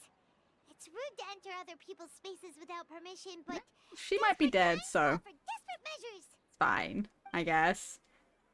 Hey, the windows are unlocked. Okay, Paimon's gonna take a peek inside. Wonderful. This Huh? was only a temporary residence, so there was pretty much nothing inside except this book on the table. Oh? Should we open it? Well, yeah, let's look at it. Let's see. After almost 16 days, I was finally able to get these notes written before this, the festival. Once the festival ends, you and Paimon will probably continue your journey immediately, so I was hoping that I'd be able to give you this before that. This is a compilation of folk legends concerning Lesser Lord Kusanali, created from a series of interviews I conducted in succession and wrote down. I interviewed so many people, but I'm afraid there are very few who know much about her. Still, I hope this is of use for you in search for her. Ganahano's Vale water supply was once contaminated, forcing everyone to go very far out to get water, but one day, people suddenly found the water was drinkable again. Some said that a green light was seen near the water source. The previous night, everyone believed this was the divine power of Lesser Lord Kusanani at work. This sounds quite possible. Decontamination of water sources via natural means, but it takes ages. Did a Lesser Lord Kusanani appear in Ganahano then? After Mama passed, I was super afraid of the dark and I couldn't sleep, but from one day on, I could hear a voice that would chat with me till I fell asleep. A nice lady told me that Lesser Lord Kusanani must be watching over me. Poor child, I hope that I can't, every single time that word gets me, I can't say it. The festival makes him a little happier. This is quite similar to something I experienced back then as well. She's indeed a gentle god. There was this one time when I had a wee bit too much to drink and I couldn't find my way home to save my life. Then, when I turned a corner, I could have sworn I saw Lesser Lord Kusanagi. She was very tall and had the most muscular arms. That's not quite right, considering we know her. But yeah, and she caught me when I slipped and fell. Next morning, I found myself slipping under a tree. I reckon it must be her looking out for me. I'm not sure this one has much value as reference. It was probably just the tree, right? These folk records appended by Dunyazad's references and opinions leave every page densely packed. Wow. Dunyazad wrote all of this. Sounds like she was always thinking of us even while we were away. Even though she was also busy preparing for the Sabzeruz festival. Sabzeru. She must have wanted to give this to us as a gift on the day of the Sabzeruz festival, right? If we hadn't found this book, we never would have known. But now that we know, we can't even thank her.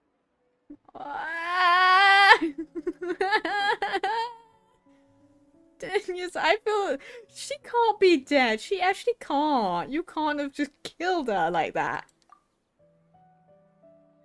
Hey, where are you off to now? What are we doing? We're gonna talk to, yeah, I figured. We're gonna go talk to Dunyazad, the puppet version of her. How do we find out whose dream this is?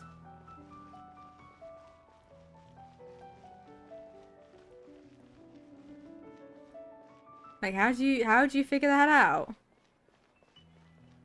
Because we can't, because it's not necessarily gonna be just some, okay, well, she's gonna be at the bench, right? Well,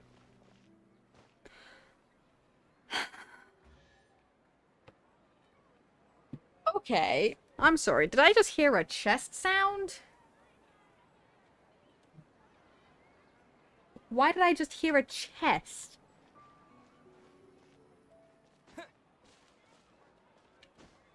Wait. Well, there's clearly meant to be something right there.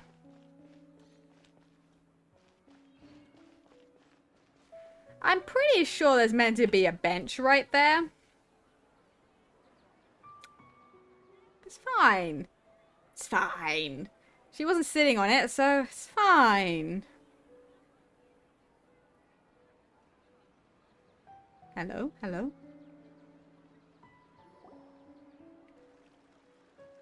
Oh. That's so pretty.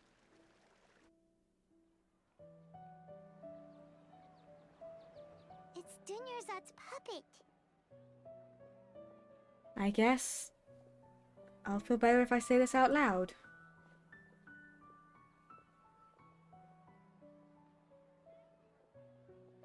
Thank you.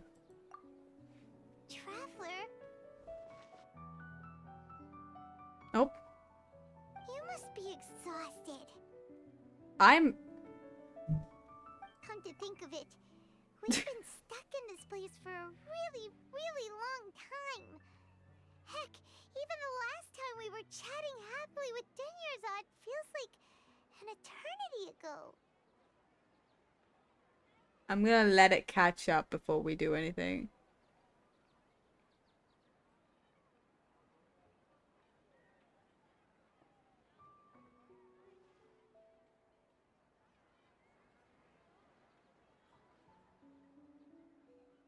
Because it's severely lagging.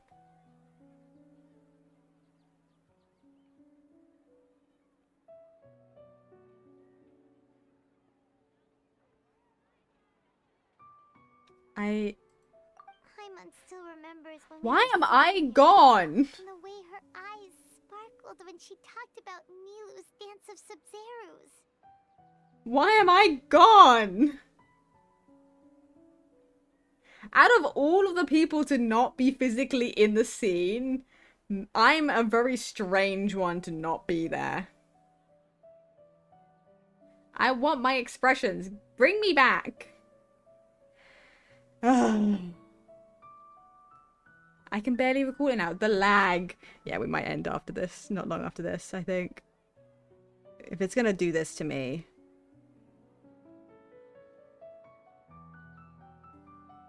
Yeah. I can barely recall it There now. will always be frustrations in life, but I know that the point of living is not to leave behind any regrets. Why am I gone?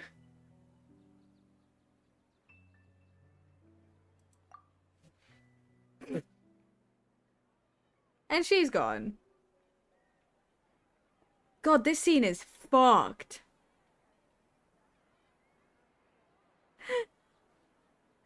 Like, none of my cutscenes have been this fucking bad. Yeah, I don't think we should continue on with the Archon quests if it's gonna do this shit to me. Yeah, we'll have to clean out the PC and then try again at a different date. Holy shit. I disappeared and now it's frozen. Wonderful. We love to see it. We love to see it, guys. It was running smoothly for quite some time. You'd have thought. Okay. Whatever. We're gonna leave it like this. If I exit out, I wonder... I might give myself a second chance to go through this scene.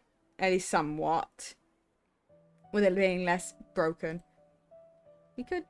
How about this? We're gonna close it. And then we're gonna reopen it. Okay. So I do want to finish the quest. We're going to reopen the game. I don't know where it's going to put us. If it's like anything like the last time that I had to like exit out in the middle of a quest because of connection issues or anything, it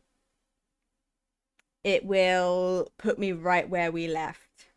So, this is our one moment to see if we can get this done. I want to continue on. If it can, I want to complete this.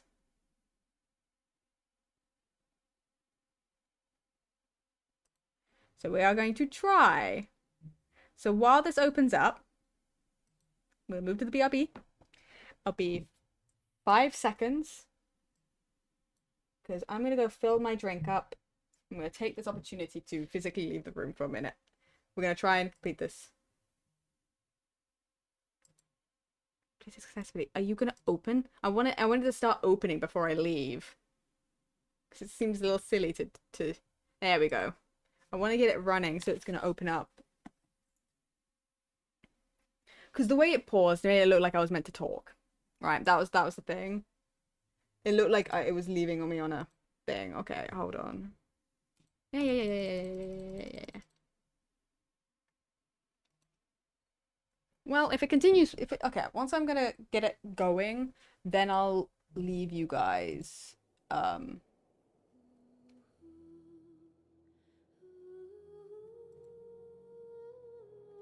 You'll just have to listen if it starts talking.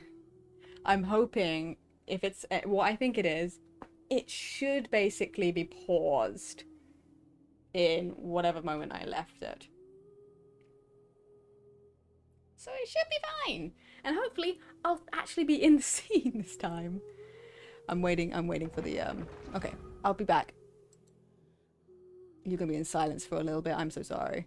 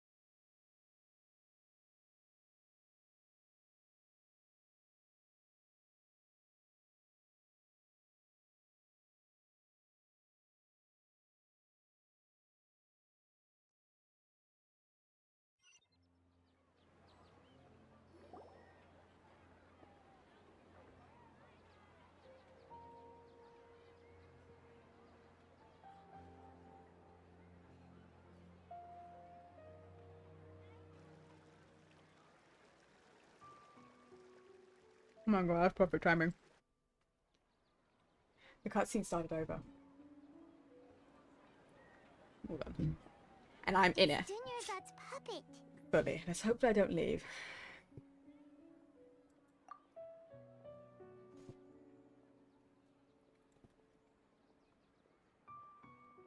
Thank you. Traveler? You must be exhausted. I sat down. Come to think of it, we've been stuck in this place for a really, really long time. Heck, even the last time we were chatting happily with Dunyarzad feels like an eternity ago. We get to see the cutscene properly. That's all I wanted. I just wanted a moment.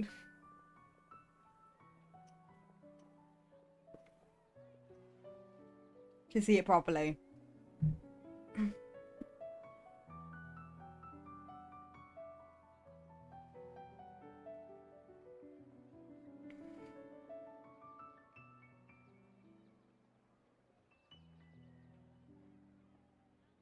Oh.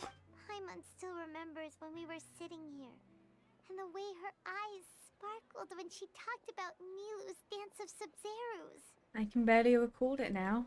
There will always be frustrations in life, but I know that the point of living is not to leave behind any regrets. Mm-hmm.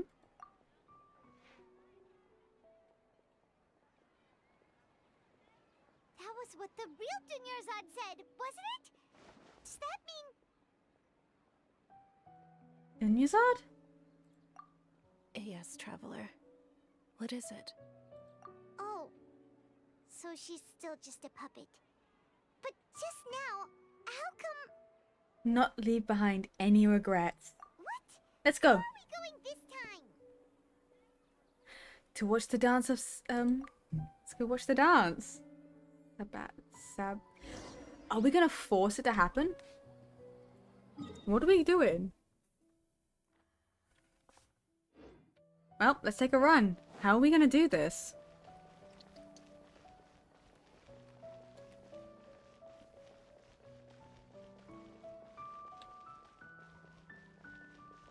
How are we gonna break this?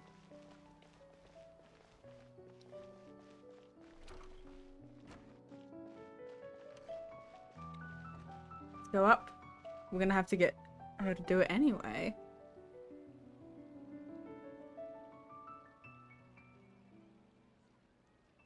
Please. Function. I just want to finish the circle If you quest. continue to resist, we will have to order an investigation into every single event organizer. The Grand Sage has already granted you much leniency. I advise that you exercise tact. How did things turn out like this?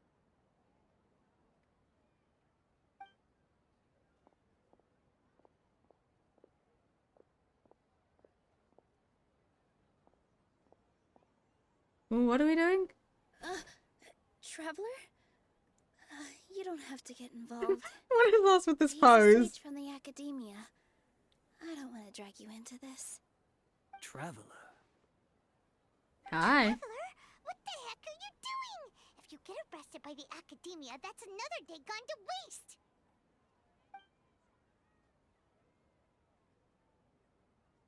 Mm-hmm. The silence. Wait, they're not reacting. Have they been scared stiff? Just like I thought. They're puppets. Of course! If this is the sage's plan, they wouldn't put themselves through this. So they're just substitutes. What is this? What happened to the Grand Sage and his entourage? Wait. Hold on a moment. What's up with those flowers? Are those the flowers that she actually really wanted? Like I said, they symbolize the goddess of flowers. It's just a shame It's that her the real dream. Padisaras went extinct after her death. It's her dream. Because her wish is to see Hafties is part of it. Yes. The Greater Lord brought forth new Padisaras in memory of the goddess of flowers. But she ultimately could never truly replicate that beautiful shade of purple.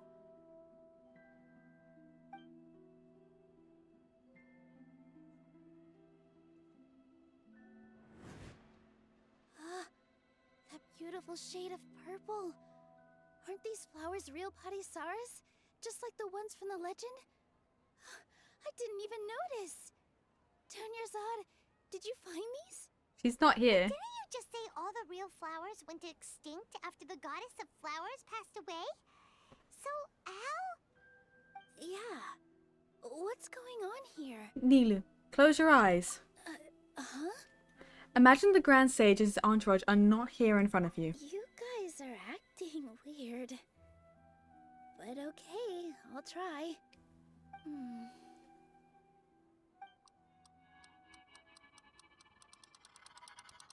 Hey!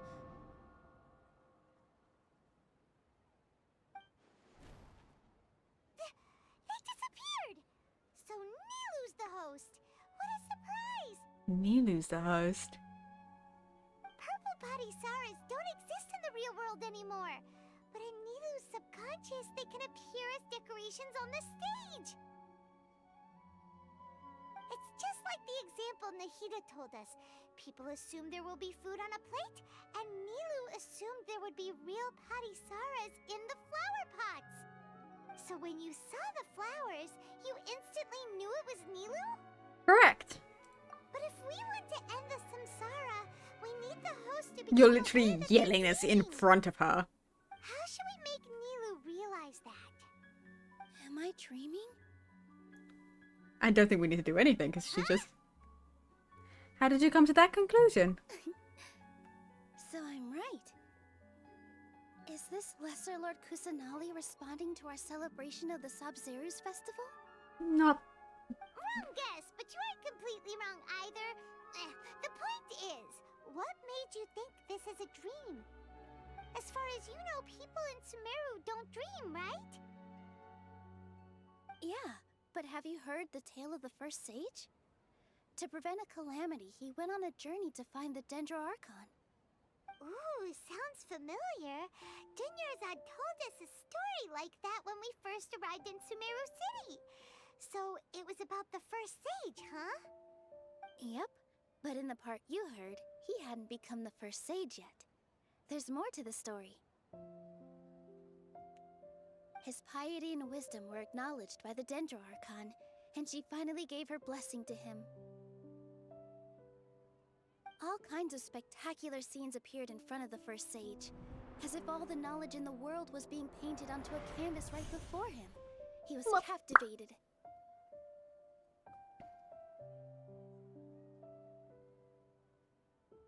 After who knows how long, he mastered all the knowledge he could comprehend.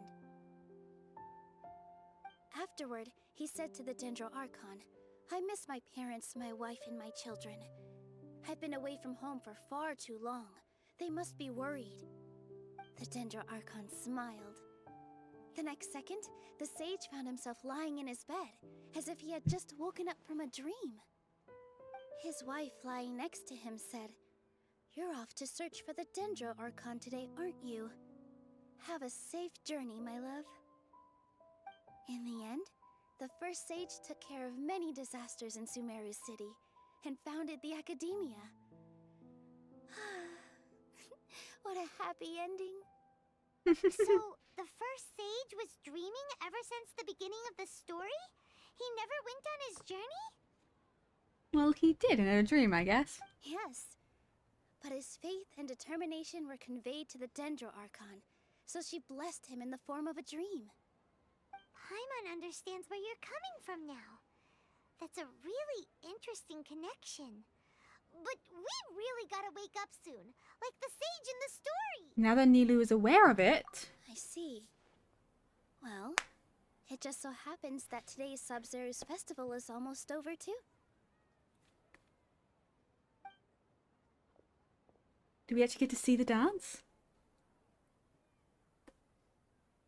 Since we're in a dream, let's make this final dance of Sub-Zero's as beautiful as we can. I've been waiting a long time for this.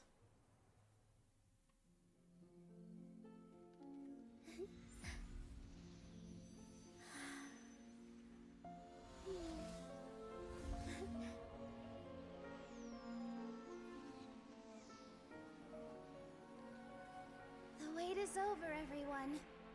I dedicate this to our god, the Dance of Sub-Zero's.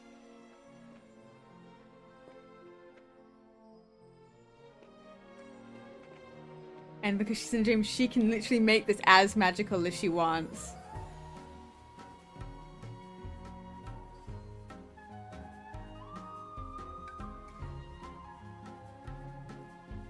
Ah, the pauses! I'm so upset. I'm gonna watch this properly at some point. That's so upsetting. I've been waiting for this. She's getting rid of the academia.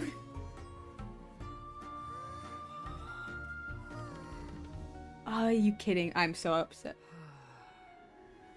I'd be lying if I said I had no regrets. I would have loved to see Nilu's dance.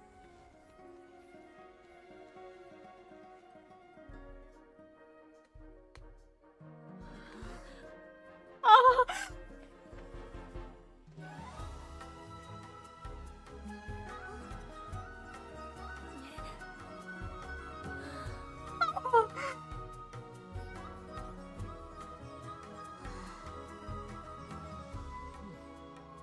She's here.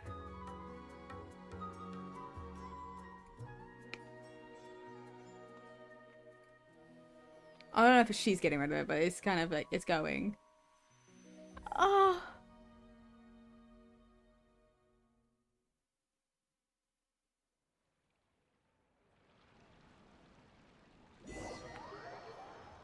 Let's go. We actually got to see it. The fact is, I knew they had to. They would have had to have shown us. There's no way that they would have teased it that much and then never shown it to us. I just knew it wasn't going to be easy to get to it. Good morning, traveler.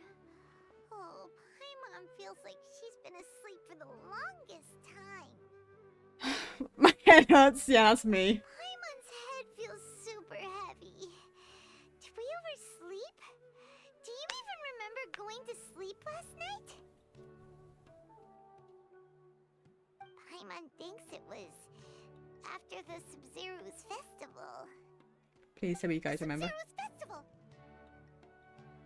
Have we finally escaped from the Sub-Zero Samsara? Sorry. I hate this little pose and expression. I fucking love this dude. I love him. It's like, oh, I remember now. Quick! Take off your Akasha terminal! Yeah, I think, quick, let's go see Dunyazad. Oh, we're fucking bolding.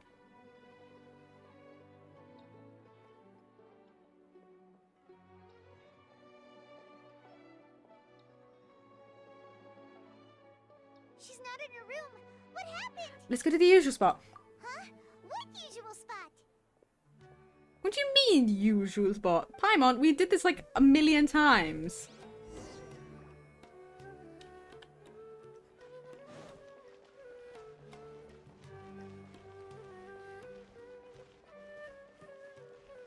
Hold on. We're gonna wait here for a second. We're gonna wait for things to load in. Okay. We're gonna wait for the beds to load in as well, so she's not sitting on the floor.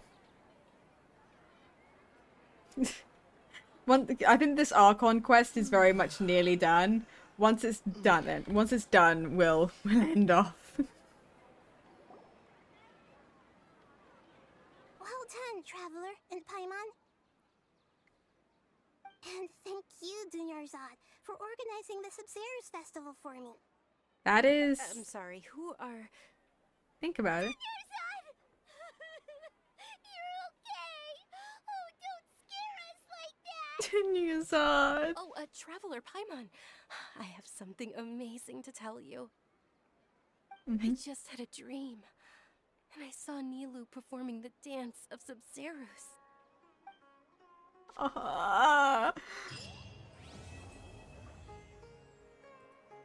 And there we go. Now you. You're actually Nahida, aren't you? Paimon felt like Catherine was acting weird when we met at the Sub-Zero's festival. And Dunyarzad, did you save her? It's a really long story. We shouldn't disturb her. Her consciousness is still weakened. Let's chat somewhere else. How about by the Traveler's favorite bench? My favorite bench.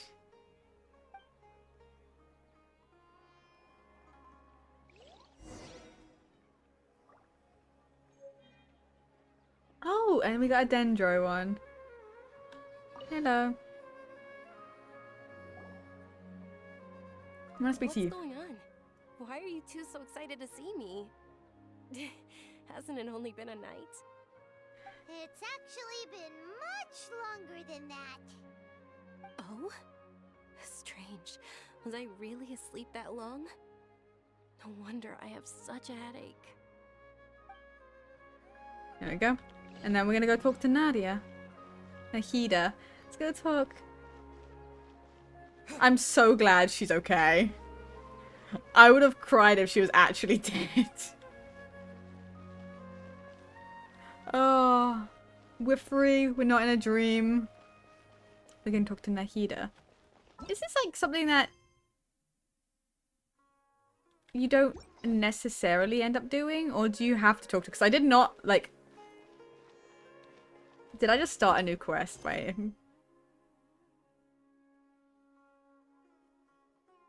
I think I did just start a new quest. I feel like I should stop. Yeah, we'll do this because we finished the quest. We should stop before I get involved in a new one, because you know it's not responding super well to me right at the moment. I think it's. What does denouement mean? What the fuck does that mean? I'm looking that up.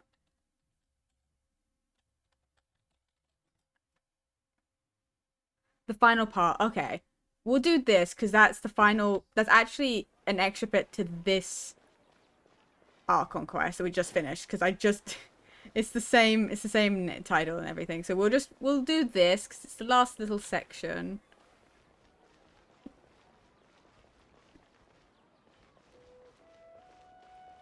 Okay, the benches are not loaded in.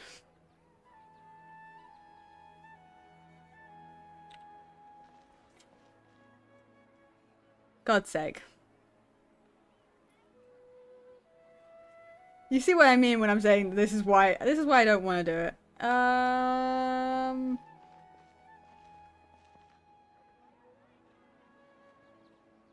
like how she chose a Catherine. I guess it makes sense. It's gonna be loads of Catherines. I kind of want the bench to load in. I don't know whether I'm gonna sit on it, but I want the bench to load in just so that it's there, just in case. I don't know if I need it though. It might be okay. Should we go? Yeah, whatever. Let's go talk to her. Let's hope we don't need the bench. Or that if we do, it loads in before we need it. Yeah, my PC's fairly warm. Because here's the thing, that's probably the problem. Let's talk about Dunyarzad first. It's such a relief that she's alright. After we parted on the last day of the Sub-Zero's festival, I left the city and saw what the traveler had described. Among the countless dreams, I found one that was growing fainter and fainter. This proved my suspicion. Once Dunyarzad could no longer bear the Akasha harvesting her dreams, her consciousness began to dissipate. But this also meant it escaped the Akasha's control. Such a small fragment of consciousness can't last for very long, though. It will return to its original dream, where both will gradually fade until they completely disappear. I used all the power I had to keep her dying dream alive as long as possible. But it still wouldn't have lasted for much longer if it hadn't been for you two breaking the samsara. So it looks like we did manage to save Dunyarzad in the end. Not a moment too soon. A very happy ending. Why are you two smiling so happily? I thought you'd be so moved that you'd start crying. I need to spend more time observing human emotions. It's different for every person. Fine. Everyone reacts differently. Alright, you two must have a lot of other questions for me, right? After all, you saved my faithful believer. As your reward, I will answer any and all questions. About what I saw in that dream at the Avidia Forest. At the Avidia Forest, Avidia. there was this incense that made the traveler fall unconscious and dream of a huge tree and a red sky. You also heard someone's voice, right? It said world and forget me. Yeah, so you do know. We've been wanting to ask you what that was about, and if the red sky was related to Conria. It seems like the traveler established a connection to Irminsul. That was a message left by Greater Lord Rukkhadevata's residual consciousness in Irminsul. Perhaps her last memory before she died. As you two probably know, Greater Lord Rukkhadevata disappeared after the disaster in Conria. The timings of these events do line up, so your suspicions are reasonable. A message from Greater Lord Rukkhadevata? We thought it was from King Deshret. King Deshret? That god who died even longer ago? Some present-day desert dwellers still worship him. You probably just heard some of their conspiracies. Okay, so what does the message mean? Why would she know, necessarily? I still haven't managed to decipher it. Even the Akasha isn't currently capable of doing that. Greater Lord Rukkhadevata's residual consciousness in Irminsul seems to be contaminated with something that has a very dangerous aura to it. Many devoted scholars go mad as soon as they connect their consciousness.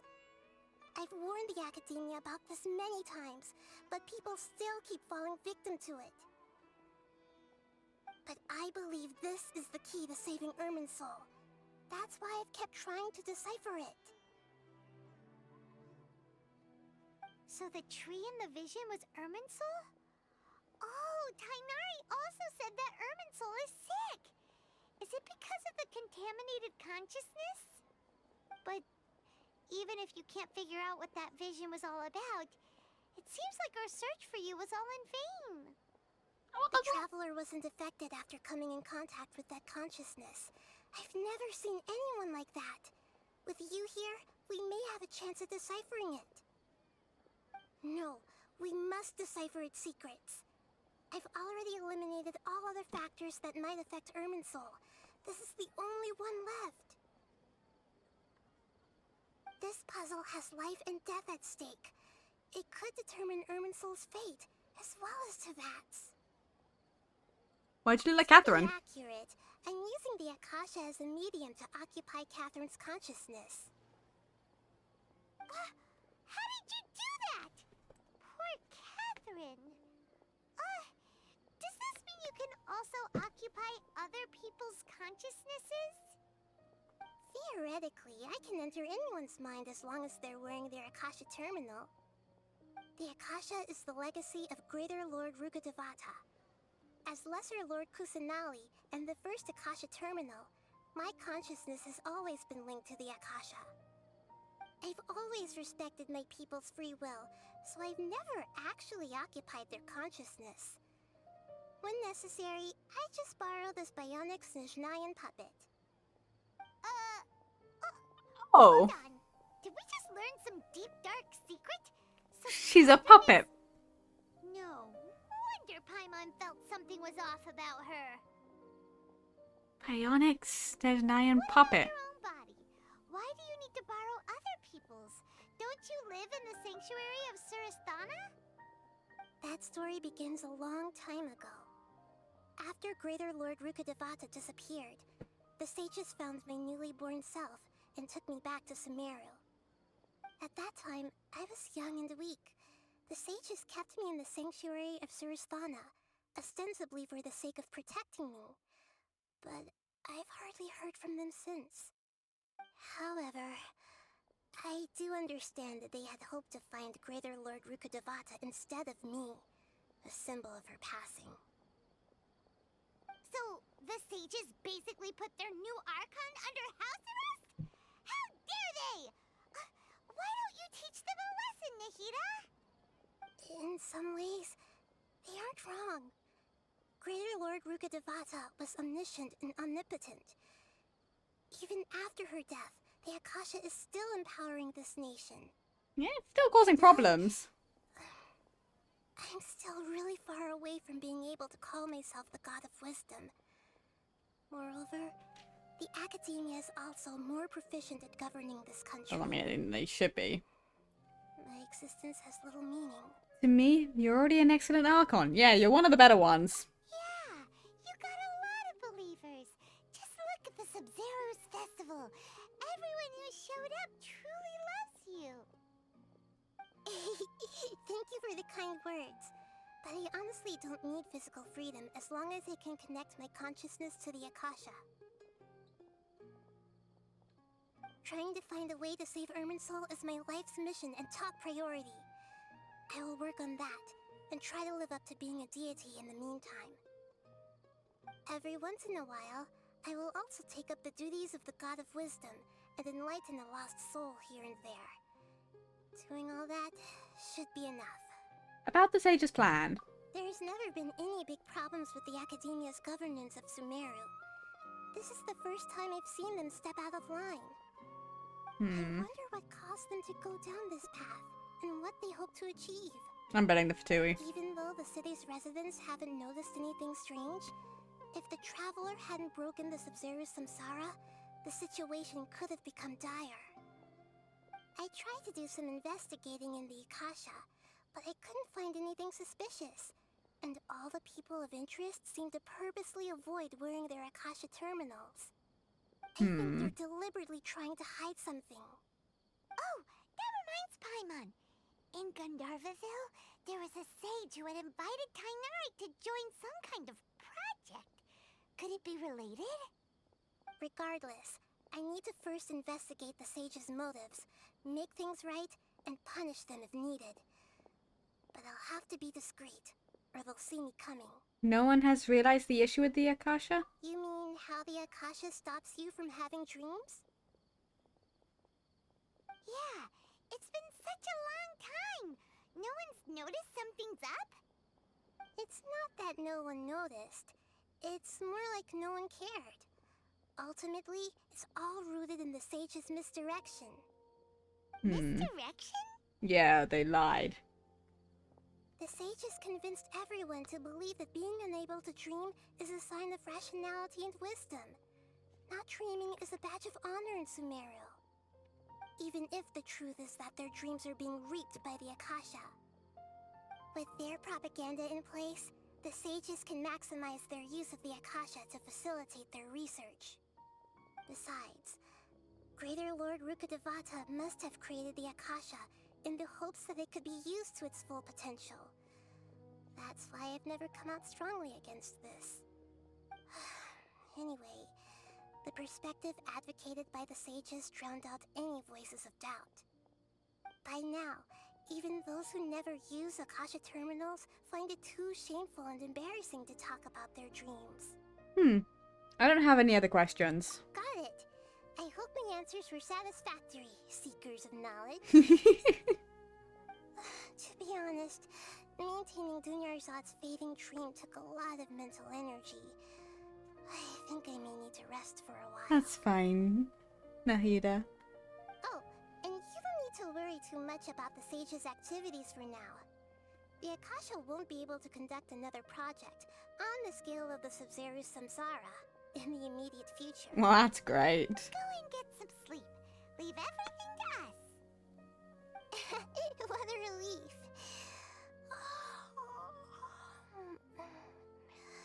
This is truly the most exhausting birthday I've ever had. Oh. Traveler? Paimon? Why am I here? Do either of you know? No. Maybe you were sleepwalking. You know you can't wake up a sleepwalker. We happened to walk by, so we thought we'd wait for you to wake up. Paimon's in.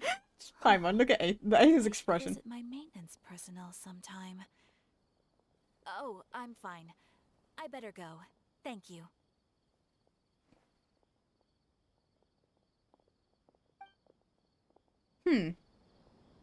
Well, there we go.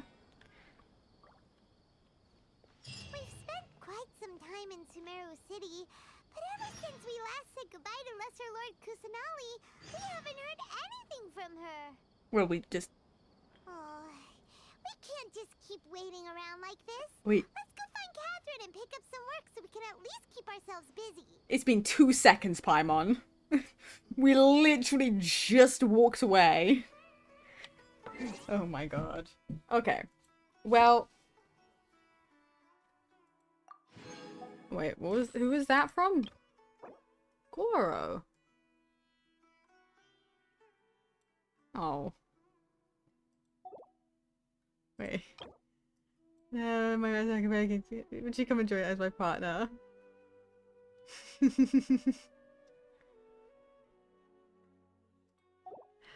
Okay.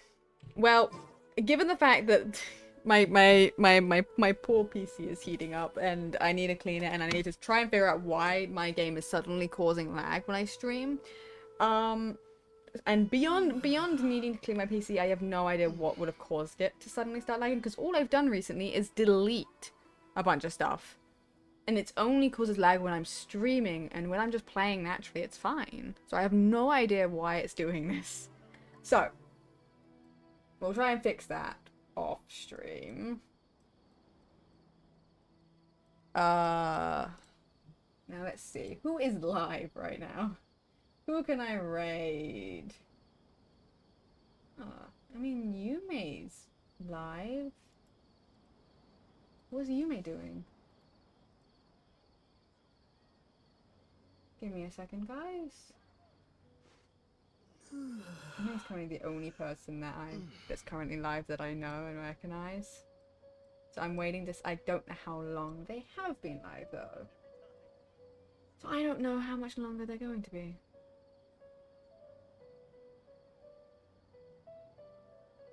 So I'm just waiting for everything to load.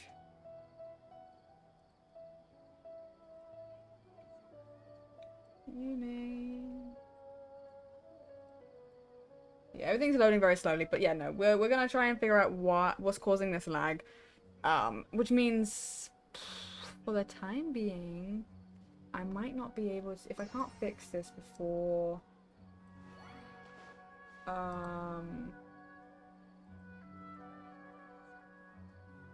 okay, it barely has been live for very long. Okay.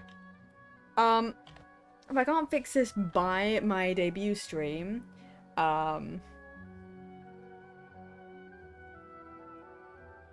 I don't know what I'm going to be raiding into. This is chaos on the stream right now.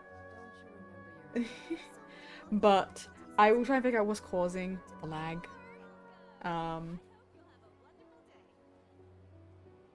Before preferably before my debut stream. Otherwise we'll probably just be playing Minecraft and Star Rail and stuff for my debut stream, which is on Saturday. So hope to see you there for that. It starts at 9 PM Eastern Standard Time. So I'm really excited because it'll be good. It's gonna be fun. I'm gonna have my actual model, my new 2D model that has been revealed and announced in little things over on Twitter, as well as on my Discord server. So, all the information's all there. It's going to be a Donathon uncapped. So, technically going forever. It's probably not going to. Very unlikely. So, it'll probably just be a few hours stream and it'll be great. It'll be a good time. Either way, thanks so much for being here. Have a wonderful rest of your evening, afternoon, night, morning, wherever you are. I'm going to fix this problem. If it will fucking kill me because I need to fix this because I'm so upset by it. Either way, bye-bye.